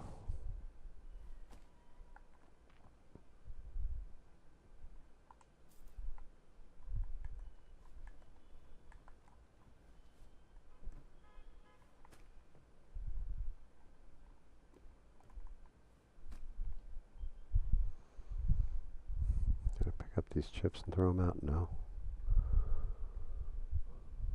I can't get that till I fix that. Okay, cool.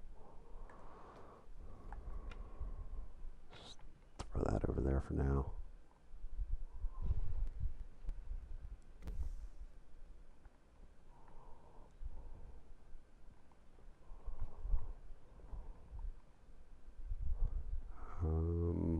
Where does this chair go? Speakers go there, chair goes there, chair goes there. I should take it to the further away one. Oh, god damn it. Thought I put that thing right in there. This guy was all set up for movie night. Surprised there's not popcorn all over the damn place.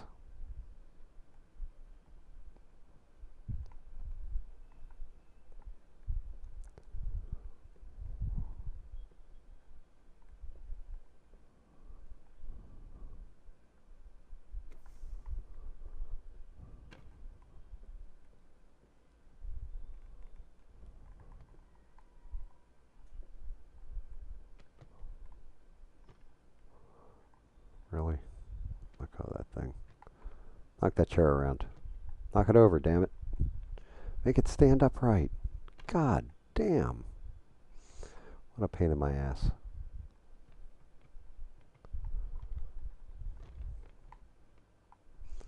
Why can't I pick this thing up and make it sit? There it goes. I guess the pillow was weighing it down somehow magically. Like I didn't know a pillow could prevent a chair from being picked up. That's kind of screwy.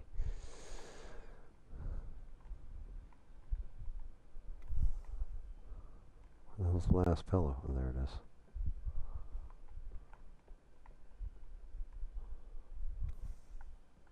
Get rid of the trash. 98%, huh? 99%. 100. Okay, is this all fixed? I still got furniture I gotta move back. Is Sudoku back to its former glory? Chair. Shit. How'd the chair end up all the way the hell over there? What was that crap? Oh, there we go. 34. Ottoman goes there. That drum's still gotta go somewhere.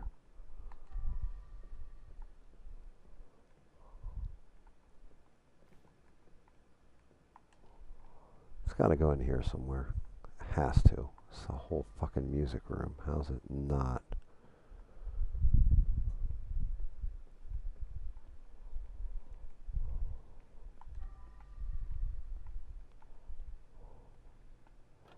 I'm hitting the little button to show me where the crime scene shit is that I missed, but I'm not seeing anything.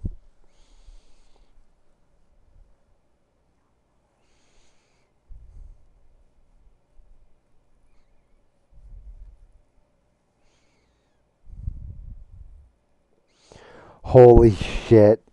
Yeah, you're talking about Smurf, yeah.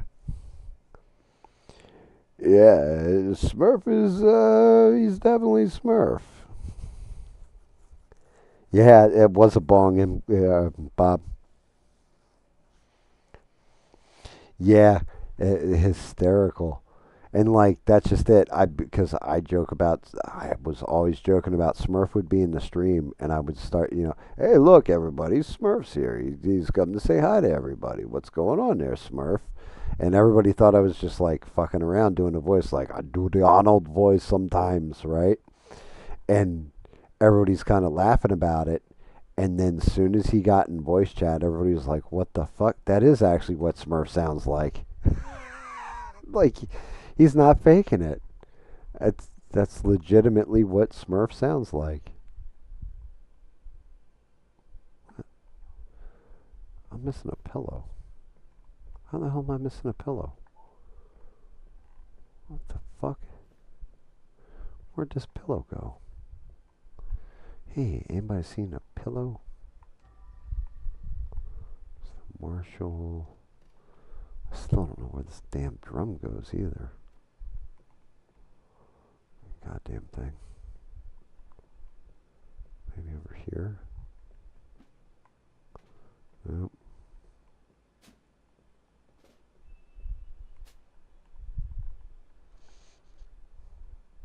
Hmm. It's like the pillow in the ceiling or something? Like, what happened? I know I'm like just overlooking something really, really simple right now. Oh, I found where the drum goes at least. What do I do with that stupid thing? It's just weird. He's got one drum, like just a snare right there.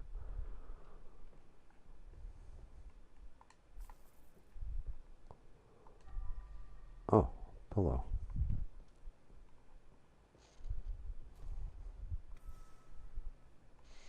Cool. That's it. That clears the floor. Time to get the hell out.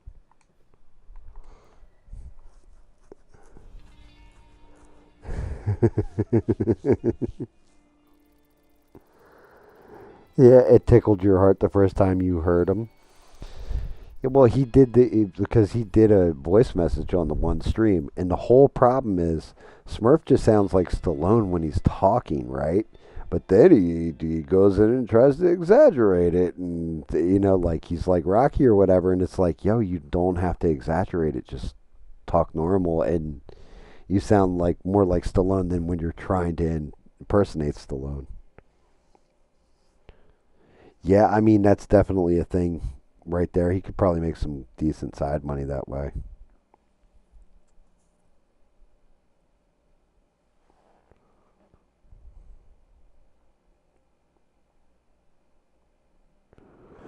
So, looks like,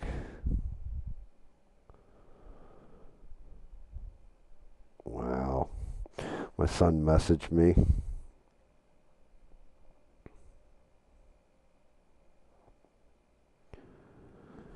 And it looks like his team is up, doing pretty well right now.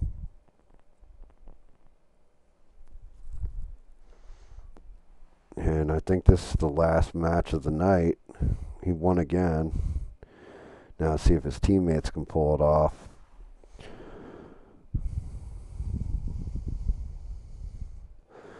Yeah, like just imagine that.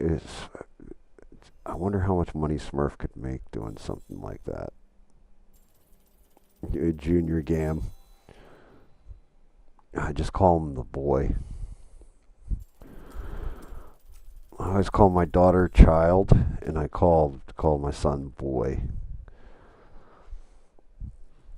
And then I call my other daughter, like my biological daughter, I call her kiddo.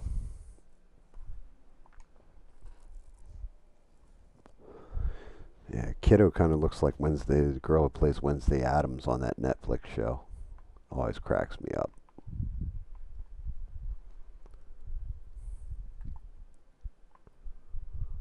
She definitely got her mom's looks, I'll tell you that. Because wasn't my look she got.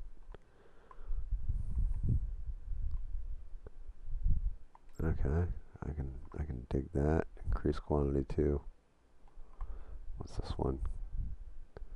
Actually, you know what? I'm gonna buy all that and apply it. Let's improve bucket.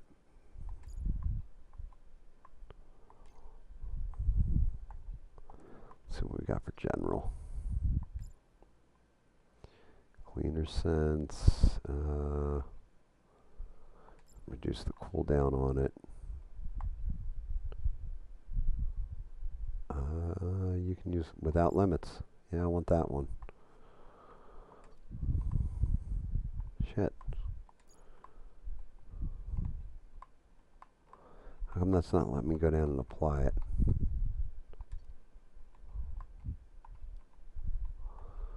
What the son of a bitch. Get down there. Apply. Now let me try again.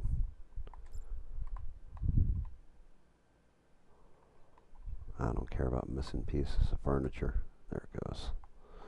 Cool. Now I can use that cleaner sense forever.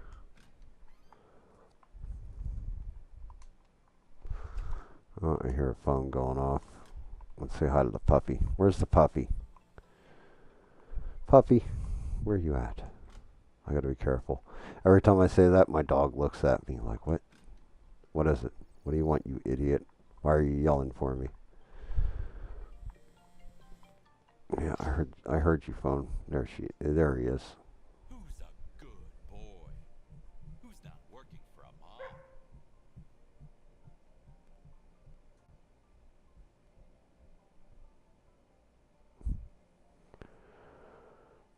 mom?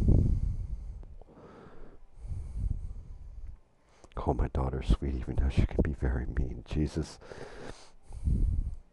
I hope he wins. Well, alright, so I'm not supposed to know this part because this was a conversation between my wife and him that I wasn't privileged to. Um, we had done a stream. I was out cold. He came over to practice pool while I was asleep. My wife went in the back room with him because I got a table here. And they're hanging out in the back room talking, chit-chatting or whatever. And he's like, yeah, she's like, you're really putting in time practicing lately and everything else. It's like, yeah, I want to win the whole goddamn thing at Vegas. And she's like, it's really important to you. I can understand why it's really important to you. We're both very proud of you and happy that you're even going and all this because it's hard to get out to Vegas to begin with, let alone win there. She's like, so don't put too much pressure on yourself. And he turned around to my wife and said, I don't want to win it for me. I want to win it for him. And my wife she just nodded. And he's like, don't say anything, but I want to win it for him. I want to come home and give him the trophy. I was like, God damn. Like my son wants to win it for me. And it's like, I'm like, I even asked my wife, I was like, yeah, but I don't want him to win anything for me. I want him to win it for himself. You know what I mean? I was like, I don't want that. Like, I don't want that. I want him to know he's the best and everything else. And she's like, yeah, he wants you to, he knows it's the one thing that you couldn't do before you fucked your neck and your back up and everything, this shaking your arm and all that stuff. You were on your way and got fucked up. She's like, he wants to finish what you started. I was like, yeah, but I don't want it, you know?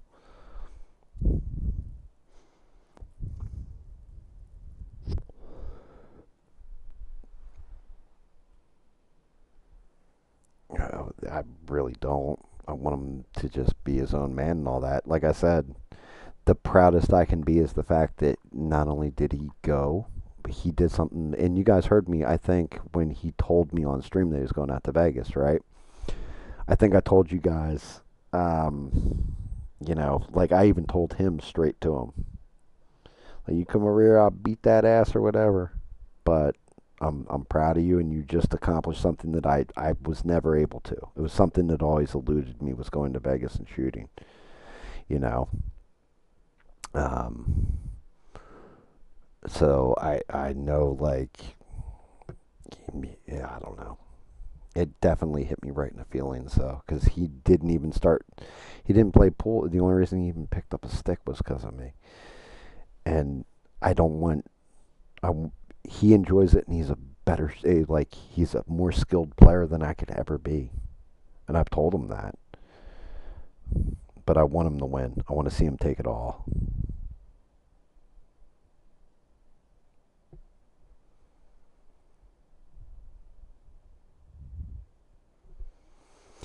He honestly, Essie, all my failings in life, all my missteps, all the evil I've ever done, all the bad things and all that stuff, um, I used every last ounce of it to make sure that my kids, it never touched their lives in any way, shape, or form. You know, like, for example, I've always told my wife, my kids this. If ever there comes a point in time where we're somewhere and somebody picks a fight, I don't care if it's with you, with the wife, whatever. You guys get the fuck out of my way, because you trying to help me if I get into a brawl or something, it isn't the you're going to get in the way. Like, I'm going to be so worried about you getting hurt or me backswinging and hitting you, like, or trying to pull me off a guy or some shit, that I'll be always have one eye, and then I can't concentrate on what's in front of me. So one time we were in a comic book store, like we were in my local comic book store. This guy wanted to trade in some cards because the comic book store, he does grading of cards and all this stuff. And he told the guy, "Look, I'm not interested. They're '90s cards. I can't really do anything." This guy was like half hammered, and the owner of the comic book store, he's an older gunny sergeant, and like, fought in Nam and all that. He's got a replacement hip. He's an older man. Awesome dude. And this guy started to, like, oh, you are going to take my cards. So now I walk up to the counter, and I saw it out of the corner of my eye. My son listened to me. He got the fuck out of the way, because I'm not going to let him, like, nothing will ever hurt him. And I was like, my son's here. I'm going to fucking kill this dude. And, like, then the guy did the whole, like, looked at me, looked at the owner of the comic shop, looked back at me, and we never said something like, we're going to, I was just like, yeah, you might want to take your cards and get the fuck out of here. And he picked them up, fine, fuck you guys, you don't know what you're buying, all this, or, you don't know quality and all this. And it was just like, yeah. And I told my son, I was like, good job. You got the fuck out of my way and all that. I won't ever let something hurt him if I can help it. You know what I mean? And I'm just proud of him. I'm just super proud of the kid. He he took over the Rotary Club down here at 27 years old. He was the president of the Rotary Club. They had switch him out every year or whatever. And youngest person to do it by, I think it was like 25 years or something like this. Something ridiculous. 20 years maybe. And he raised more for charity when he was the president of the than anybody else, helping underprivileged kids because he grew up poor. He did. Like, we had to rebuild from scratch, and he grew up poor, and he paid it forward. He's always paid it forward. He's just a good man. And I can be the evil man, but I'm going to use that evil to protect good in this world.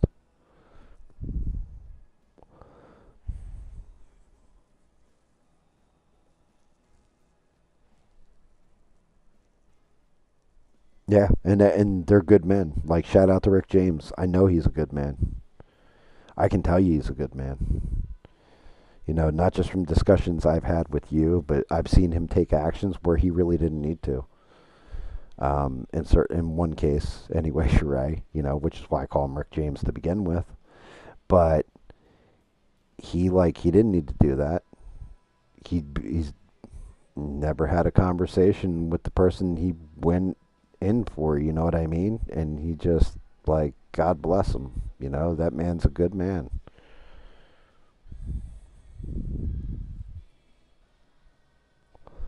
Yeah, Bob. Bob, that's 1,000% correct.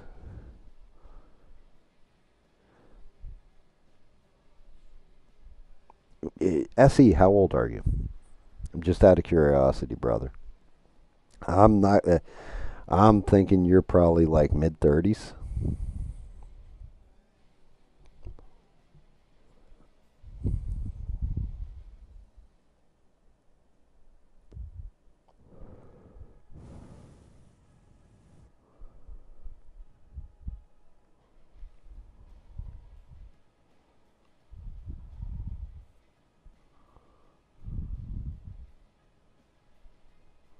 Upper 40s? Not over. It's not over yet. If you can't have your own kids, stepchildren. You never know. You step into it with a chick and she's got kids and you raise those kids, you know, it's not over. You never know. There's people like, look at like David. I've known David since he was like 15 years old. David Mon, and you know, like, I look at David like he's like my little brother or almost like one of my kids. He always calls me an old fucking man. David said one of the sweetest things to me ever. That was also one of the most insulting things at the same time. Yeah, Bob, I think you're right. I think she was wise. Sheree's a smart woman, and I think she was very wise in her choices. She bet on the right. She saw the goodness in the man and bet on the right guy. You know what I mean? I can definitely agree with you there. Yeah. So,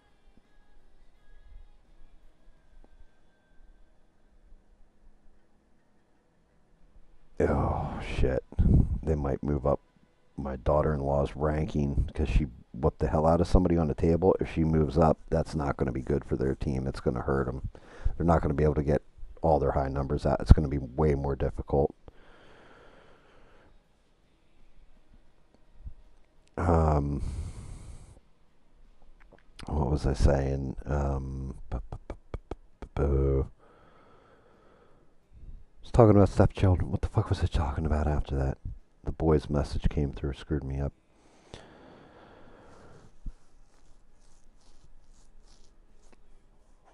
I mean, I can tell you from my point of view. My parents split, 7 years old. Dad was never in my fucking life. Not till I was like 33. I always knew where he was. He wasn't, he paid child support, kept me on his insurance, all that kind of shit. Went off, had a new family. Good on him. My mom's a rough woman to deal with. I know. Um, all that kind of shit. So I always had to stumble my way through. I was able to pass stuff on. Oh, I know what it was. I know exactly what I was about to talk about. Fucking David. So David and I one time we're playing.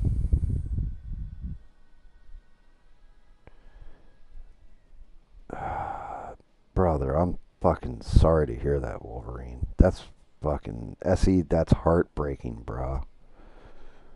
That's heartbreaking. I almost lost my son at one point in time too. I can't get too deep into it, but it was a health issue and almost lost him. And honestly, probably that's really that was kind of the heart change in me too. I'm not gonna lie. That was the day I put down the bottle when we almost lost him. Because I was like, what's afflicting that kid? Put it on me. I've already lived my life. I'm older. I have my wild times. Let him be a child. Let him have wild times. Let him enjoy, you know, making the mistakes and growing into a good man. And something changed. That was legit one of the reasons I put down the bottle. Um, yeah. SE, I can understand. I can't. I can. I can feel that pain. I can't, like, you know what I mean, go, oh, I know exactly what you're going through or anything. I can't. And if I'm being quite honest with you, I don't want to know that level of pain, like, ever in my life. I want my kids to bury me. You know what I mean? I don't want anybody to have to bury somebody that they're mentoring or any of that stuff. And I'm sorry. I'm sorry that happened, brother. I really, really am. And, that's I can understand how soul crushing it is too. Just the only thing I can say is do not let the darkness stain your soul. And, you know, I don't have words. I just don't. As much as I run my fucking mouth, I can't. I don't have the words for it. And I'm sorry.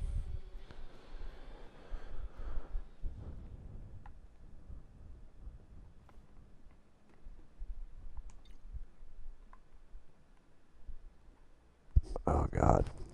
This is cleaning up the party finally. This one's a pain in the ass. Keep moving. Yeah. Keep looking. Keep the eyes looking ahead. Never put your chin up. That's how you get knocked the fuck out, is having your chin up.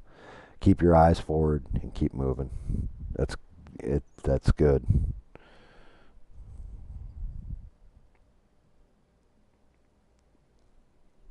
Yeah. Yeah, I mean, maybe someday, and I've said this before, maybe someday I will tell you all, you guys, some of the shit behind the scenes that nobody knows I deal with. Um, on a regular basis. It's just, honestly, it involves other people, and that's why it's not for public consumption. You know what I mean? Talking about myself's one thing. Talking about other people, different story. But yeah, the sweetest, most insulting thing that David Mon has ever said to me. And like, it literally touched my heart when this little fucker said this too. We had stopped playing Atlas, and he's like, oh shit, we're not playing Atlas anymore. He goes, yeah, are we going to play again anytime soon? I said, dude, we'll always play together. We'll find something to play together, you know? Like, I was just blowing it off. Like, he's just upset the game ended, right? And he goes, good. He goes, you let me know whatever you want to play, we'll play. I'm like, really? He's like, yeah, whenever you got time or what have you. And granted, he's busy with life and shit, too. And different hours and all this. He goes, but yeah, anything you want to play, let me know when you want to play it. I'm like, okay, cool. And I was like, why are you so adamant about, playing with me? Twisted Johnny and all these other guys we're playing with. Like, we might have this game coming up, we'll all play together. He goes, no, just me and you. And I go, damn, dude, why are you so adamant about playing with me? He goes, why? He's like, "'Cause you're old and I'm probably going to lose you soon." So what do you mean? He's like, "Well, you're old, so you're going to die sooner than me, and I want to get as much game time in with you as I can." And I was like, "That is probably one of the sweetest things you've ever said to me, and one of the most fucked up things you've ever said to me." He was like, I think 17 or 18 when he said it too. It was just, he's like, "Yeah, 'cause you're old," and I'm like, "God damn it, I'm not that old yet." Like, you got me like I got one foot in the fucking grave, bro.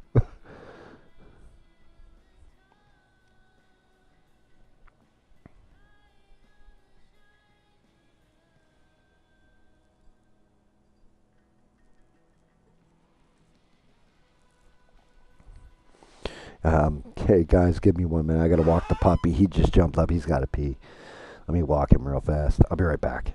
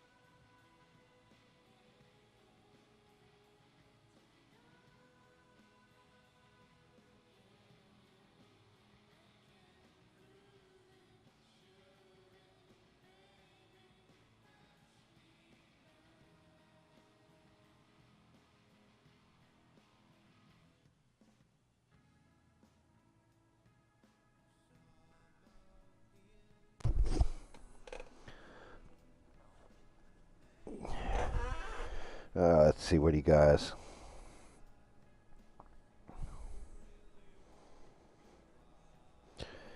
Yeah, see, you were saying that in your stream the other night too about that, about having to make that call.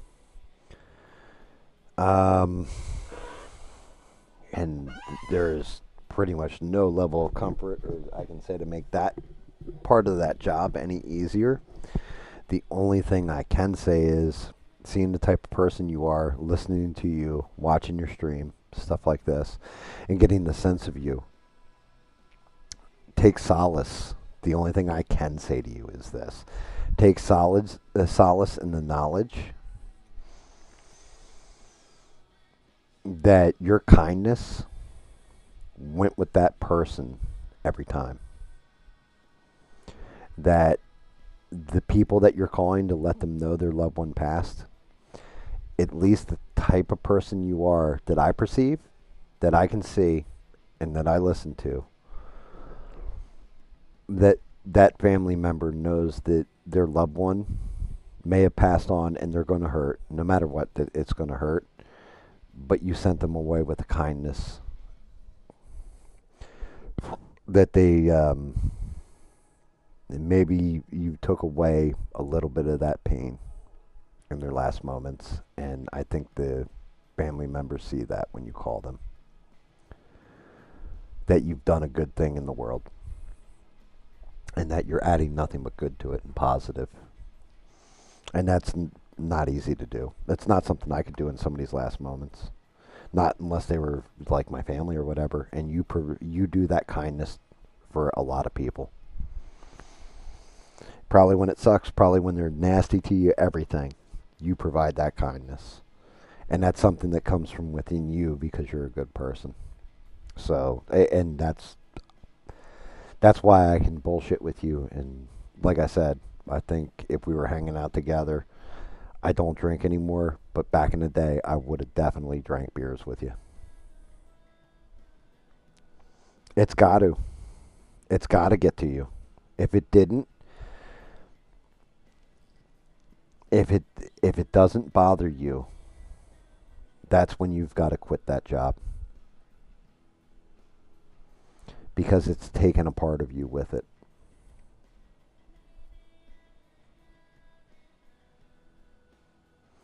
Yeah, oh yeah. I mean, like I said, people are emotional and it's a dark point. But again, I think they see the kindness that you provide and the care. And they've got to know it's got to tear at you too, like anybody.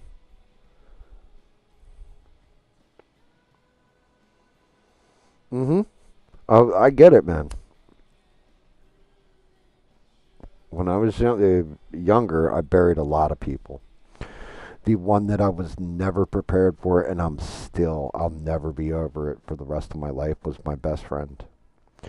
He had his wife was pregnant with their second child. It was going to be his son. He was so proud. He was beaming proud. And then I had a whole bunch of the guys get me into an Xbox party. The people I know in real life and have grown up with and known for like 30 plus years. And explained to me that my friend had a stroke. He's in the hospital and all this. I got the plane ticket up ready to go, the whole 9 yards. And then I talked to his wife, who was pregnant with their kid. And she explained to me that, oh, he woke up. It looks like he's going to pull out of it and all this. And then he threw a major stroke. And basically, he was a vegetable. Like, my friend was gone. And the only reason I found this out was because I don't know what happened with his wife, but something must have broken her brain at that point. She told me the wrong information. And I talked to his brother, who I've known since like sixth grade or something like this. And his brother's like, "What are you talking about?" I was like, "Dude, what do you mean? They're going in there with like the organ harvesting carts and all that shit because he was an organ donor."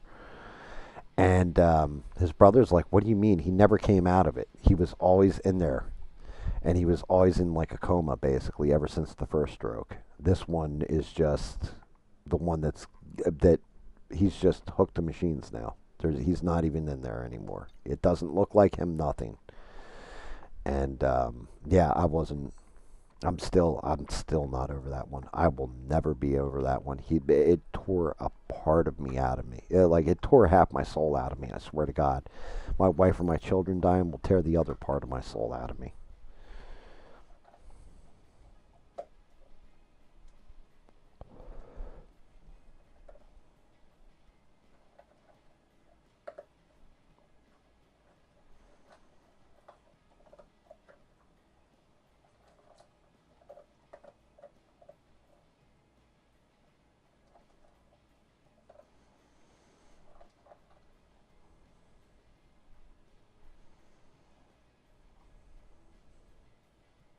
He passed with a heart on. Jesus Christ, Bob. Yeah, I mean that's just it, SE. I don't know how doctors do that shit. I don't. I couldn't do the job you do. You're a better man than me in that respect. I couldn't do that job. I couldn't. I have a hard enough time. Like this year, the cats, like the feral cats and everything. A bunch of them got pregnant. They had 21 kittens total. I buried 20 of those kittens. I have one of those kittens is now like an adolescent, and the rest of them. But I was on streams and I was telling everybody I had to bury another kitten today. I had to bury another. Like I buried two more kittens today. I buried three more kittens. I buried. I don't know how the hell you do it with human beings.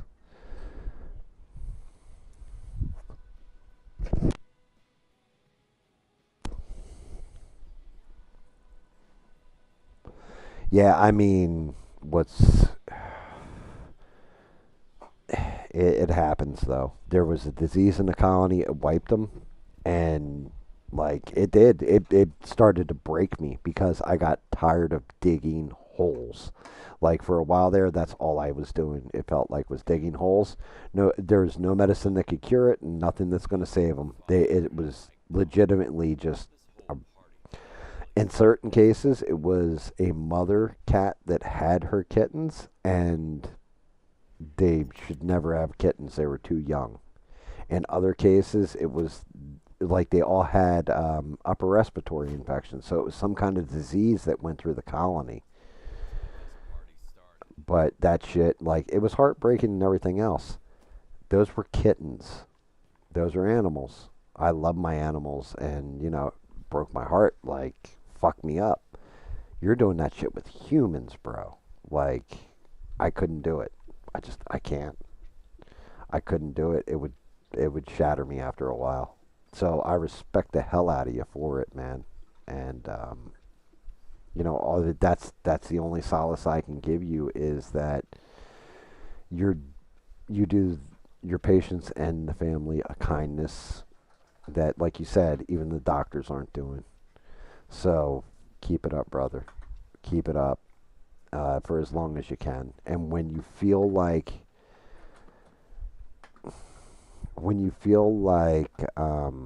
hey, you know what? It doesn't matter. Joe Schmuckatelli died or whatever.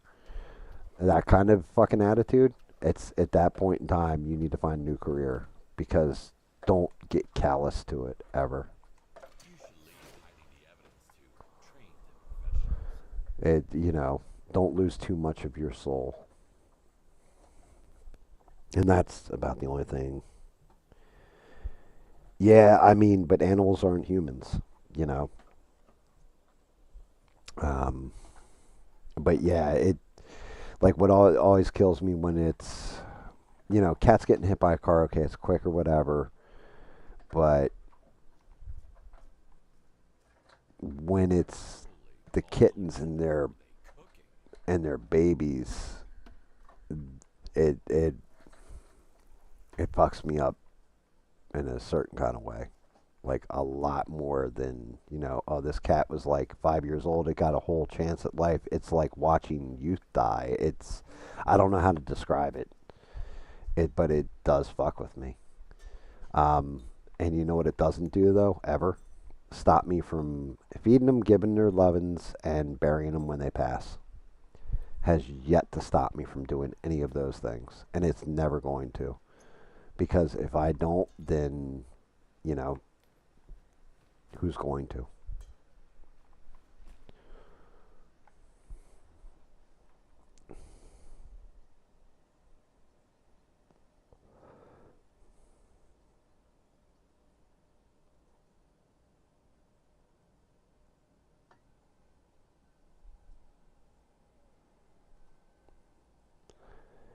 Yeah, I mean, and you know what? You probably did that guy a kindness just by learning about ham radios for him because now you are going to carry that knowledge forward and a part of him lives on through you.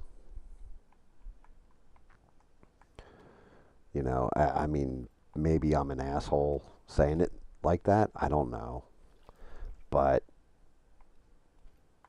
at that point, that close, you really did him a kindness because he left a part of himself with you.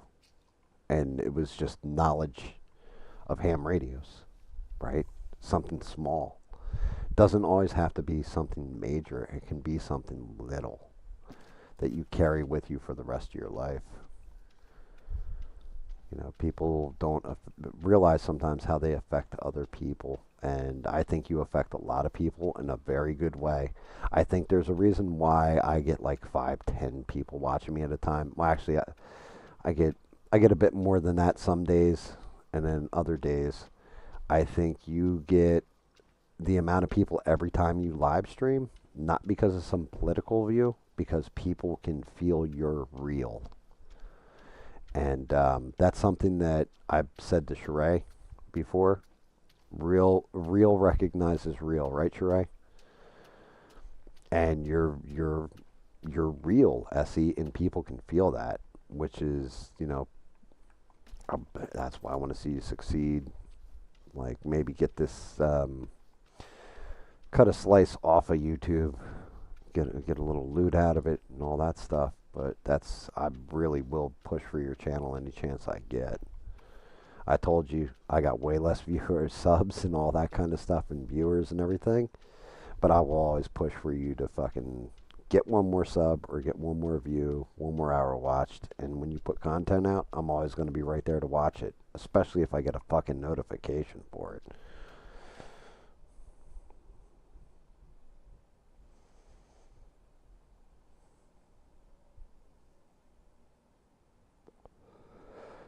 Yeah, and shout out to greatest mods on these internets. Like Bob's a real one too.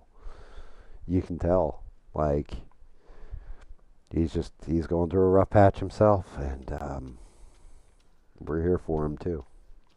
But I think this is YouTube should be this fucking way too, in my opinion. Like, yeah, it should be entertaining, and we should be making goofy fucking jokes and all this stuff, and having fun and playing video games, and you know, talking shit about Sydney Sweeney's boobies, things like this.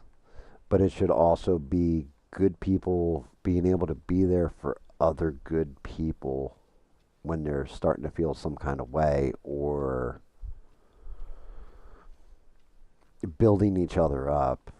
And unfortunately, a lot of people use the platform to tear each other down, but I think this is the right way of using this platform, is to sometimes just sometimes having a smaller channel may be a serious fucking benefit that I can't look past, because I can actually get to know, like, SE, the other night you sat there with me, right? After everybody had gone. Sheree's got to get the kid up for school.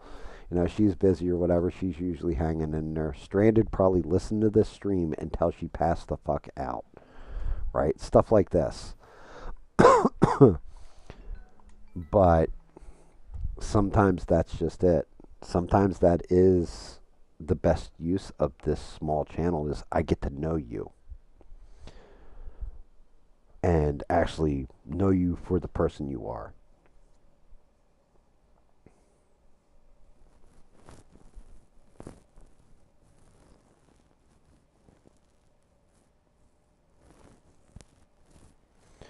Yeah, I wanted to go in the military, and my uncle talked me out of it, Sheree, so I can definitely understand that one.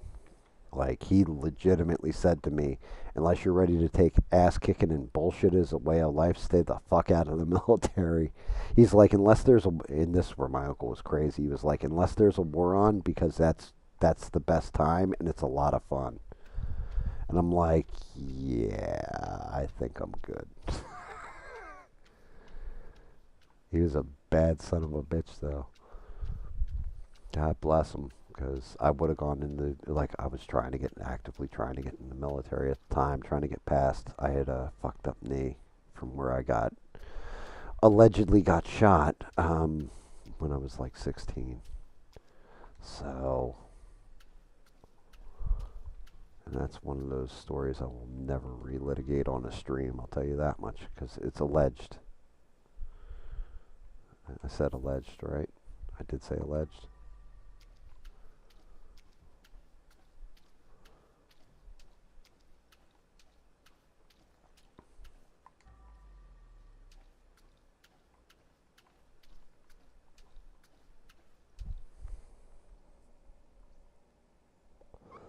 Yeah, all right, I did say allegedly. Yeah, well, you play stupid games, you win stupid prizes, and better to learn you're not immortal at 16 than at 36, right?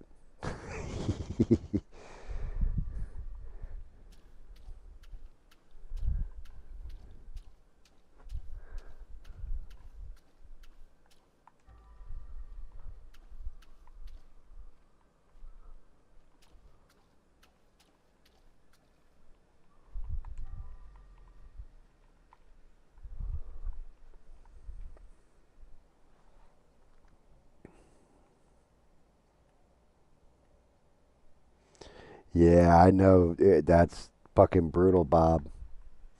They threw you in there.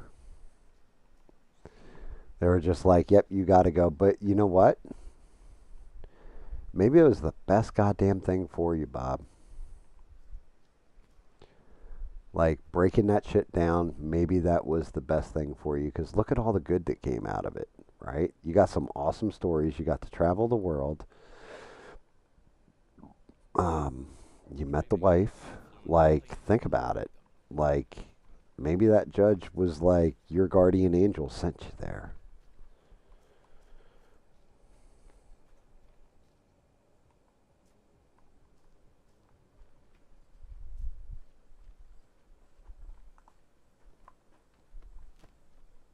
The one last landing.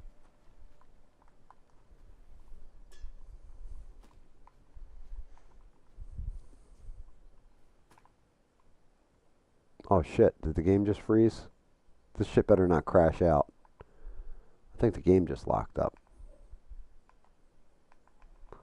Shit! What the fuck? No, it failed. God damn it. The other game I got to install too is Gears of War remastered or whatever, because Ray wants to see it played.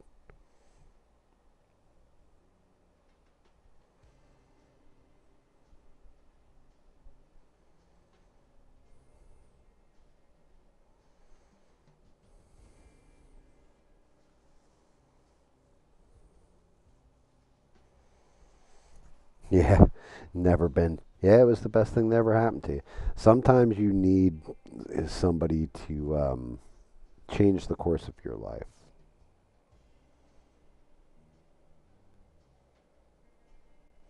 Yeah, see, I can believe that there is a lot of shit that comes with that job.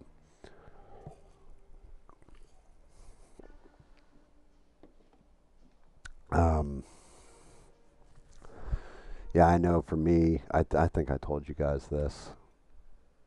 I know I've told you this, but my best friend Guido, he when I was 17, it was a very good year. I love I would get in fights at the drop of a hat. We'd be playing like pool in the local bowling alley, and this is actually the one that inspired it. And we'd bet money or whatever when we were playing, and somebody would say to me like, "Yo, fuck you, dude," and I'd be like, "Fuck me," and just punch him in the mouth. Stuff like this. Well, an incident quite like that happened one time, and I started unloading on somebody, and all of a sudden my best friend just grabbed me by the shoulders, picked me up, carried me out to his car, and sat me down. And he's like, "God damn it!" And like he scared me because he had at that point in time almost, I'm gonna say like 5 inches taller, and definitely 150 pounds on me. Well, no more than that. Had to be about 175 on me, and he was like, "Look, man, I love you. You're like my brother, holy and bullshit. you've got a bad Okay. temper." He's like, "One day I'm not going to be there to have your back, bail you out, stop you. Maybe you kill somebody. If not, maybe you beat somebody down. They come back with a gun and shoot you. Maybe this happens. Maybe that happens." Right? Like maybe they come back with their friends. They jump you when I'm not there to have your back. He's like, and he had like tears in his eyes when he's saying this. He goes, "And then I lose my brother." He's like, "And I'm not ready to lose my brother. we are going to start working on something called tact and diplomacy with you. He's like, I've had to learn it my whole life because I'm so big and I can't just go around hitting people. But we gotta teach you to be more diplomatic and tactful with the way you think and act, and like change the course of my life. Because at that point, he was probably right. I probably would have ended up getting killed, or really really bad things happen. Like any of those case scenarios could have played out the way he said. And I was definitely headed down that path where my anger just drove me. Um, so, like I said, you never know who's going to change the course of your life. Bubba, true story. That dude Bubba that was in here earlier, um, Bubba, when I was, yeah, right around that same time, like right around when I was 17, he sat me down because I had gotten kicked out of school my junior year with a month left in the year, right? And he's like, "What the fuck are you doing? Like, what's up with this shit? You got kicked out of school and all this?" And I'm like, "Yeah, I got, expelled or whatever."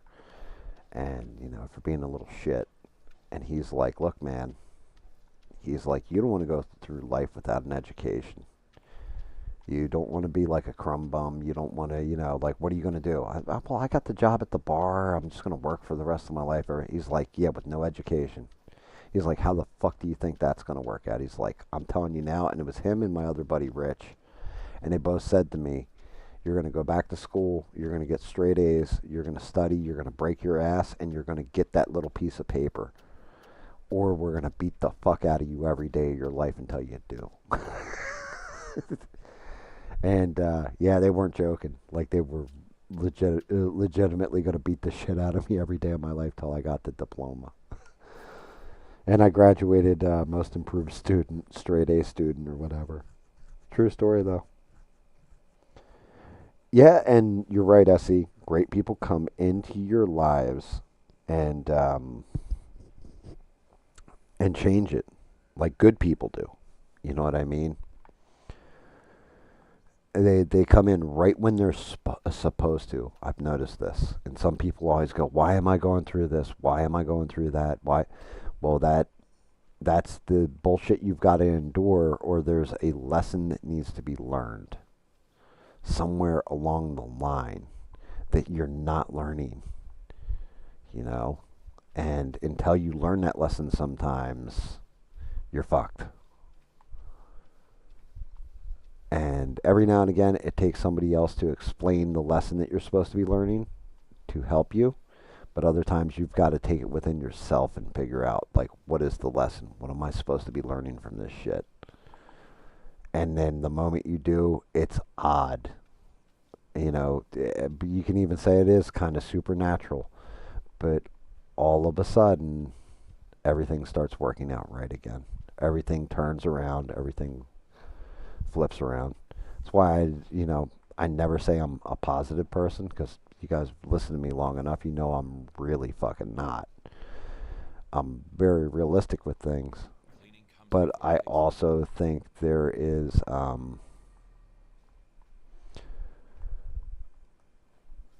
that room to be positive, to know that if you get it right, shit's gonna flip around for you.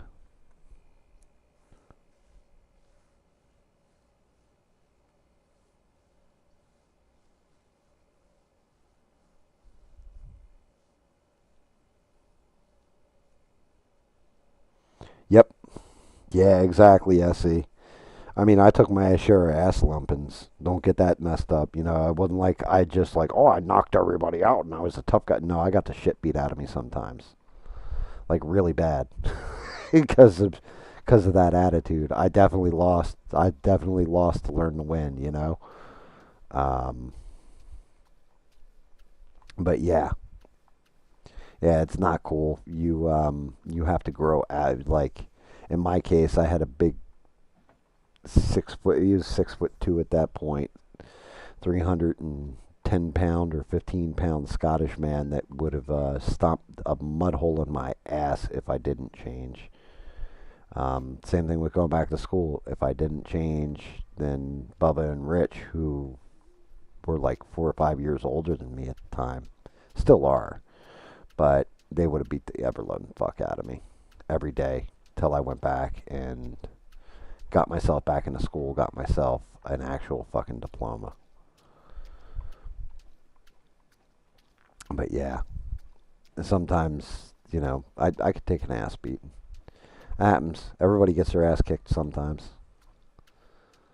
Nobody wins all of them. Nobody loses all of them either. Well, I don't think it. Maybe there's what the maybe there's somebody out there who's lost all of them, but I don't know. I've never met them.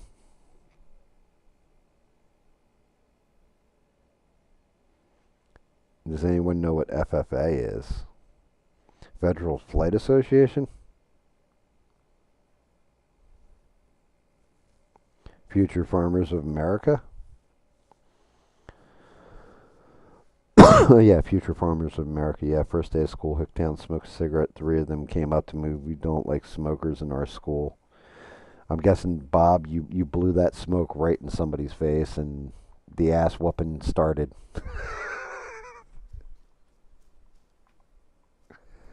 I think when we were all kids, well, when I was a kid, it was definitely like, oh yeah. Like, I think damn near everybody smoked. Everybody go to the skating rink, the bowling alley, the mall, and have a cigarette hanging out of your mouth because nobody even questioned that shit.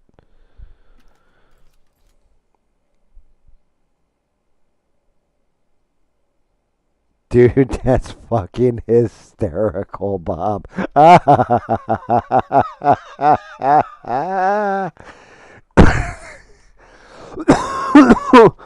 Oh yeah, yeah, Bob definitely. Did you get your ass whooped or did you win that one, Bob? I mean, it's okay. You got your ass whooped. Like I just said, everybody loses sometimes.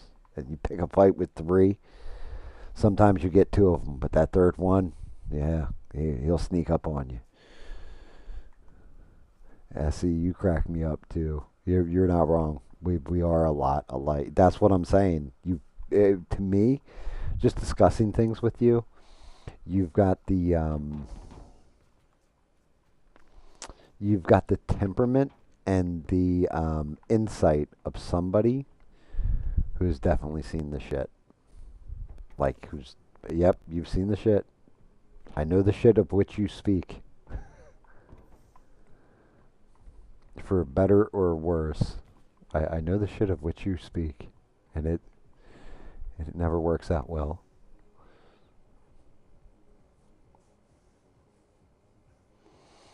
Now sometimes you gotta run. Like okay, for example, the guy who got his ass caved in like Cincinnati, that dude probably should have run at some point. Like he shouldn't have just kept taking it. Like sometimes you don't you bit off more than you can chew and you gotta run. I mean, now if you're getting bullied, that's a different thing. Like you kind of want to stand your ground, but other times discretion is definitely the better part of valor. It's a lot easier than getting your head caved in.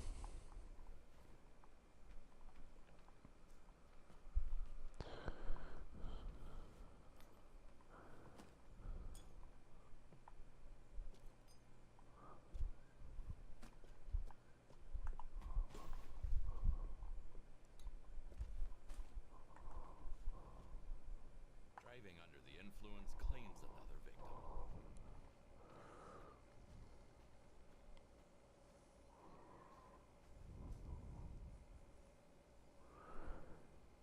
Yeah, I got you. I got you. 110% SE.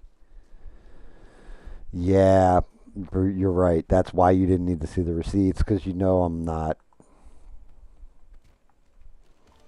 like I don't need to inflate my own ego. I know when I suck and when I'm like I said out of pocket or when it's like yeah this shit kind of happened this way and maybe I'm hey, you never know. Maybe I could be exaggerating or whatever, but I always offer to provide receipts anyway because there are people that are, you know, bullshitters like that always want to play the victim or I did nothing wrong, like that kind of person. And I fucking no, I can tell you, I fuck up all the time. Like it's all good. Don't try this at home, kids. Oh yeah, yeah. The big old country corn-fed boys.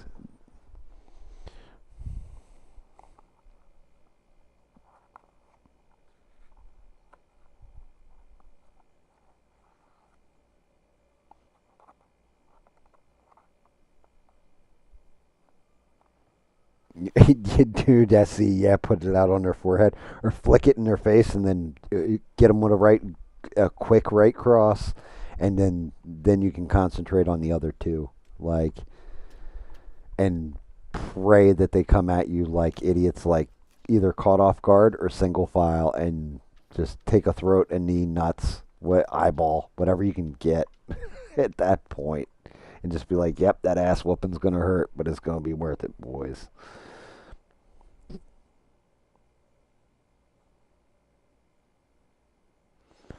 That's fair, Essie.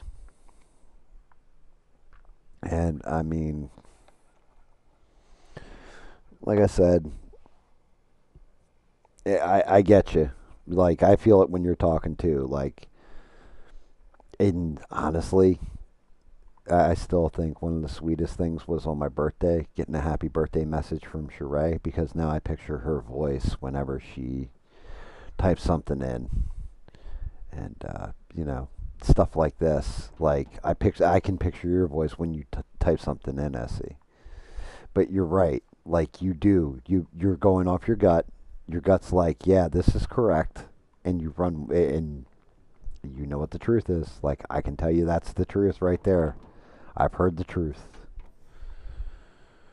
I don't need receipts. I don't need nothing. It's just already. Like yeah, it's not some bullshit. It's the way that should happen.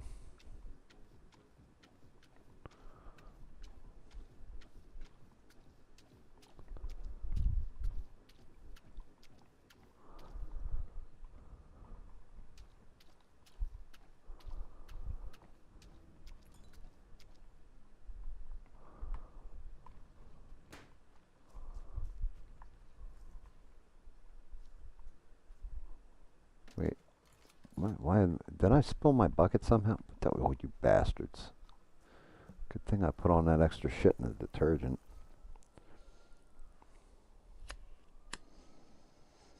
Mm.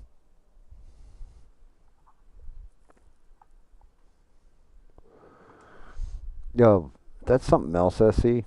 If you ever got questions, like you asked me that question, you're like, yo, if you don't mind, you don't have to preface it with if you don't mind. Um, Especially on something like that, right? Now, if you ask me something about like, I don't even know. I don't know, make something up, you know. Um, Something that you're like, yeah, that might be real you weren't stepping over any boundaries, you know what I mean? Like unless it's something where you're like, yeah, this might cross some kind of boundary, I'm cool with you asking me anything. Like that shit, you can always feel free to ask me anything.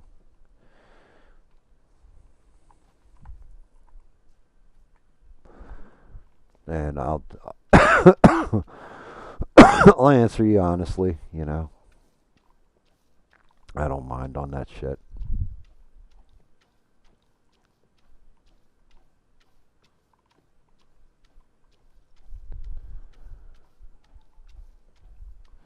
I mean, I can be an asshole at times. I'm honest about that too. Burned to a crisp. She must have been caught in an explosion from the campfire. No, honestly, like the whole thing is, even when it happened, um, I had already moved past drama. You know what I mean?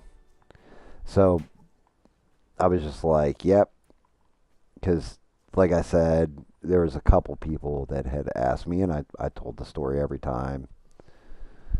Every time somebody would ask me, I'd be like, okay, yeah, this is what happened, blah, blah, blah, and just walk through it real quick. Because I don't know, I don't have shit to hide, and I'm not dwelling either in saying stuff like, like talking a whole bunch of shit, or, I hope this, and like, I hope you rot in hell, and all that, like, foolishness. Like, I'm beyond, like, if that was my biggest concern in the world, then I would be like maybe 12 years old again. And even then, my biggest concern in the world back then was more like, hey, can I pick this girl up for the night? Like, that shit didn't even bother me back then, really. Um, so it's all good. All right, let's see. What do we got? Do I actually have blood in here, or? Oh shit! My vision now lights up the other stuff too. I forgot about that. All right, this shit's tricky up here for some reason. I can't remember why. Now I remember. Because I got to jump out here, walk across there, and jump through like this window. And I fucking miss it every time. God damn it. Because this door over here, I just kicked over my fucking bucket, didn't I? I swear to God, I thought I kicked over my bucket. Maybe I didn't. I gotta go out this window. Oh, I double jumped too fast. What the fuck did... Oh my God. Did I really just like punt my bucket somewhere into the weeds? Like a fool? Get out here, get on there. Oh, trash. Oh, oh, put that away. Come on, you can make it. Got it.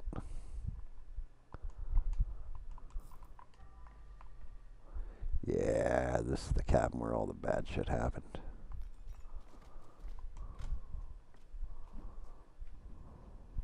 I did kick my damn bucket over. Goddamn thing will kick you again. Kick you again. Let's go fill up.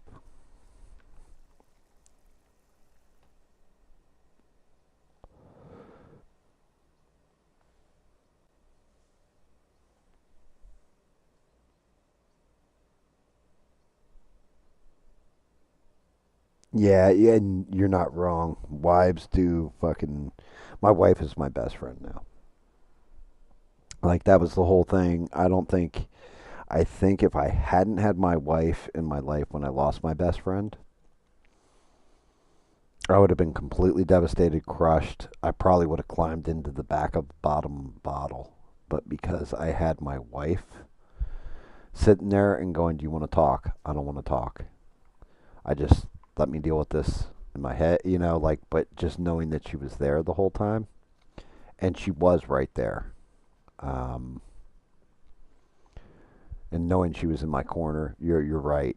It was definitely probably why I made it through that. And she said, you lost your best friend. I said, no, you are my best friend. Like, we're going through this shit together. Like, not just this loss, but life itself.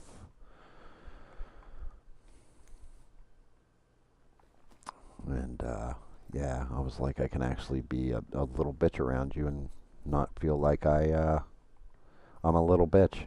Thank you.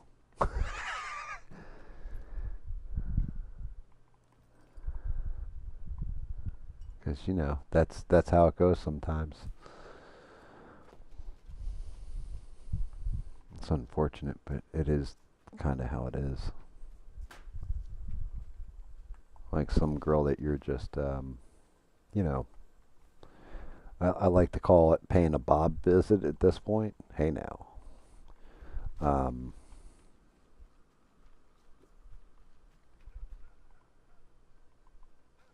you can't be all like mushy like that. Your wife's a different animal. Another one. He must have blown all over.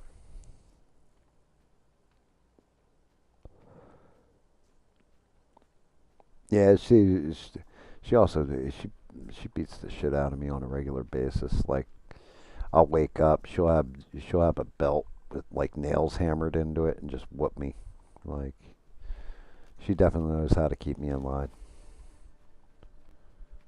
Like, didn't I tell you two dishes? And just next thing I know, I'm like, oh my god, please stop, don't do it anymore. Nah, she's never hit me or anything.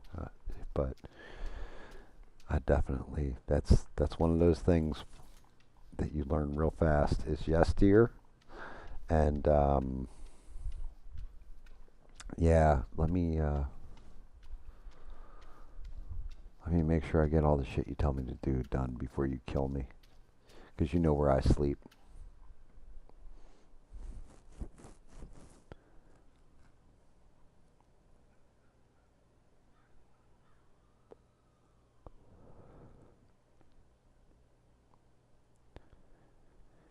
Yeah, Sheree sleeps.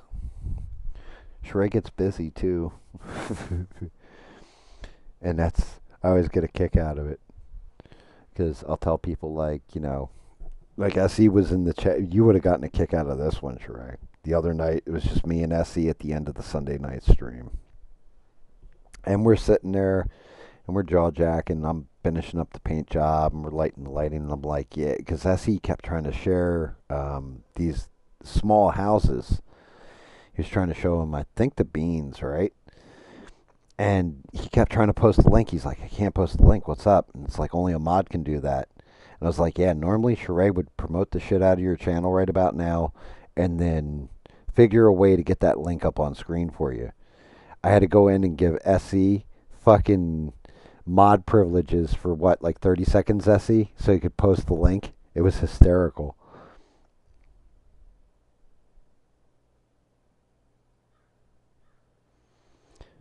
Bob, you don't have to thank me for helping you. I just want to see you. I can't even say it like that. I just want to see you better. And you don't have to thank me because you're a good man. If you were a bad man and I helped you, I might feel some kind of way. But you don't have to thank me ever, man. You're good people, and we got you. That's not something that you should have to ever thank me for, though. Like I appreciate you appreciating it, and I'm not downplaying that, and I do appreciate that. But you don't ever have to thank me, just so you know. You getting some sleep, Bob? Yeah, exactly. Like SE just said, I just like having you around and bullshitting and telling us stories. The FFA story is definitely a classic now. Anytime somebody pisses me off and I want to call them a homophobic slur, I'm going to call them an FFA. I'm just going to let you know that.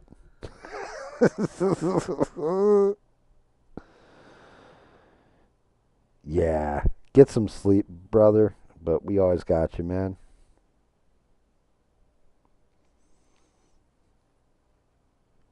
I mean, I'm not too far off. I'm fucking tired as shit too. I'll probably finish this job and call it myself. It's gonna take a while to finish this job though. This one's a pain in the ass. There's something stuck in like a ceiling fan if I remember correctly.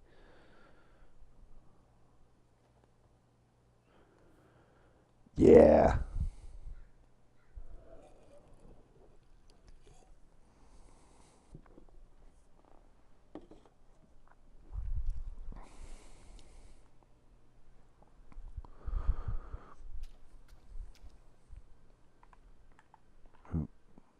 Time to dip the bucket.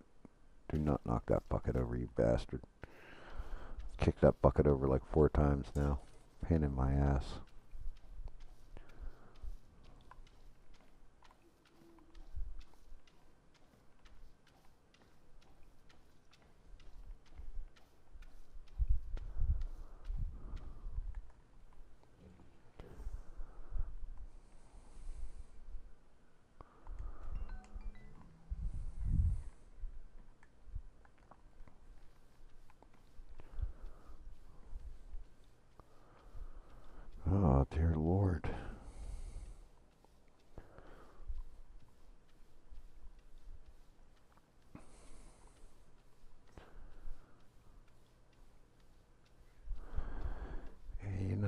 don't.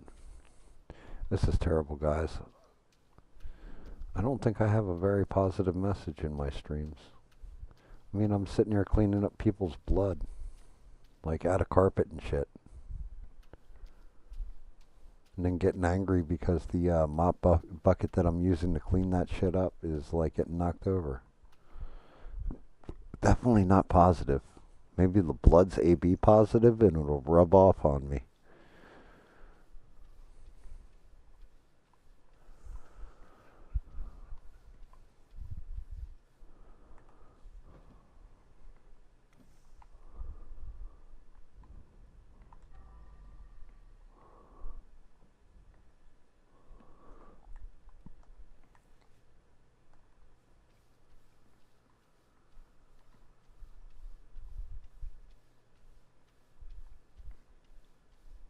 Fucking kids and their parties.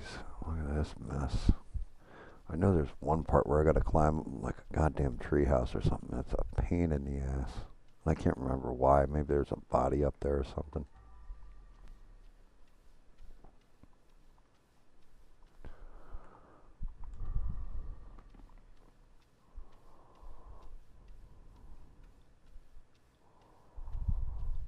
Probably set up the luminol light so I can see.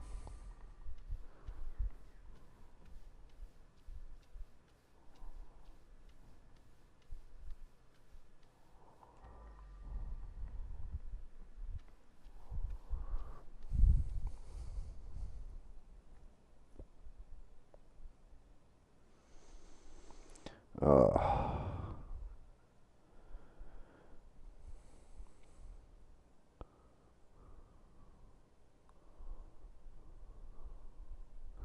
yeah, see, SE, you got the right idea though. Getting a small house like that, get it somewhere out in the middle of the country, like away from everything, kind of the quiet life, you know, just enjoying nature, loving life. Probably the best way about going about shit nowadays. Because everybody else is fucking kind of nuts. Like, the closer you get to a city, the nuttier this shit gets.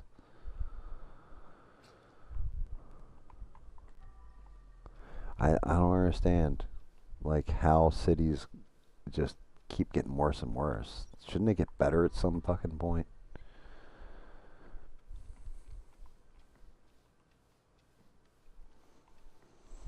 Um, I mean, I guess I should ask you guys, because I haven't asked anybody. And I haven't really discussed it. What do you guys think about this shit where they're talking about making it where you can prosecute like 14-year-old kids? Think that's going to be a good thing or a bad thing?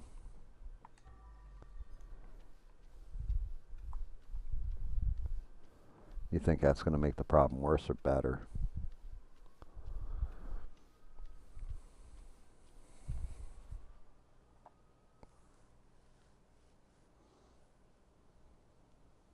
I Got the Power by Snap. That was the name of the group, was Snap. I got the power. Ain't gonna break my heart. Ain't gonna break that heart of mine. I got the power. There's actually, they use that song pretty effectively at the end of this one old school movie. And the actor's name was Jeff Speakman, and it was called The Perfect Weapon.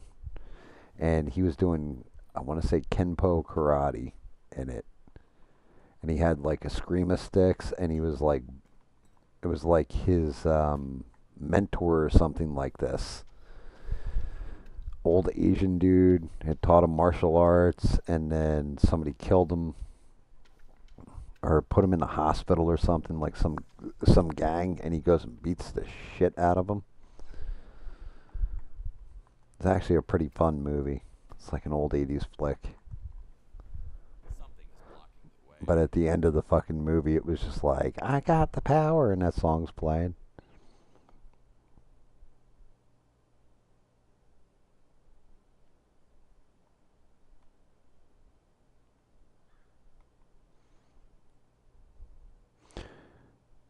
With what? With everything? Just try them as adults? Yeah, oh yeah. Yeah, try them as adults. Because the whole thing is, and I mean, they're going to try this in DC first and see how it works, apparently. Because they have a problem where the older gang members are getting the young, like teenagers, to go out and do the carjackings, do the robberies, and everything else. Because if they get busted, they put them in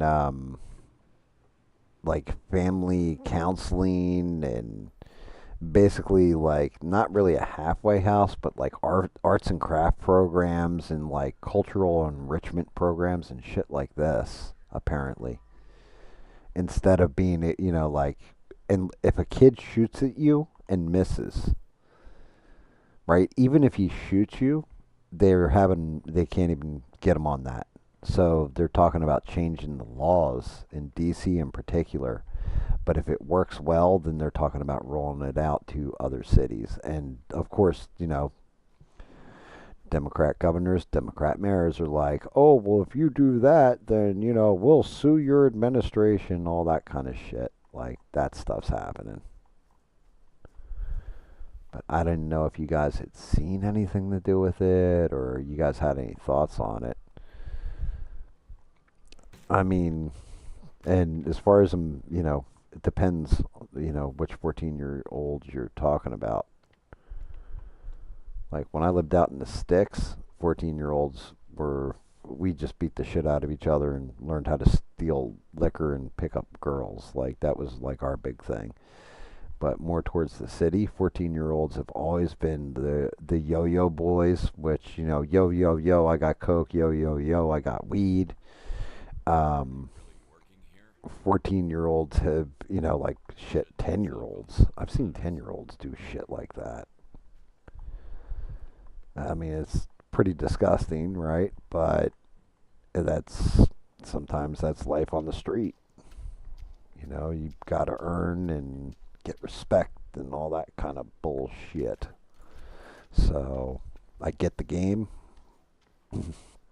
but at the same point in time,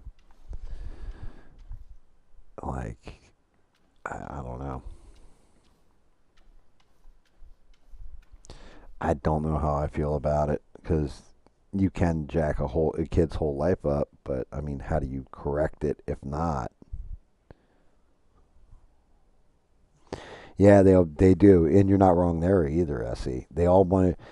It's they do want to impress each other. They all want to be like high roller gangsters and all this, and think that that life is going to take them somewhere. And it's because at least if they're stuck there, they got their respect. You know what I mean?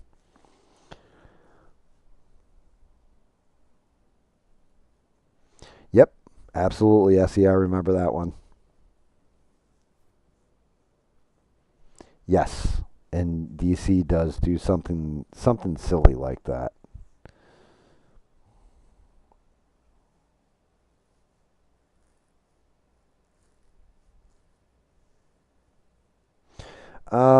They, I don't know. I don't know what's up with that. I think at this point, current administration, they kind of anything that's illegal, they are kind of wiping out unless you work on a farm. Like if they catch you and you're in the country illegal, I think they're like, where are your parents? Oh, they're over there. Okay, yeah, okay, come on, family, let's go. Which is why people are getting pissed off about it because it's not just the criminals anymore. Like they're just anybody they can get their fucking hands on. They're pretty much just throwing them the fuck out, right? And yes, they broke our laws, all that stuff. I get it, but that's also the arguments that they're using to like protest all that kind of shit, which is bullshit. It really comes down to just the census and them wanting to have voters that are guaranteed to vote for them because they fought to keep them in the country. That's what that shit comes down to, as far as I can see. Like it's bullshit. The whole thing is a big scam. Big scam. Bullshit. I call it bullshit.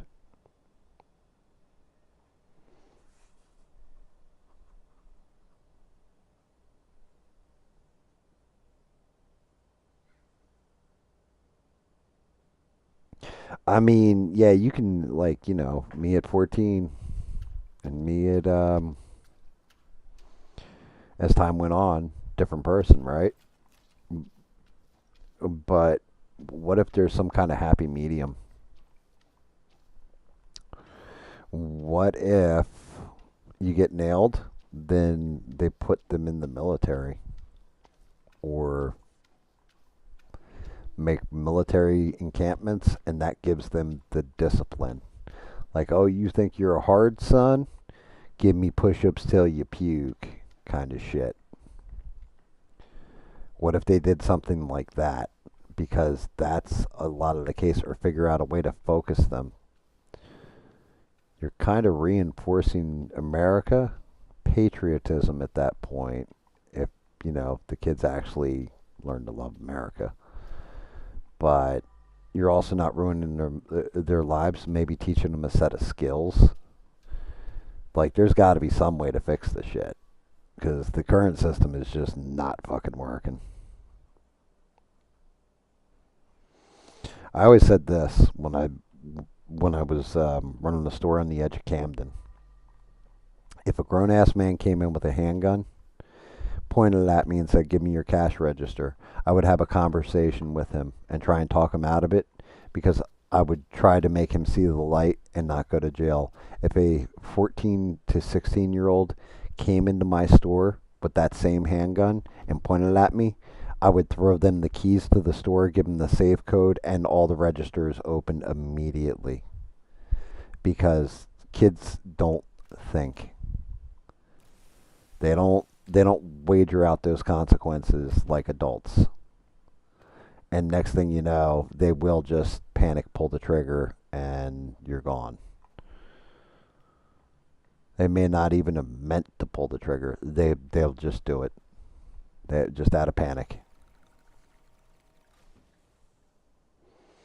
Yep, like a scared straight boot camp thing.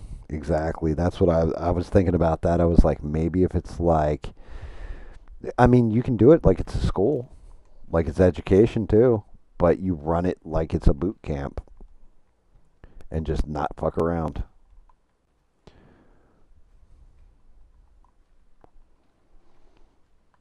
I don't know. I mean, I'd love to say, oh, well, you throw that shit back on the parents. The only problem is I knew kids that would come into my store and like, yo, why aren't you wearing shoes? Yeah, my dad kind of sold that shit, so he go get a hit off the corner. Like what? Like yeah, don't say nothing, but like staring at the ground, it like sitting there in fucking filthy socks. Like you walked here barefoot because you got no shoes, my guy. Yep. Like my dad, his dad literally sold his fucking shoes for fucking crack. It's fucked up.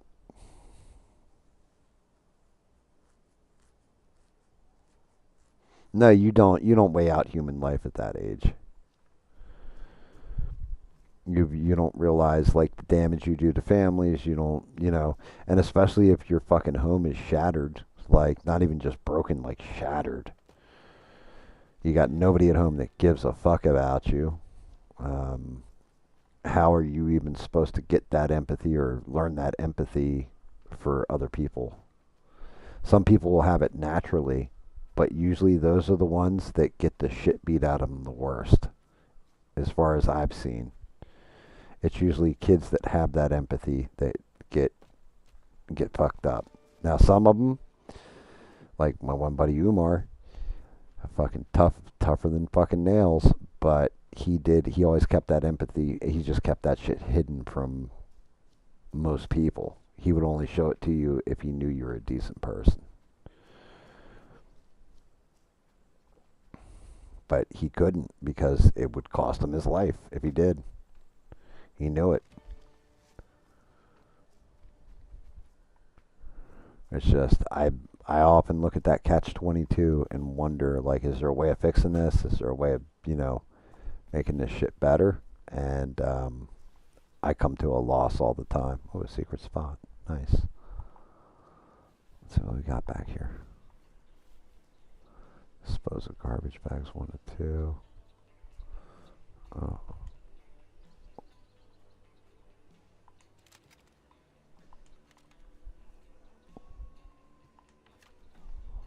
Till the death do us part.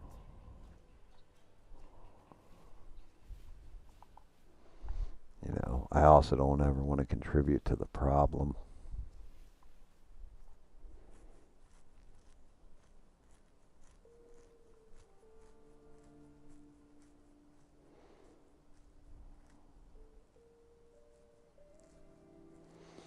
Yeah, Essie, you're.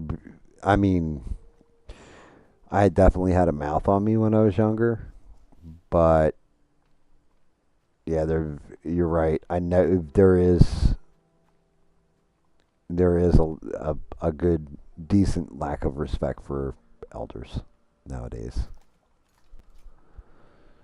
You know,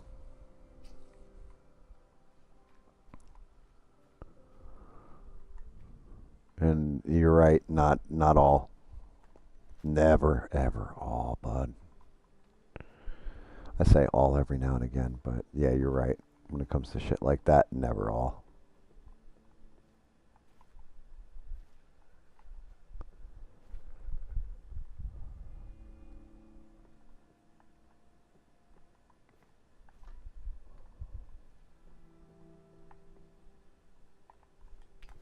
God damn it, I fell off again. Yep, we were latchkey kids. That's very very true. We were latchkey kids. Like come home from work and all that kind of stuff.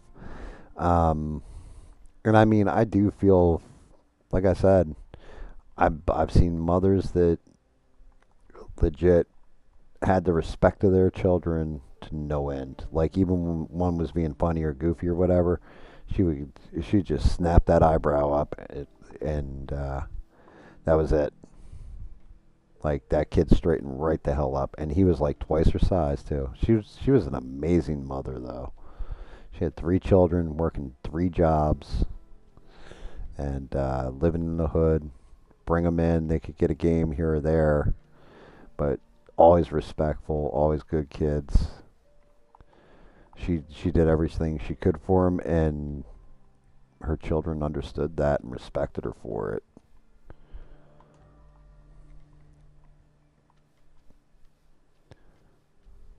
Not all moms are like that though.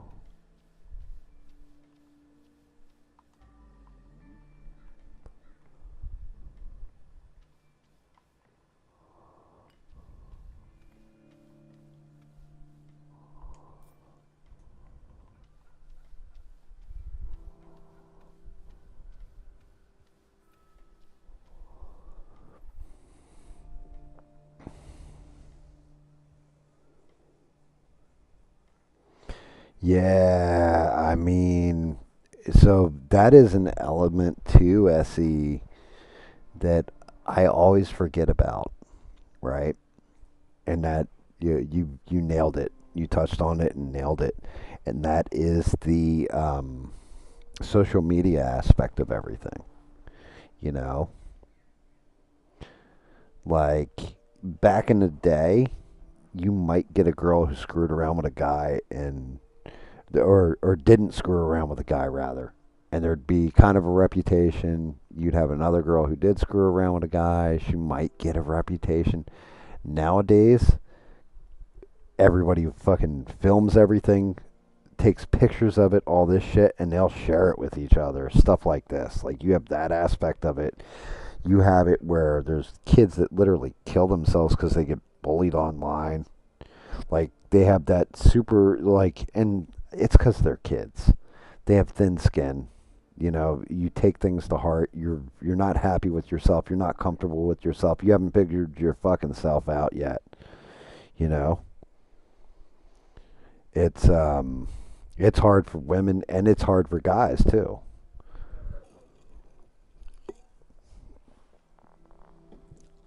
I think it's also hard for guys because the ego is fragile on a teenage boy.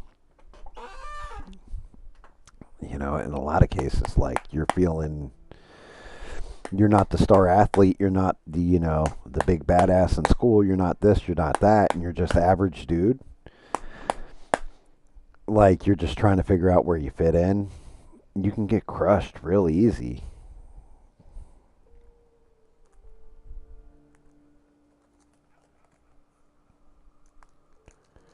Yep. Yep. You're not wrong, SE. There, a lot of kids nowadays, they're more worried about they're more worried about that swagger than they are about actual fundamental important things.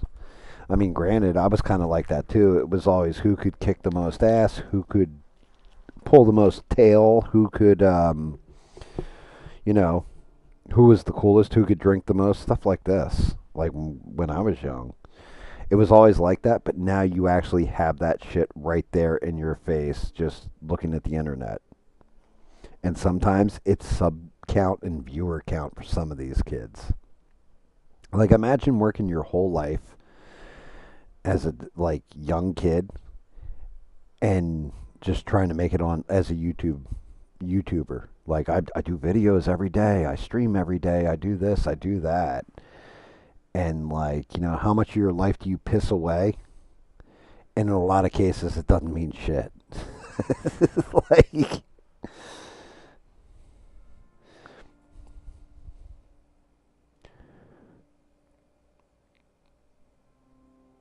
Yeah, I think I would rather have it like when we grew up too, SC. And if I'm being quite honest, I think that is coming. I think this whole needing identity for streams, to be on streams that have adult language and stuff like that in it, or blood, guts, and gore, or what have you, I think this is all part of it. I think this is the change up. I think this is why they're going to it. This is why they're knocking out the. I mean, granted, the adult companies. I get that part of it, but I also think this is what's going on with YouTube and stuff. I don't think it's going to hit shit like Meta. I'll actually be surprised if it hits Meta and Facebook and all that good shit. I I don't know that that's what's going to happen there. I think the Zuck wants too much information and a whole nother crop of young children to be like, oh no, I need to be big on the Insta. I need to be, I need to show you why I'm so cool on TikTok or whatever. Like, I get these Facebook shorts that show up when I'm scrolling through, like, if I'm looking at people's shit on Facebook, like my friends' posts, I'll have a whole thing, and I guess they're, what are they called? Reels? But shit'll pop up. I'm like, oh, what's this? And it'll start playing on its own. Like, it doesn't fill out the screen. It just plays in this little section. And, like, it's a young fucking girl who's, like, basically, like, it'll freeze and she'll be in, like, a bikini or something like this and go back to her regular picture. And I'm like, what the fuck did I just see? I don't want to see this shit. Who's letting this shit up on the internet? Like, in my Facebook feed, like, Facebook shit.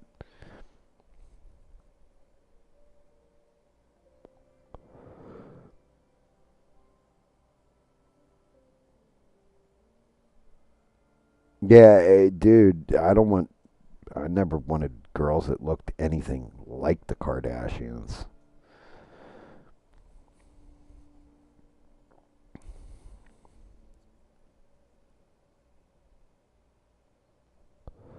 Yeah, yeah, dude, you shouldn't get, unless you got some kind of like actual deformity, you don't need plastic surgery. That's fucking ridiculous.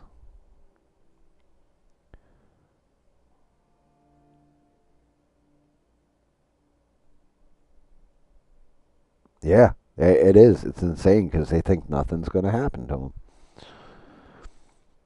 Um, yeah, one of the things, like, this is actually one of those things I actually do respect ABL for. I know him coming out and saying he's conservative and all that, you can say like that is a that's like, oh well, that's to get people to click and watch his shit and everything. I can honestly say after watching him as long as I've watched him, he really believes in what he really believes, right? I can't imagine the shit that comes out of people's mouths towards him, the things that they call him. Why, I can't imagine, you know. Um, and that's one of those things. Even if the rule on here was that, oh yeah, racial slurs, yeah, no problem. Nobody's worried about that shit. That would still be a rule on my channel because I kind of fucking abhor it, guys. Like I find it like we should be way past that part. People can be whatever the fuck they want to be, you know? And you shouldn't. What the fuck does the color of his skin matter? I'll never understand that part of it. What does that fucking matter?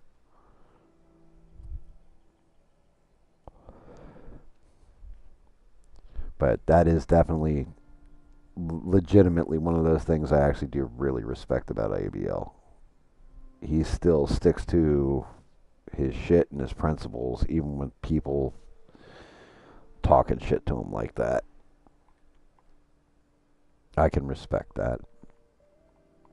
I don't always agree with him, but I definitely respect that part in particular because that shit's got to be kind of rough. You got to feel kind of singled out and away from it. Like, and, you know, I'll tell you this much. Somebody ever talk some shit to my moderator like that? Mm-hmm. If Rick James didn't get him, old GAM would. I'll tell you that much. like, like, I will find out where you live, and I can't afford the plane ticket, you son of a bitch. And I'm still young enough for a couple. I still got 3 good ass whoopings left. I had 4, and when I turned 50, so I lost one because I didn't use it. God damn it! And I still got a couple good ass whoopings left. But what exactly counts as litter?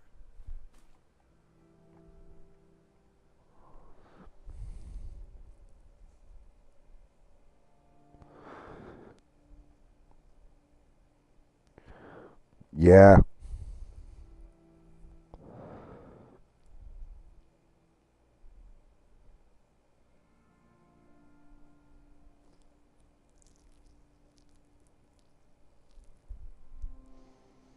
Yeah, Essie, you're not wrong. And that's just it. I, I, I think part of that is self-loathing because they want to feel like they're the good guys. It's That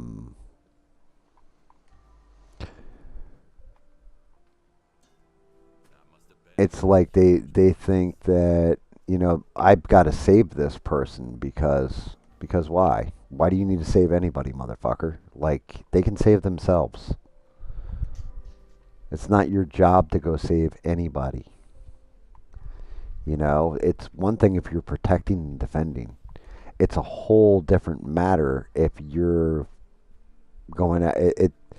It's the homeless baker syndrome.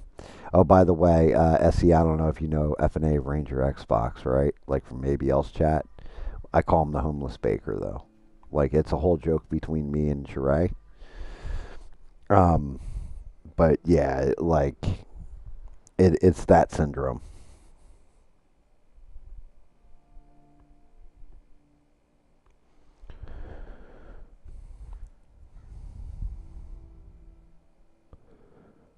No, I don't think they do. That's what yeah, exactly.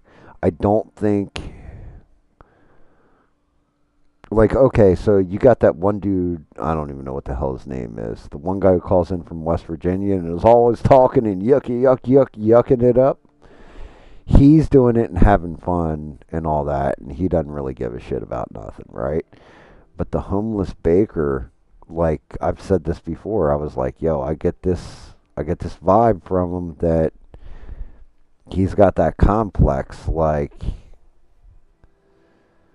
you know when you can tell a white dude is actually racist, not like hey, you know, I'm gonna call this guy racist, but this dude actually is a racist, but doesn't want anybody to know he's a racist, and he just gives himself away. Se, you know the type of guy I'm talking about.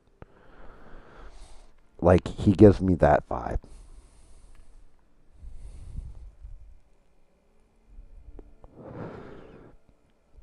Yeah, that's what I mean. Like I don't get if that's that guy's name. Shout out to him. I don't know. I guess his name's Jeff. Um, I don't think he's doing anything out of like some kind of like self-grandizing. I don't even know how to describe it. Like I don't know how to describe it right. It's this fucking vibe I get. But yeah, you know, people say the white savior syndrome. That is a real fucking thing. Like it really is, and you're right. They don't see the condescension. They don't see how they're like that's really fucking ignorant of you that you think you need to. All right, five guys in white hoods are trying to beat up some poor black teenager, and you rush out there and help them. That's one thing, right? But I don't think they need your defense against like I don't know JD Vance or something. Like what the fuck are you doing here? Like these laws are all about like what are you talking about? What are you even on about? What you act like they don't want the crime in the city to go away either? Like cuz they live there. You don't, motherfucker. You obviously don't. Go back to your penthouse and, you know, shut your fucking mouth, lady. Like go get your hair done at the salon for like $500 and stop trying to help here. I don't need your voice backing me, you dizzy bitch.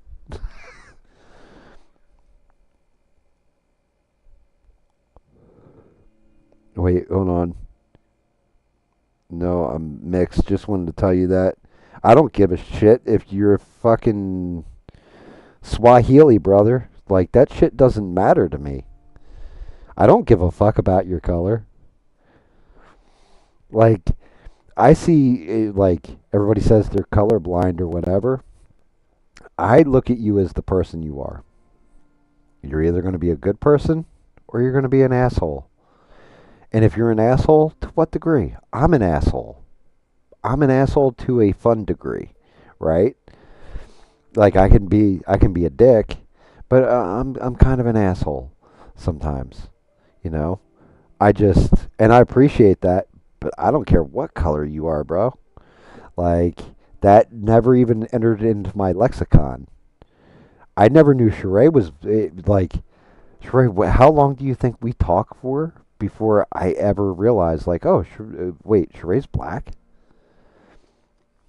Because it doesn't enter into the lexicon. Like I don't care about that. I'm talking to a person.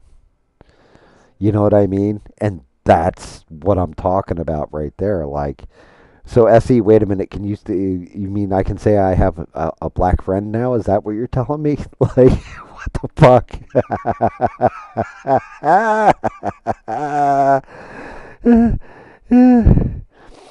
Like, I mean, it doesn't is like like I know you don't. I mean, now you can. Well, no, actually, Umar Walt, those are my brothers. They're not even my friends. Those are my brothers. Like to this day. So Umar and Walt, I love those two. Used to call them the Black Mario brothers, right? Because Walt, like, there's a picture of me, and he's wearing a luchador mask, and like we're goofing around, and he's got me in, like a headlock or whatever, and my buddy Umar, he's built like Luigi, but had the personality of Mario, and Walt had the personality of Luigi, but he's built like Mario, but he's a big dude, and it was like, here's Gam trying to wrestle a bear was the title of the picture, because he was just a monster. But those two guys, I I love them. They when I first got to that store or whatever, I mean, I'm on the edge of the hood. All kinds of bad shit can happen to me, right? And they used to call me the white man, the wizard, all kinds of stuff. And they would do it in a joking, loving manner, Umar and Walt. But I got to know them through one of my employees, this guy named Haas. And one day, this guy came in, and he was about, I don't know, 6'3", 6'4", older black gentleman, and he leaned across the counter. And he wanted to return this brand new game, and I wasn't allowed to return it. You know, I'd have to eat it and all this, hurt my numbers, whatever. And so I'm hitting with store pot, sir, I can't return it for you. You gonna do it now, white boy? Blah blah blah blah blah, and like just going off on me, you fucking cracker, and all this. Well, Ooh and Walt walk in, and they're listening to him just go off, and I'm like, sir, I can't do it. You know, they come up, they kind of like shoulder in front of him and get in between me and him in front of the counter. And they're like, yo, you're going to apologize to the white man right now, and you're going to turn around, you're going to pick that game up, you're going to get the fuck out of this store. Now, what are you two little hood rats going to do? And Ooh opened his jacket. Walt leaned forward, whispered something in dude's ear. Ooh opens his jacket, and I can only see him from the back. And the guy, like, his eyes got big. He picked up the game. He said, I'm sorry, sir, and walks out the door.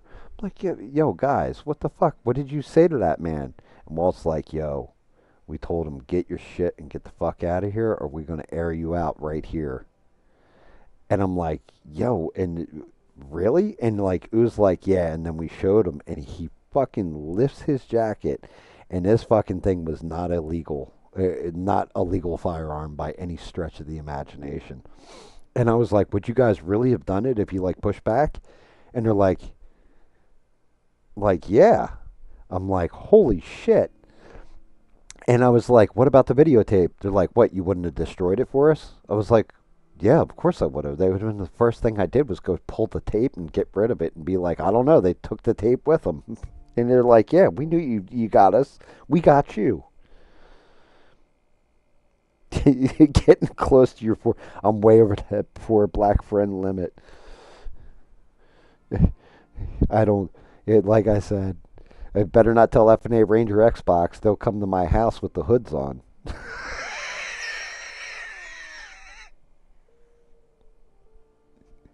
You have two black friends. Throw it in your argument. Well, you guys forgot about Bagum D. Bagum D's my brother too. Like, I've been through all kinds of hell with Bagum D. Try to get him promoted to a store manager. All kinds. They fucked him over bad at GameStop, um, and stuff. Uh,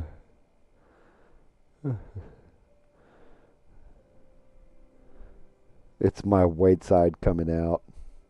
You just got to tell him, yeah, I'm a self-hating white man. Shit, did I just get kicked out of my own goddamn stream? I did. Must have hit the 6 hour mark. Shrey, you hit 6 hour mark or something? You get kicked too? Yeah, Bagum, like, I really wish I could get him on the mic. He is, like, every time he says the same shit. Oh, yeah, we'll have to link up and all this stuff. And then never fucking, it's like I stream every week, bro. You can come on anytime you want. And he never does. He's always playing some game or busy or whatever. And then if I say something to him about it, he'll be like, oh, well, you didn't ask me. Well, I've asked you like 10 times. You just ain't taking me up on it. So I've kind of given up on ever getting him on the shit. But he can tell some stories too, because he's got some funny stories, and he's good at telling them. Like, very, very good at telling them. Like, he's funny as shit. He he was one that he flipped from like Democrat kind of stuff over to not completely conservative, but more on the conservative side, because he factored it all out and realized, like, hey, they're fucking lying to me all the time, and they're doing shit that doesn't make any fucking sense. What is going on here? But he's always been a good guy. He's always been an awesome dad to his son too. He definitely loves that. That boy is his pride. Not always easy, but that is his pride.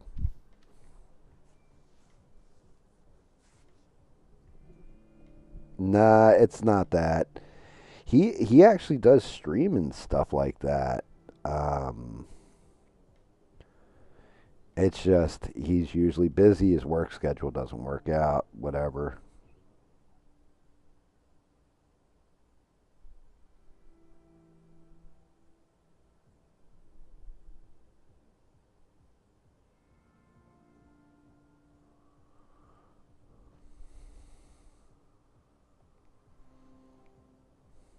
Oh, my boy just messaged me.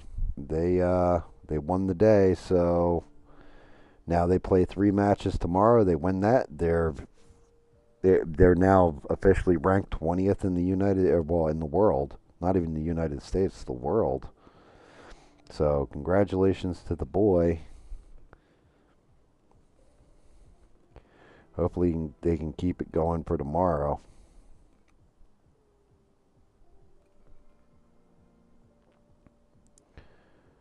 But yeah, he did it.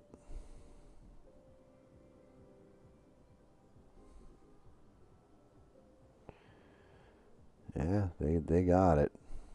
That's fucking epic. I love that shit.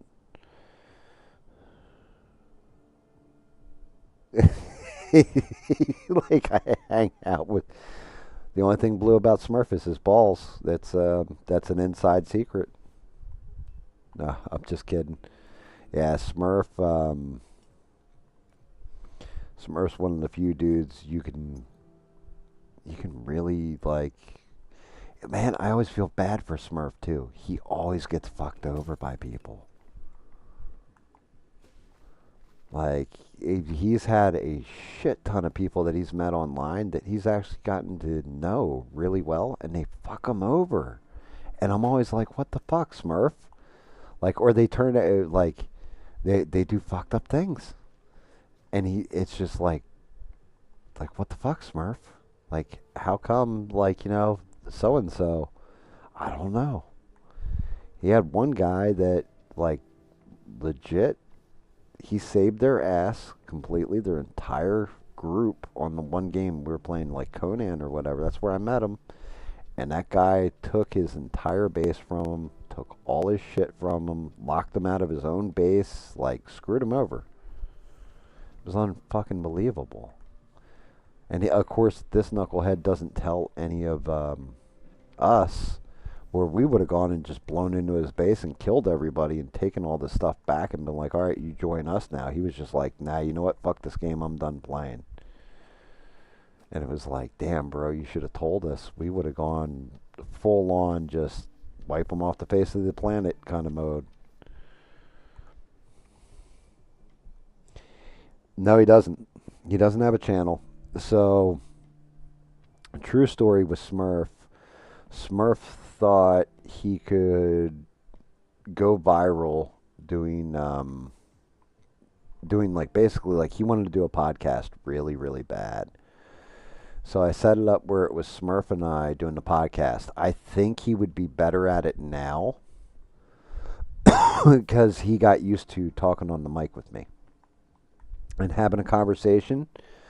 But we tried to just raw dog that, and I set up a whole channel for him. Everything he should still have all the stuff to it. It was called Sorry Not Sorry, and I don't know. Have you ever seen the movie The Fifth Element?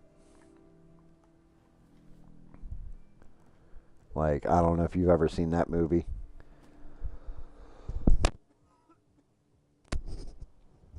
The nightly news with Sylvester Stallone. Well, that's one of the things. He doesn't watch politics, news, any of that stuff. He watches local stuff that's going on, like in Illinois or whatever, but he doesn't watch the regular ass news like normal. He doesn't have any feelings on Trump, none of that stuff. No feelings on Biden. He's more like chill, smoke a few, and kick back kind of dude. He doesn't want all that drama in his life. Um, but the whole thing is, you've heard Smurf and I go back and forth if you watch the gaming streams at all. like some of the shit we say to each other or some of the stuff we talk about. So Smurf's like, yeah, we just have a conversation and everything else.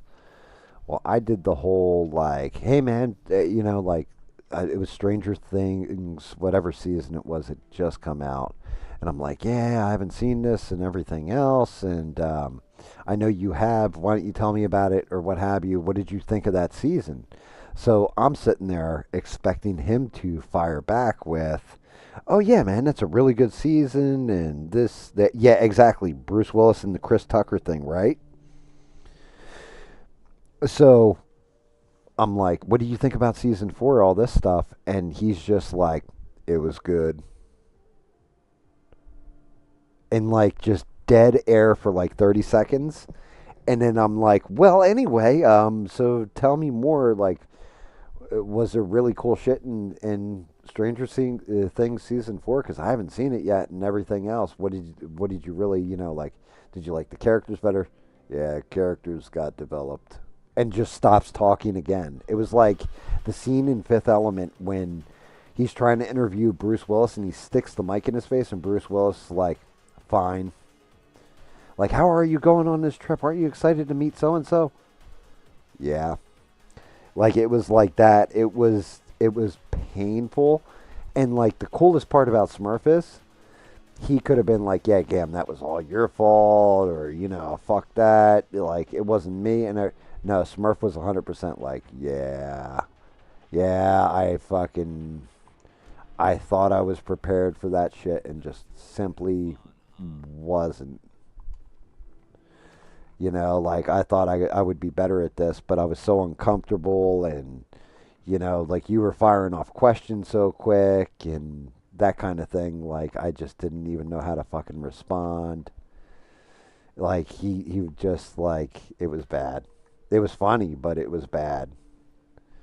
So then like he started to loosen up a little bit, and we realized like if we're playing a video game, he's focused on playing the video game at the same time he's talking, so he doesn't realize he has that microphone in his face, so he can actually speak. So it's like perfect for a gaming stream, but just doing a flat out podcast like an entertainment one, yeah, that shit ain't gonna work.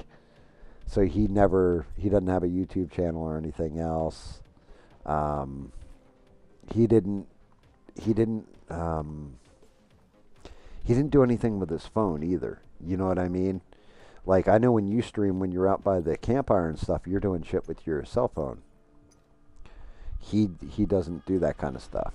Um, I honestly I kind of wish you'd get a PC and then go from there. I Yes, if you think I have to think about where the mic is pointed. Right, and that's just it. You're right. It does take a little bit of time to get used to. I know, like, if I go back and look at some of my first streams, I'm definitely talking a mile a minute and trying to cover so much ground that I'm not breathing when I'm doing it. I'm trying to focus on the painting and, like, it's just, it feels off. Like, the pacing's off. My attitude's off. I'm not relaxed. I'm too worried about getting out my opinion on some news story or something going on and wanting to feed into this and that and the other thing instead of just focusing on being myself, like, hey, what's up, guys, and bullshitting with everybody, which is really where I think you got to kind of logically take this. Like, you've got to have you got to be relaxed when you do it and just yourself, because anything else, it comes across as fake. And once you come across as fake, it's kind of then you become Tim Pool. You become like one of the guys that you're just lolcowing, like, yo, bro, you don't have to be fake. You can be honest. That's why, like, it's probably embarrassing to a lot of people to say, yeah, you ever get in like a fight with somebody and they just kick the ever loving shit out of you? Like you might have gotten one punch off and it wasn't even a good one.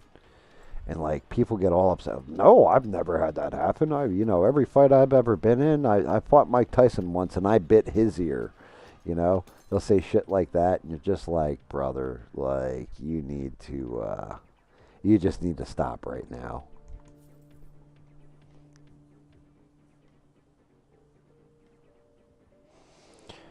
I say this all the time, Sheree. If you've seen growth in me and the channel and everything else, the channel's slowly growing, and I love every one of my subs and amazing people here. Always happy that we're picking up new people.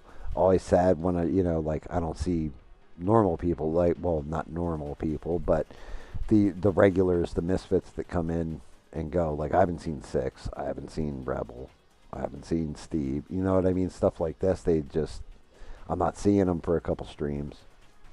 Always sad with that, but always happy because I never know. People are watching the shit on the replay and they watch for hours, so it might be those guys. They got something going on in their life, and shout out to them. Oh, I was going to shout them out and all that shit.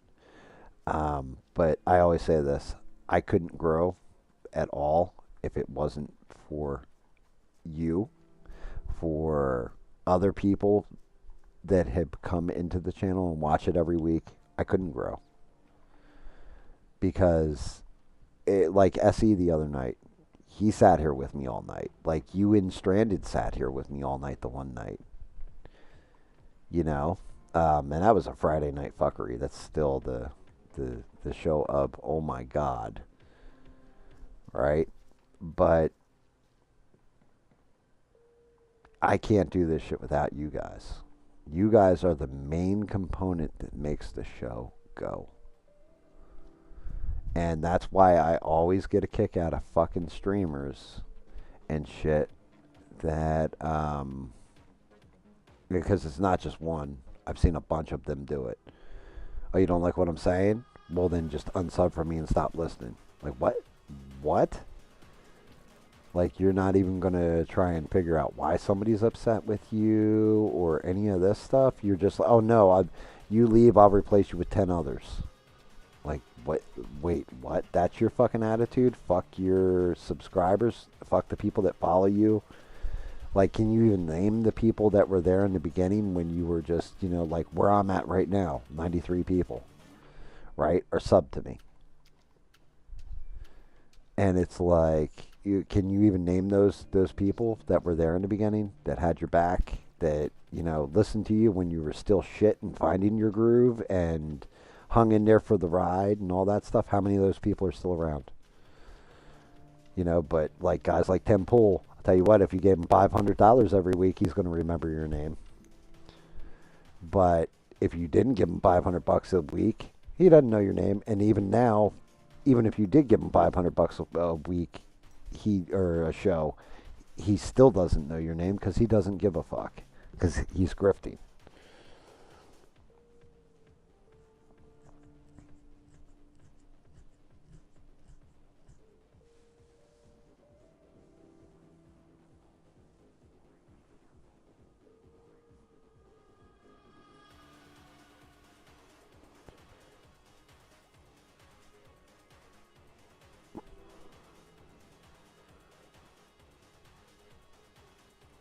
So that's just it, Essie. I started saying not going to lie a whole bunch, so I'm trying not to say it, right? Because I noticed that about myself. You're doing the same thing, and Sheree's right.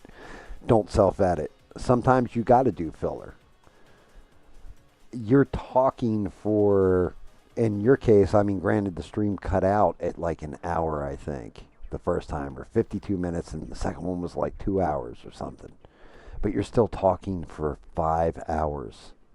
You're going to say some stupid shit on the mic. It's inevitable. If you don't, man, that's God bless you on that one. I've definitely said shit.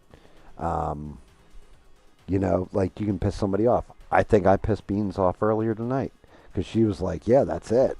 And I still don't. I was like, that's why I said to Sheree at that point in time, I was like, did I come out of pocket on something? Like, did I say something fucked up?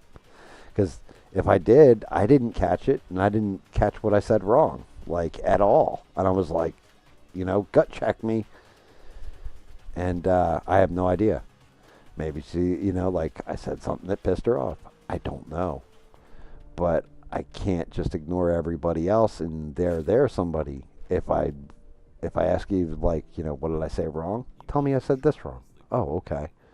And I can like look at it and be like, yeah, that's either not what I meant or, what have you. But I have no idea. It's little things like that where as content creators, like, you're talking for hours. You're going to say something, you may say something that you're not trying to say anything right about something, but it still comes out like a person takes it a certain way. It's not your fault. Filler sometimes you got to do filler. You've got to you got to collect your thoughts. You can't just the whole time like, "Oh yeah, I got this shit." You've got to collect your thoughts sometimes. So you got to fill that empty space while your thoughts are collecting. The worst shit I do is like now when I'm tired, I'll forget like where I was going with the story, for example. Like, oh shit, I was telling you about David Mon said like the sweetest thing to me, and it was also the meanest thing at the time. And then I went off into a whole ramble about a different story because I got sidetracked my own brain because my mouth's running. It happens that way sometimes. This guy really caught one in the throat, huh? Oh, looks like they shot at him with a. That's funny. It won't move like this. Yeah, see, that's what I'm saying. I don't know if she was joking or not.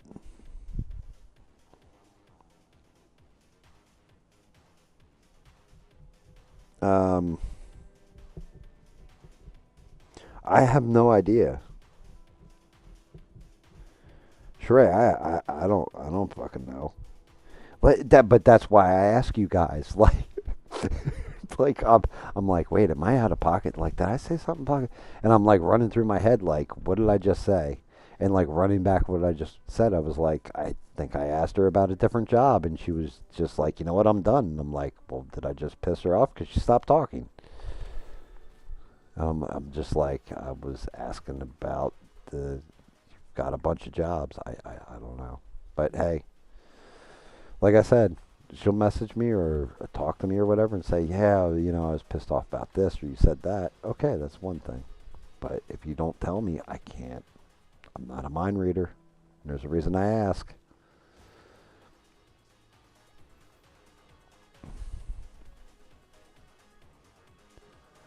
I will always, always ask.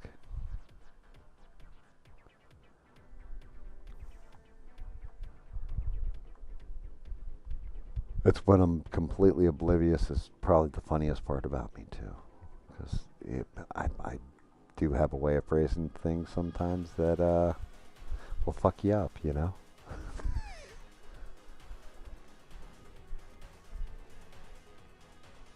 God damn it! But I'm getting sick of this rave music. There's got to be a radio in here I can turn off. This dude took his bottle of Jack Daniels to bed with him. I've been there.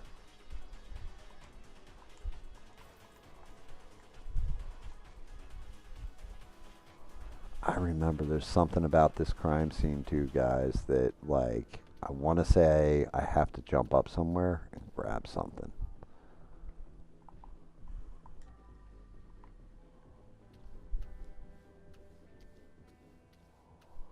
Let's see, I got all the blood out of here.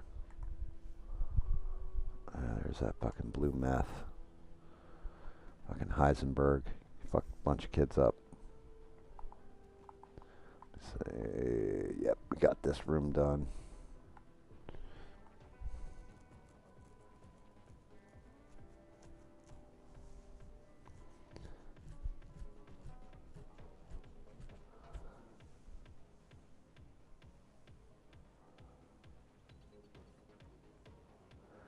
Um,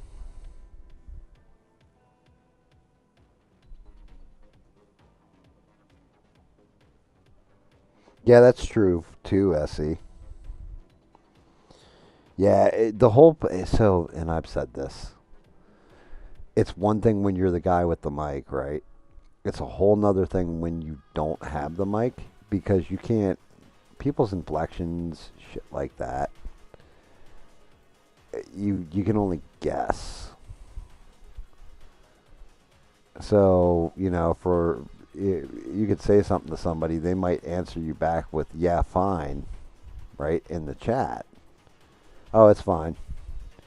But if you were in a conversation with them, you'd be like, "Oh, this person's like actually pissed because of the inflection in their voice, but they're just typing in, yeah, it's fine." You know what I mean? Stuff like this, like that is rough. It is rough to try and decipher a chat, like a random ass chat.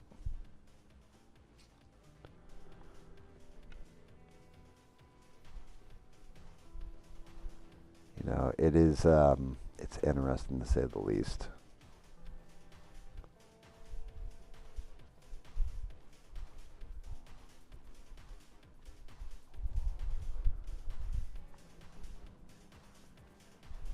I can't even believe I did a stream tonight.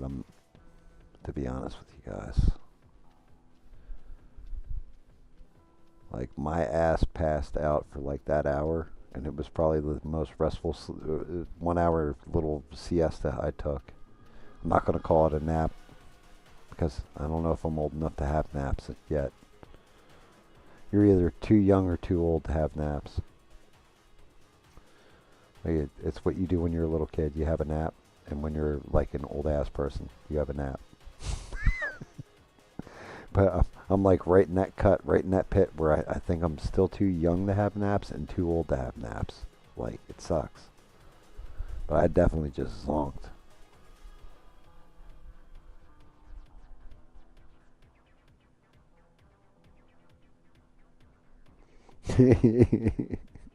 Freaked out, insecure, neurotic, emotional. Fire noise makes me think of the. Yeah, dude. Yeah, that is a good call.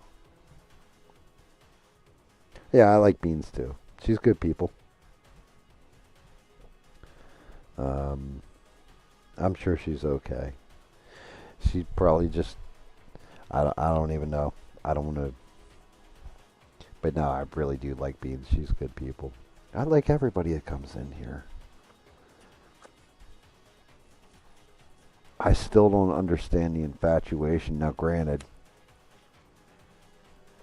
I'm starting to wonder if I should start streaming game streams at like 4 in the morning. I'm going to try and experiment one of these days, I think.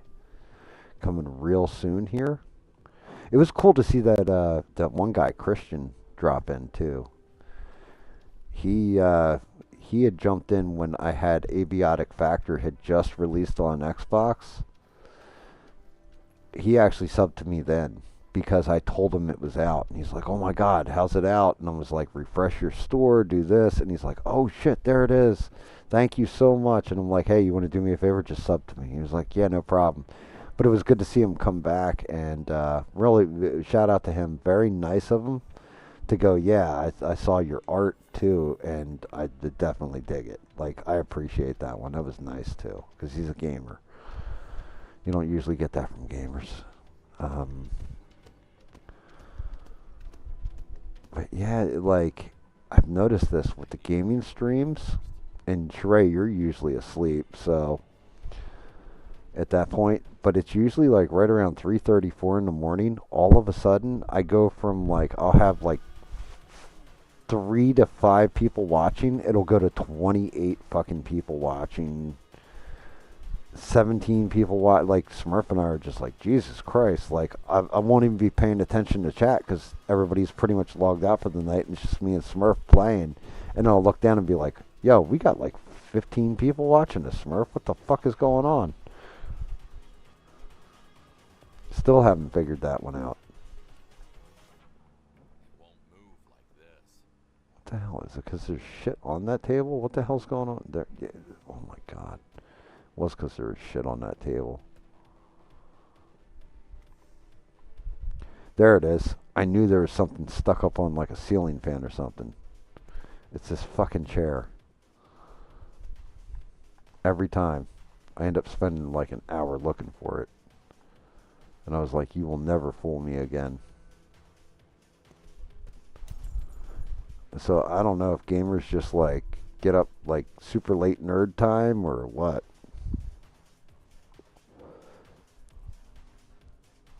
I mean, some of it is, some of it isn't, but I also think it's a timing thing. Like I've done games in the middle of the afternoon, off days and stuff like that. It seems like it's good on weekends. And that tells me right there, and it's actually a little worrying, could also be why they're not typing. It could be kids watching. Now, granted, the later it goes into the night, the more we're away from like political talk or news or any stuff like this. But yeah, yeah, it also concerns me a little bit. Like we had one kid, it was like at first Sheree and I thought it was somebody who was just kind of trolling us, and like nice kid, shout out to him. And yeah, he was legit like a young kid, and we're like, do your parents know you're up late? Like all of a sudden the adult in Sheree and I kicked in. Like we're just like, wait, do your parents know that you're awake at this time and in a stream like this? Like what the fuck?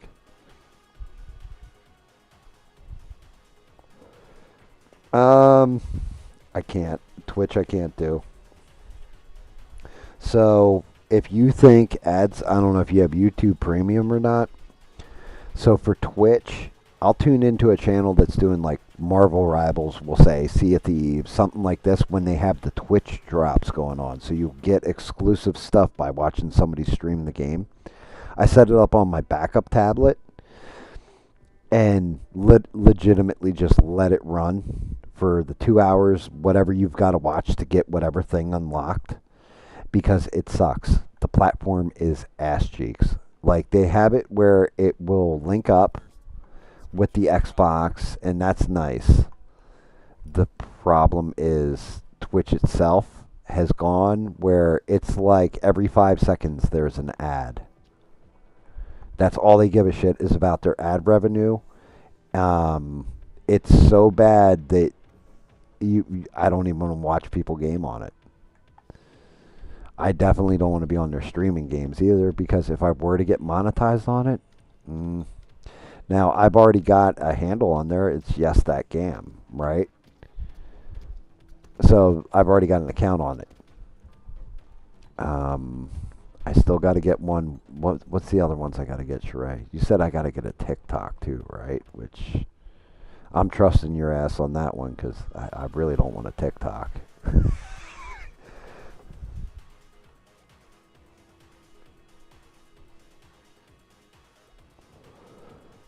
Yeah, I mean the ads. Like, try watching a stream. Just watch a guy who'll have like 2,000 people watching him. Try watching his stream and count the ads. And we're not talking about like, oh, it's an ad that after 10 seconds I can skip. Okay, there's two ads on this part. One I got to watch for 30 seconds, the other I got to watch for another 30 seconds, then I can press skip. When I say it's ads, it's like this is ad 1 of 18 and they last like the full 30 seconds or whatever. Like 10 minutes worth of fucking ads. It's terrible. I was like, you've got to be kidding me. Matter of fact, there's a guy I watch all the time, and shout out to him because he's amazing. Charles White is his name. Penguin Zero is the name of his channel, and love his content. Awesome dude, like real nice guy. He's like a white boy, beard, long hair, younger. Well, yeah, younger I say. He's like 30 or something like this, and he was huge on Twitch, and then slowly he came over to YouTube, and then just started doing like the bulk of his stuff on YouTube. And he showed off how much he made from one of his streams on YouTube versus Twitch. He's like, my best day on Twitch ever was this stream. He sponsors an esports team. They won their tournament or whatever. This guy had like, I can't remember, it was something crazy like 2 million views or something on Twitch, and they paid him out. I think it was like 30 grand. He had 800,000 views on YouTube, and it was like 130 grand or something like that. It was stupid ridiculous. He's like, here's your pay disparity between the two platforms.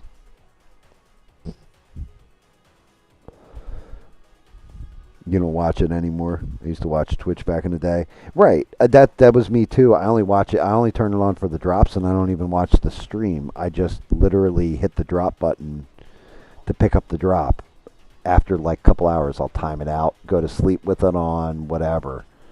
And but oh yeah, Penguin Zero. If you want to see somebody, I guess the biggest guy is who? Mr. Beast. How many subs does he have? Dude, does anybody know offhand how many subs Mr. Beast has? I don't know. I know it's a shit ton, but I'm not sure the number. Penguin Zero, last time I checked, I thought he had like 17 million subs.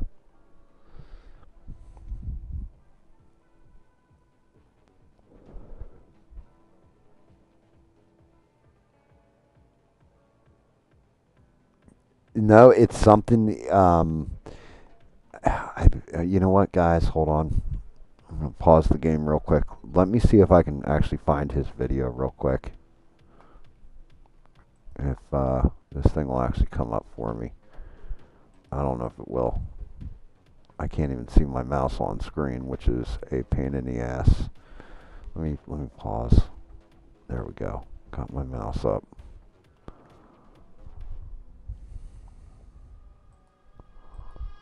All right. I'm gonna find it real quick. Cause like he makes amazing content. Like I can't recommend them enough. Cause he's really funny. He covers a lot. Everything's topical. Let's see. Show more. Find his channel real quick. And I'll just link it. Penguin Zero. Yeah, right now he has 17.1 million subs.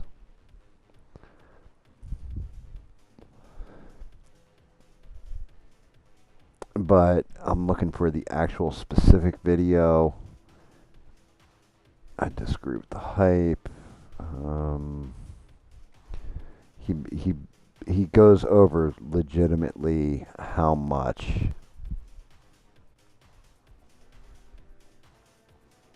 And I don't know if I even see it. It was a while ago. I'm like looking through his channel now. But he literally breaks down what's the pay on like YouTube. He's like full on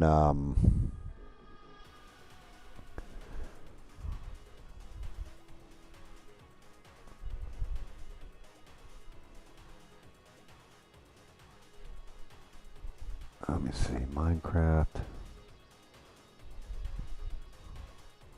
I'll have to find the exact video. I'll just give you. I'll give you guys a link to his channel, I guess. Let me see. Where's his share channel? God damn, he's got 11 billion, almost 12 billion views on his shit. And he started off when like nobody really knew what streaming was, that kind of thing.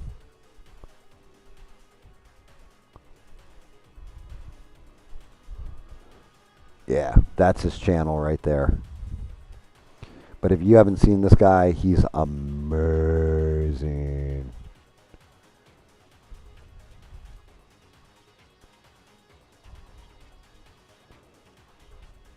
Nice, Sheree. Well, what can I say? You're the mod. You're supposed to know all these things right off the tip of whenever it comes out of my mouth, you magically have it ready for me for some reason. That's what makes you the greatest mod. Like, I'll start talking about something, you're like, bam, got it. But yeah, he's just like he's very humble, um, like just average person. He's he's had beef with different people on different platforms and stuff, and talk smack. He's not above stuff like that, like when people are talking shit to him. But he's just like humble and like average guy, like very fucking chill, and that's cool. Oh shit! I'm like wipe all the blood. It's this whole big stain right here on the ceiling.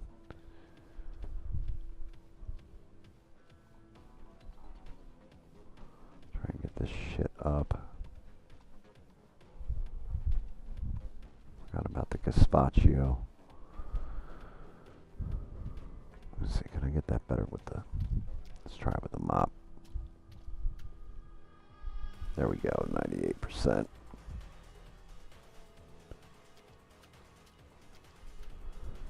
But yeah, I don't... Have you ever watched him, Sheree? At all?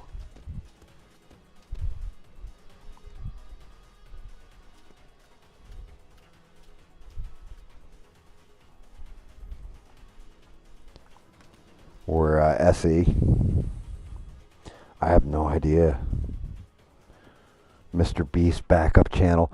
No, he's like I said, um, some of his videos are alright, some of them aren't. He's pretty fucking funny. But there's one on there, SE, if you can find it, where it might be like YouTube ads are out of control, or it's something like that. But there's one where he's talking about the difference between his payday between Twitch and YouTube, and the difference is ridiculous. Like YouTube is the best one for is the best payout out of all the different streaming play like Rumble and Twitch and all that kind of shit, right? But it's also one of those, it's hard to get a channel growing when you're small. Like you've said this a lot, like hang in there, brother, like it'll grow. It's just, it takes a while, and it's not going to come overnight. All this kind of stuff. Sheree said kind of the same thing. She's like, just stay the course. Like Sheree, shout out to you, and shout out to Rick James too for tolerating having me in a chat or being in my, like my stream and all that for so fucking long. He's epic. He's an awesome guy. Just for like, if for nothing else outside of being a good man for that, because he could be like, yeah, you're around that GAM dude way too fucking much, Stop listening to his dumbass mouth. And then next thing I know, he's over here, and this is what my couch would look like, because that would be me smacked up on my own couch. Rick James is gonna smack me up.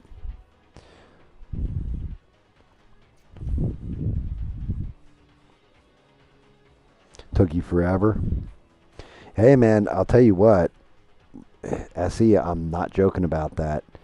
You're gonna be, you can be monetized in no time if you can find the time for the stream. I don't know if you can do different settings or stuff like that. People seem to really dig the campfire, but every time it runs, and I told you, if I've got like 10 viewers or what have you, I'll tell them like, oh, SE's streaming, and if Sheree's in here with me, I'll have her post a link to you just to get you hours streamed, because I've got no shot at getting monetized at this point. Do I want to keep my streamed hours, like people watching me? Yeah, of course I do. But if it boosts you enough to get you over a finish line, where it's like, oh shit, like SE's getting close, he needs 100 hours, something like this, and I send 10 people over, you stream for an hour, chunk out those 10 hours off it, or 2-3 hours, man, that helps. I can imagine, like, that's gotta help. I know with just my videos or whatever, I remember looking at, because it was only 1,500, and it was 1,500 and 3,000 hours, is what it was when I came in and started YouTube to get monetized. It was still the same amount of subscribers, but it was a lot less hours watched. And I remember putting up my video and going, well, that's like maybe 100 hours down. After like my fifth video, I was like, yeah, I'm fucked. Like, I'm never getting this. And, you know, doing ball buster streams with Smurf where we'll play the game for 12 hours because that's just us playing the game. We will play a game for 12, 16 hours at a tick if the feeling moves us or if we have the time to do it. Like, unfortunately, Friday, tomorrow night's stream is going to be kind of short. It'll only go to like maybe 1. And that's only because I've got to open the store in the morning. But like I said, the week after everything will be cool. I didn't even know if I was going to be able to pull off tonight. I thought I'd be out cold by now. Like, I'm going to finish out this stream and probably pass the fuck out. Like, just be unconscious.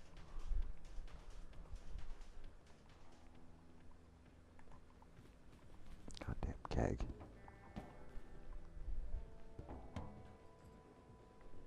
Guys throwing kegs in the pool. Shame on you.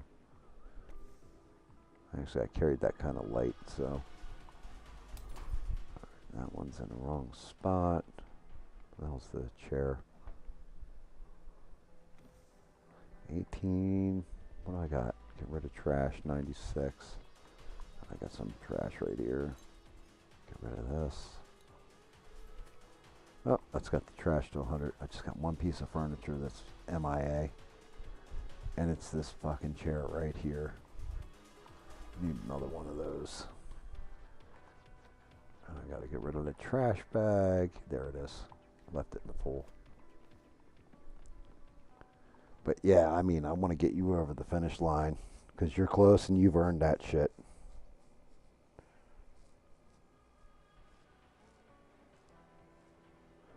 Dude, SE, that's brilliant.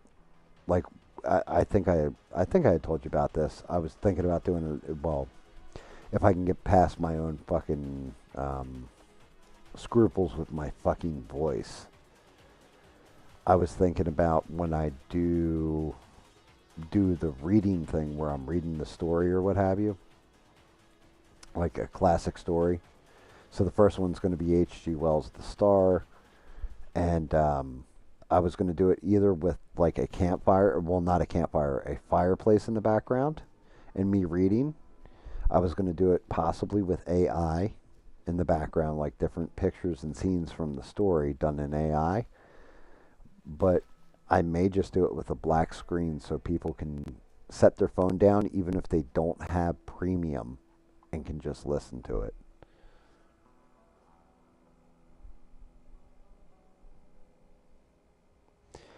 Brother, you don't have to like you don't have to do all that. I appreciate it, but you know, I always say this. I appreciate that. You don't have to do that though, man. Like I'll never ask anybody for that kind of shit. But, you know,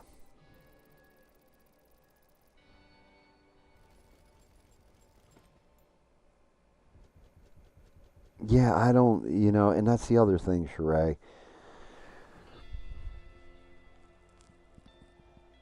You do so much, like, and you're always here that when life comes up like that, and I'm happy you listen to me when I say it. You take care of that shit part. That shit comes way before this silly little stream, you know. Um, dude, as he's like, man, I'm gonna do it. It's that shit's already done. Like, yeah, I'm not gonna argue with you then. You made up your fucking mind, and you're as stubborn as like I am. Hey, there's no point in arguing. You're fucked. I think I missed a piece of evidence there. I don't know what I missed though. I don't. I don't care. I spent 2 hours cleaning that massacre site up. What a pain in the ass. Who's a good boy? Not me, that's for sure. Oh, go poppers. Oh, I got an achievement, huh? Pet Dexter 15 times. Pretty cool. So apparently interacting with the dog gets you, an My award. daughter always gets into trouble and makes some kind of mess. That's when I come in handy. The greatest dad in the world. But I'm sure you know how daughters are, don't you? And It's that's difficult not to say, creepy or anything. but surely you are not. Unlike him, I don't have any other choice. Or do I? No, you don't have any other choice. Your daughter's dying of cancer. You're painting her room. She's gonna come home from the hospital sooner or later, dude. It's okay. Hang in there. End of the day story. Oh, set down the thing. Sheree's laughing. One last touch. Melania, what would you think about your dad if you knew what he did to get it? Yeah, well, I mean, we all got to do certain things, I guess. That's part of being a parent. Um, but yeah, I mean, and I appreciate it. I appreciate all your help. That's. I know you got a lot of people you're trying to help out, SC. Don't wear yourself thin either. At some point, it's okay to apply your own oxygen mask and breathe. Knock it out of the park. Like, and if shit's going on, like you got a stream going and I have a stream going at the same time, and it comes up in my feed that you have a stream going, I have a second tablet that I can just log in real quick and watch it. Just even if I can just help you boost your hours, I'm gonna do it. I would try and hook this shit up.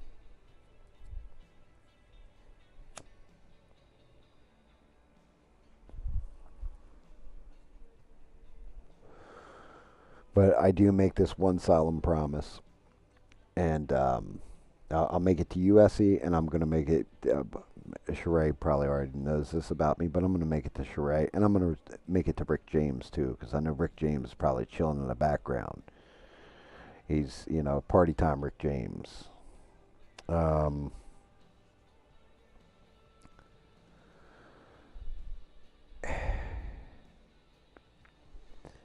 if if I do end up ever getting monetized, right, and I start being a dick to the people that brought me to the dance, that watched, like how you guys are watching now, stuff like this, and I've got like the 500 subs or the 1,000 subs or whatever the fuck it is, and I'm like not appreciative. Jesus Christ, I can't even talk anymore. My brain's mush. Appreciative. Sheree, why can't I say the word appreciative? What the fuck? Um, if it seems like I'm drifting into that douche canoe, power going to head kind of mode, I have used Sheree to smack me out of it, right? But same thing USC. At that point, that's when I end my stream. Like I'm done streaming at that point because I don't want to ever be that guy who becomes a Tim Pool, becomes a Jeremy from the Quarterine, or you know what I mean? Like, I don't want to be that guy ever. That's yeah, you know what? I'm Mr. Big Time now because I got a big time channel and I'm on it. That kind of shit. Like, if ever that shit goes to my head, you guys are my canaries in the coal mine to kick me in the fucking dick and be like, yo, Gam, remember when you had, you know, 26 people watching or, 3 people watching you and suffering through your dumb shit. Remind me, please. Thank you. Thank you, Sheree. I'll never let you become a piss pool. Yep. Yeah. Sheree is like one of my wife's favorite people. Would be like, but the streaming stuff. She's like, she's like, I have a huge respect for Sheree. She's like, and my wife always says the same thing. I got a huge respect for Sheree's husband too.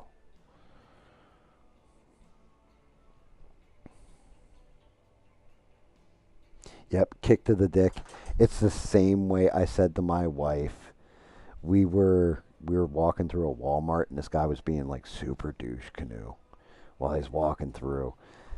And I turn around to the wife and I'm just like, man, I should just walk up and dick punch that guy. And my wife's like, did you just say you were going to dick punch somebody? She's like, what the fuck is a dick punch?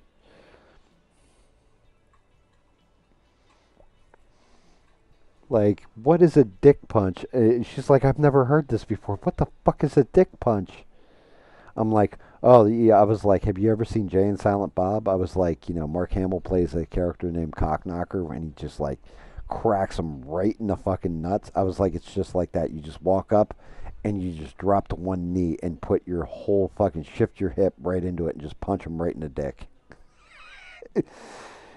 You don't aim for their balls because that's like bad form, but you punch them right in the dick. Yep, exactly. There you go. You got it, SE. It's like an old school like it's a Northeast saying, I guess. Like right around 94. Well, I can't get into it. But yeah, there's a reason why my wife wouldn't have heard something like that. Even though she grew up where I grew up and everything, she was busy at that point.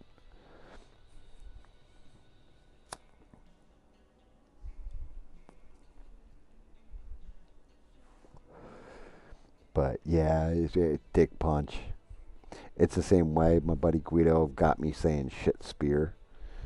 Like a shit spear hits you. That's when you eat something or drink like you drink some extra strong coffee and it just runs through you. And like all of a sudden, because Guido said it to me one time, I'm like, a shit spear? What's a shit spear? He's like, you ever get that, like you ate something or you drank coffee real fast and next thing you know it's just like somebody jabbed a spear right in your lower intestine. You're like, oh my god, and you gotta like haul ass to the toilet. He's like, that's a shit spear. He's like, either I'm getting to that toilet in the next 5 seconds or somebody's gonna have to get a mop.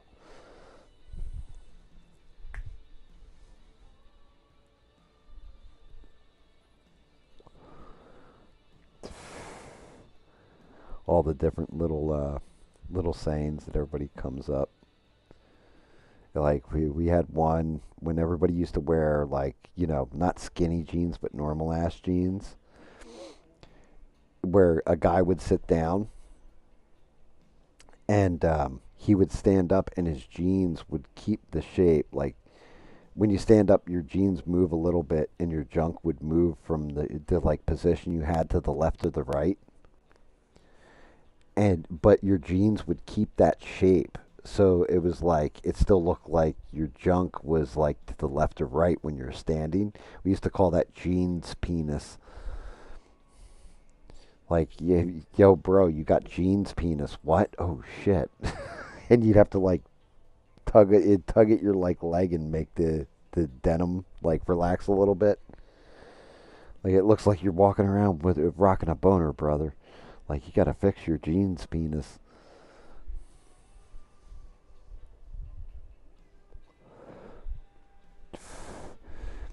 Yeah, I said that one time to somebody. I was like, we were having a discussion about that.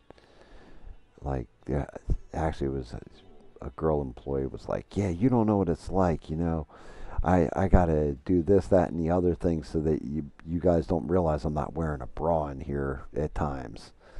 And I'm like, oh yeah, you think you got it bad? Have you ever seen a guy walking around and he's got noticeable wood? I was like, sometimes things will pop up and we can't control it. It just happens for no reason. And we're like, oh shit, please go away. I was like, and when you're a little boy, you kind of learn to deal with it. And every day, I was like, most young men, the moment they start getting a little arousal there and they're like, hey, what's going on down there? Immediately the teacher says, hey, can you go up to the blackboard and solve this fucking problem? Like in front of the whole class, or read this paragraph out of this book. Oh no, stand while you're doing it. Like, oh, I can't stand, teach. I'm just going to take the desk with me.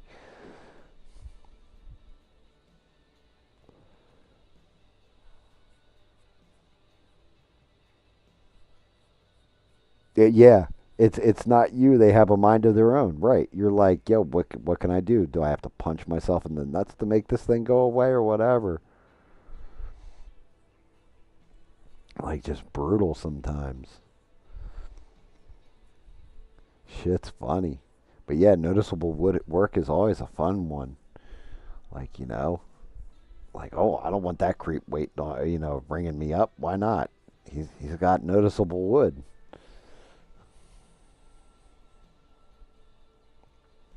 Yeah, I mean it happens. It's just one of them simple truths.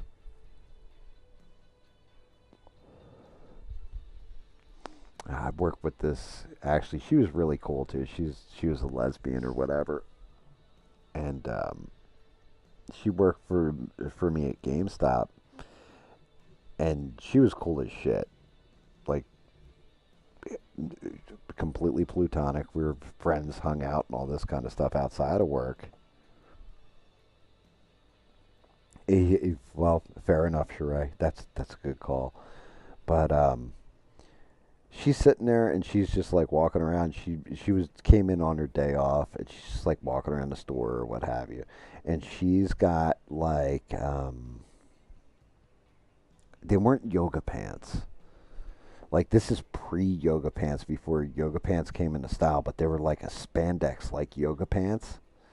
And she had a small hole on the inseam, right? So that's one thing. And like I wasn't looking or nothing, like not like checking her out, like oh, let me look at that. Um, but it was just like super noticeable because she's wearing these black like really tight pants, and I didn't even notice that she had a hole in them. All I see is a white string hanging down, and I was just like, at first I was like, oh, she must have a hole in her, and I was like, wait a minute. And I walked over to her on my sales floor. I'll never forget it because I'm working, she's not. But we'd play pool together or what have you. So she's waiting for me to get done to go to the bar. And I walked over to her. I whispered in her ear. I said, "Look, I'm not trying to be some kind of sicko or a freak or anything. Is there a chance that you got your monthly visitor?" And she's like, "Yeah, how'd you know?" I was like, "I think you have a hole in your pants." And she was like, "Oh my god!" And she goes into the bathroom. She's like, "Thank you so much. If you hadn't said anything, I would have been walking around with that thing hanging out."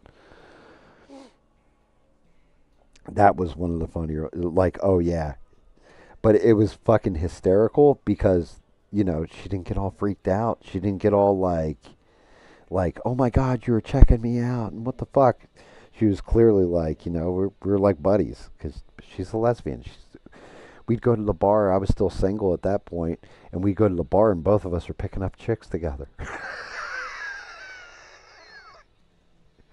But I noticed that shit. I was like, oh shit. Like at first, I was like, oh, it's probably like a thread or something, and I was like, oh wait a minute, it's white. Could it? No, yeah, and it turned out it was. But she's like, you just saved me 6 shades of embarrassment.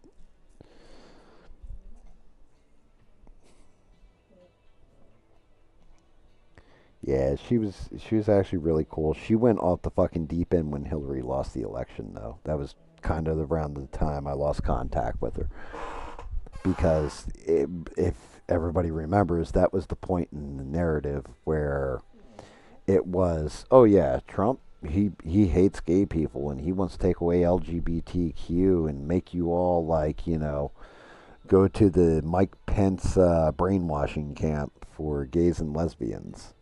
And she went like full on retard with it, basically. And I just kind of we stopped talking because I wasn't gonna go be nasty to her.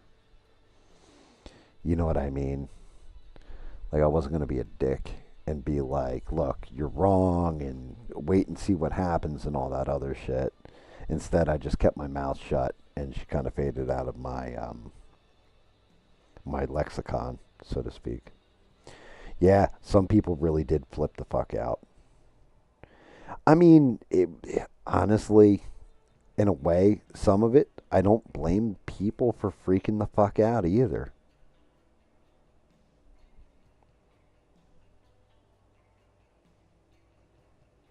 Wow, that's fucked up, SE. Yeah, like the whole thing is the first go around with Trump, and that's one of those things I realize like it's a distraction. If we're being honest, the whole thing that's going on now with Russiagate and them dropping all the bombshell, it's a big distraction from the Epstein files, right? Like the Epstein list and all that shit. Let's just call it what it is. At the same point in time, doesn't mean it's not some fucked up shit because they literally had people believing that Trump was actually like a Russian agent and shit. Like they ran a psyop on their own voter base. That's fucked up, man.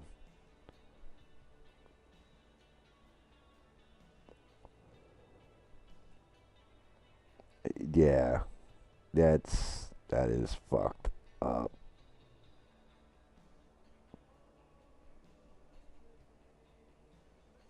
But and that's just it. That was one of those things. You want to talk about a huge divide in the country? That was one of those things. Russiagate really was one of those things because what if Trump was a Russian asset? What if they weren't lying? You know? I mean, granted, we were all like, yeah, that's bullshit. But all of us were paying attention to different stuff going on. And like, yeah, this doesn't make sense. If he was a Russian asset, why would he do this? Or they would have exposed it a long time ago. Yeah, you're not wrong, Sheree. And just think about this, right? Like our grandparents' generation. Those guys were storming beaches at Normandy and like a war to end all wars and dropping nuclear bombs on fucking Japan and shit. Now we're buying like their anime and all their like tchotchke Hello Kitty crap. Like what the fuck? Right, Gov. Yeah, David Mond's fine. David Mond's fine. His country's just been become um, a wing of the country of Pakistan. That's all. He's young and he's British, so no, he's not.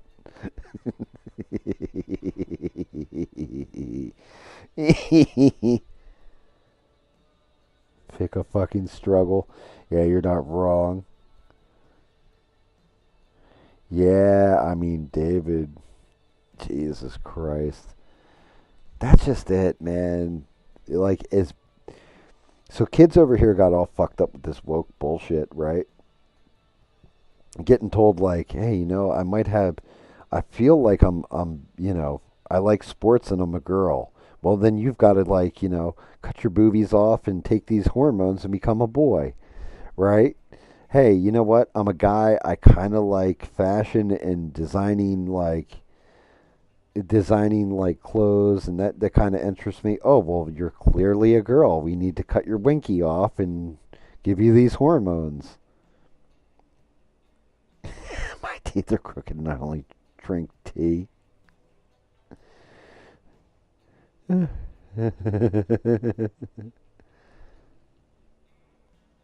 And yeah. Yeah, so kids over here have had to endure some bullshit, but Jesus Christ, the poor UK kids, like the kids that are actually British heritage, running back to Britannia and all that shit, man, they've had it so much fucking worse. It's unreal. Just make sure your pinky is up. Yeah. They, yeah, Ireland's getting like that too.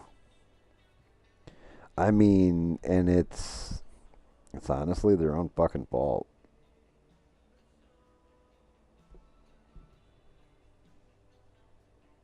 Yep. The number one I think that's worldwide too. Number one name is Muhammad, right?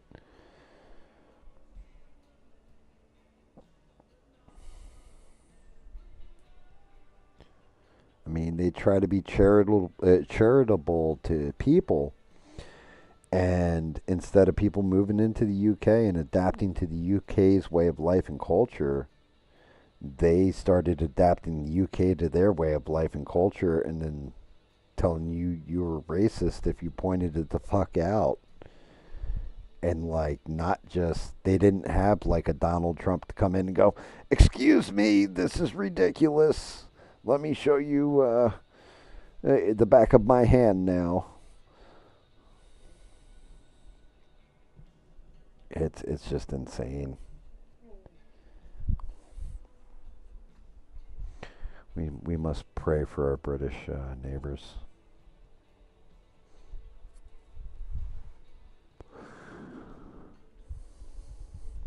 I mean, they're already fucked, but at least we can save some of them. Like, eventually, if stuff in David's personal life ever changed, I've always said like we have to get him over to America immediately. Get him the fuck out. Get him to safety.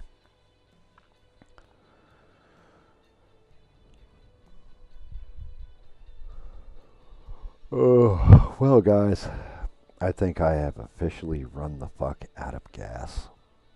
Like the car's chugging on E. Everything's about to fade to black soon.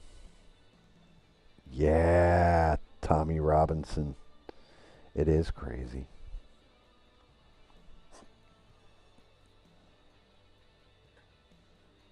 You could take David Munn, no one would notice. Yeah, I mean it's possible. Definitely possible. Yeah, we'd smuggle it. We'll just wait till there's a Democrat back in office. Just smuggle them right across the southern border. Cost us like $10 and a pack of cigarettes. At that point,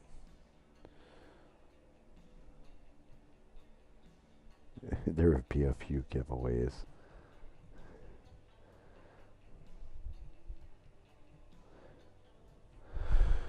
Yeah, yeah, I'm gonna call it, guys. Oh, Jesus Christ, man, you guys are the greatest, and thank you, SE, for hanging in again, man. I always appreciate having you here.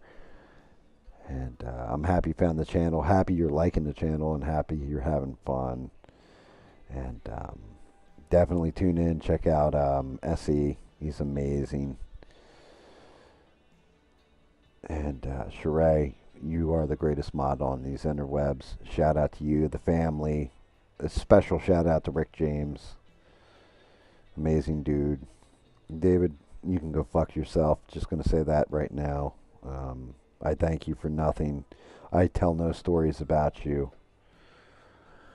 And God save the Queen. Just kidding. David, you're amazing too. You little shit, you're like my little brother. We're at the end of this bullet train. And I appreciate all you guys. Sorry I didn't paint. A little out of it to paint. I can't even form words. I will, I'll be back tomorrow night with Smurf, jamming. I guess we're doing Valheim tomorrow. And then, no, and then, and then, no, and then, I, depending on how, well, no, because I'm not streaming Saturday. So, you know what? I should be able to recover. I probably will be able to pull off a stream on Sunday. So I'll probably be back on Sunday then. So Friday, then Sunday. I was going to kill this Sunday streams. We'll see how this Sunday stream goes. If it goes like shit, then I may kill the Sunday streams and cut us back to just Thursday, Friday. Hell, maybe I'll make it Friday, Saturday, Sunday. I don't know. I don't know what the hell I'm doing. All I know is Friday, and then, yeah, I will hit Sunday this week. But all you guys are amazing. Shout out to everybody subscribed to me, smashing that like button, tolerating me talking shit and running my mouth for as long as I have, watching a game you probably don't give a shit about. And I will see you guys tomorrow night with Smurf, where we'll jam some Valheim. Until then, everybody take care. Have a great night. And don't take shit from anyone.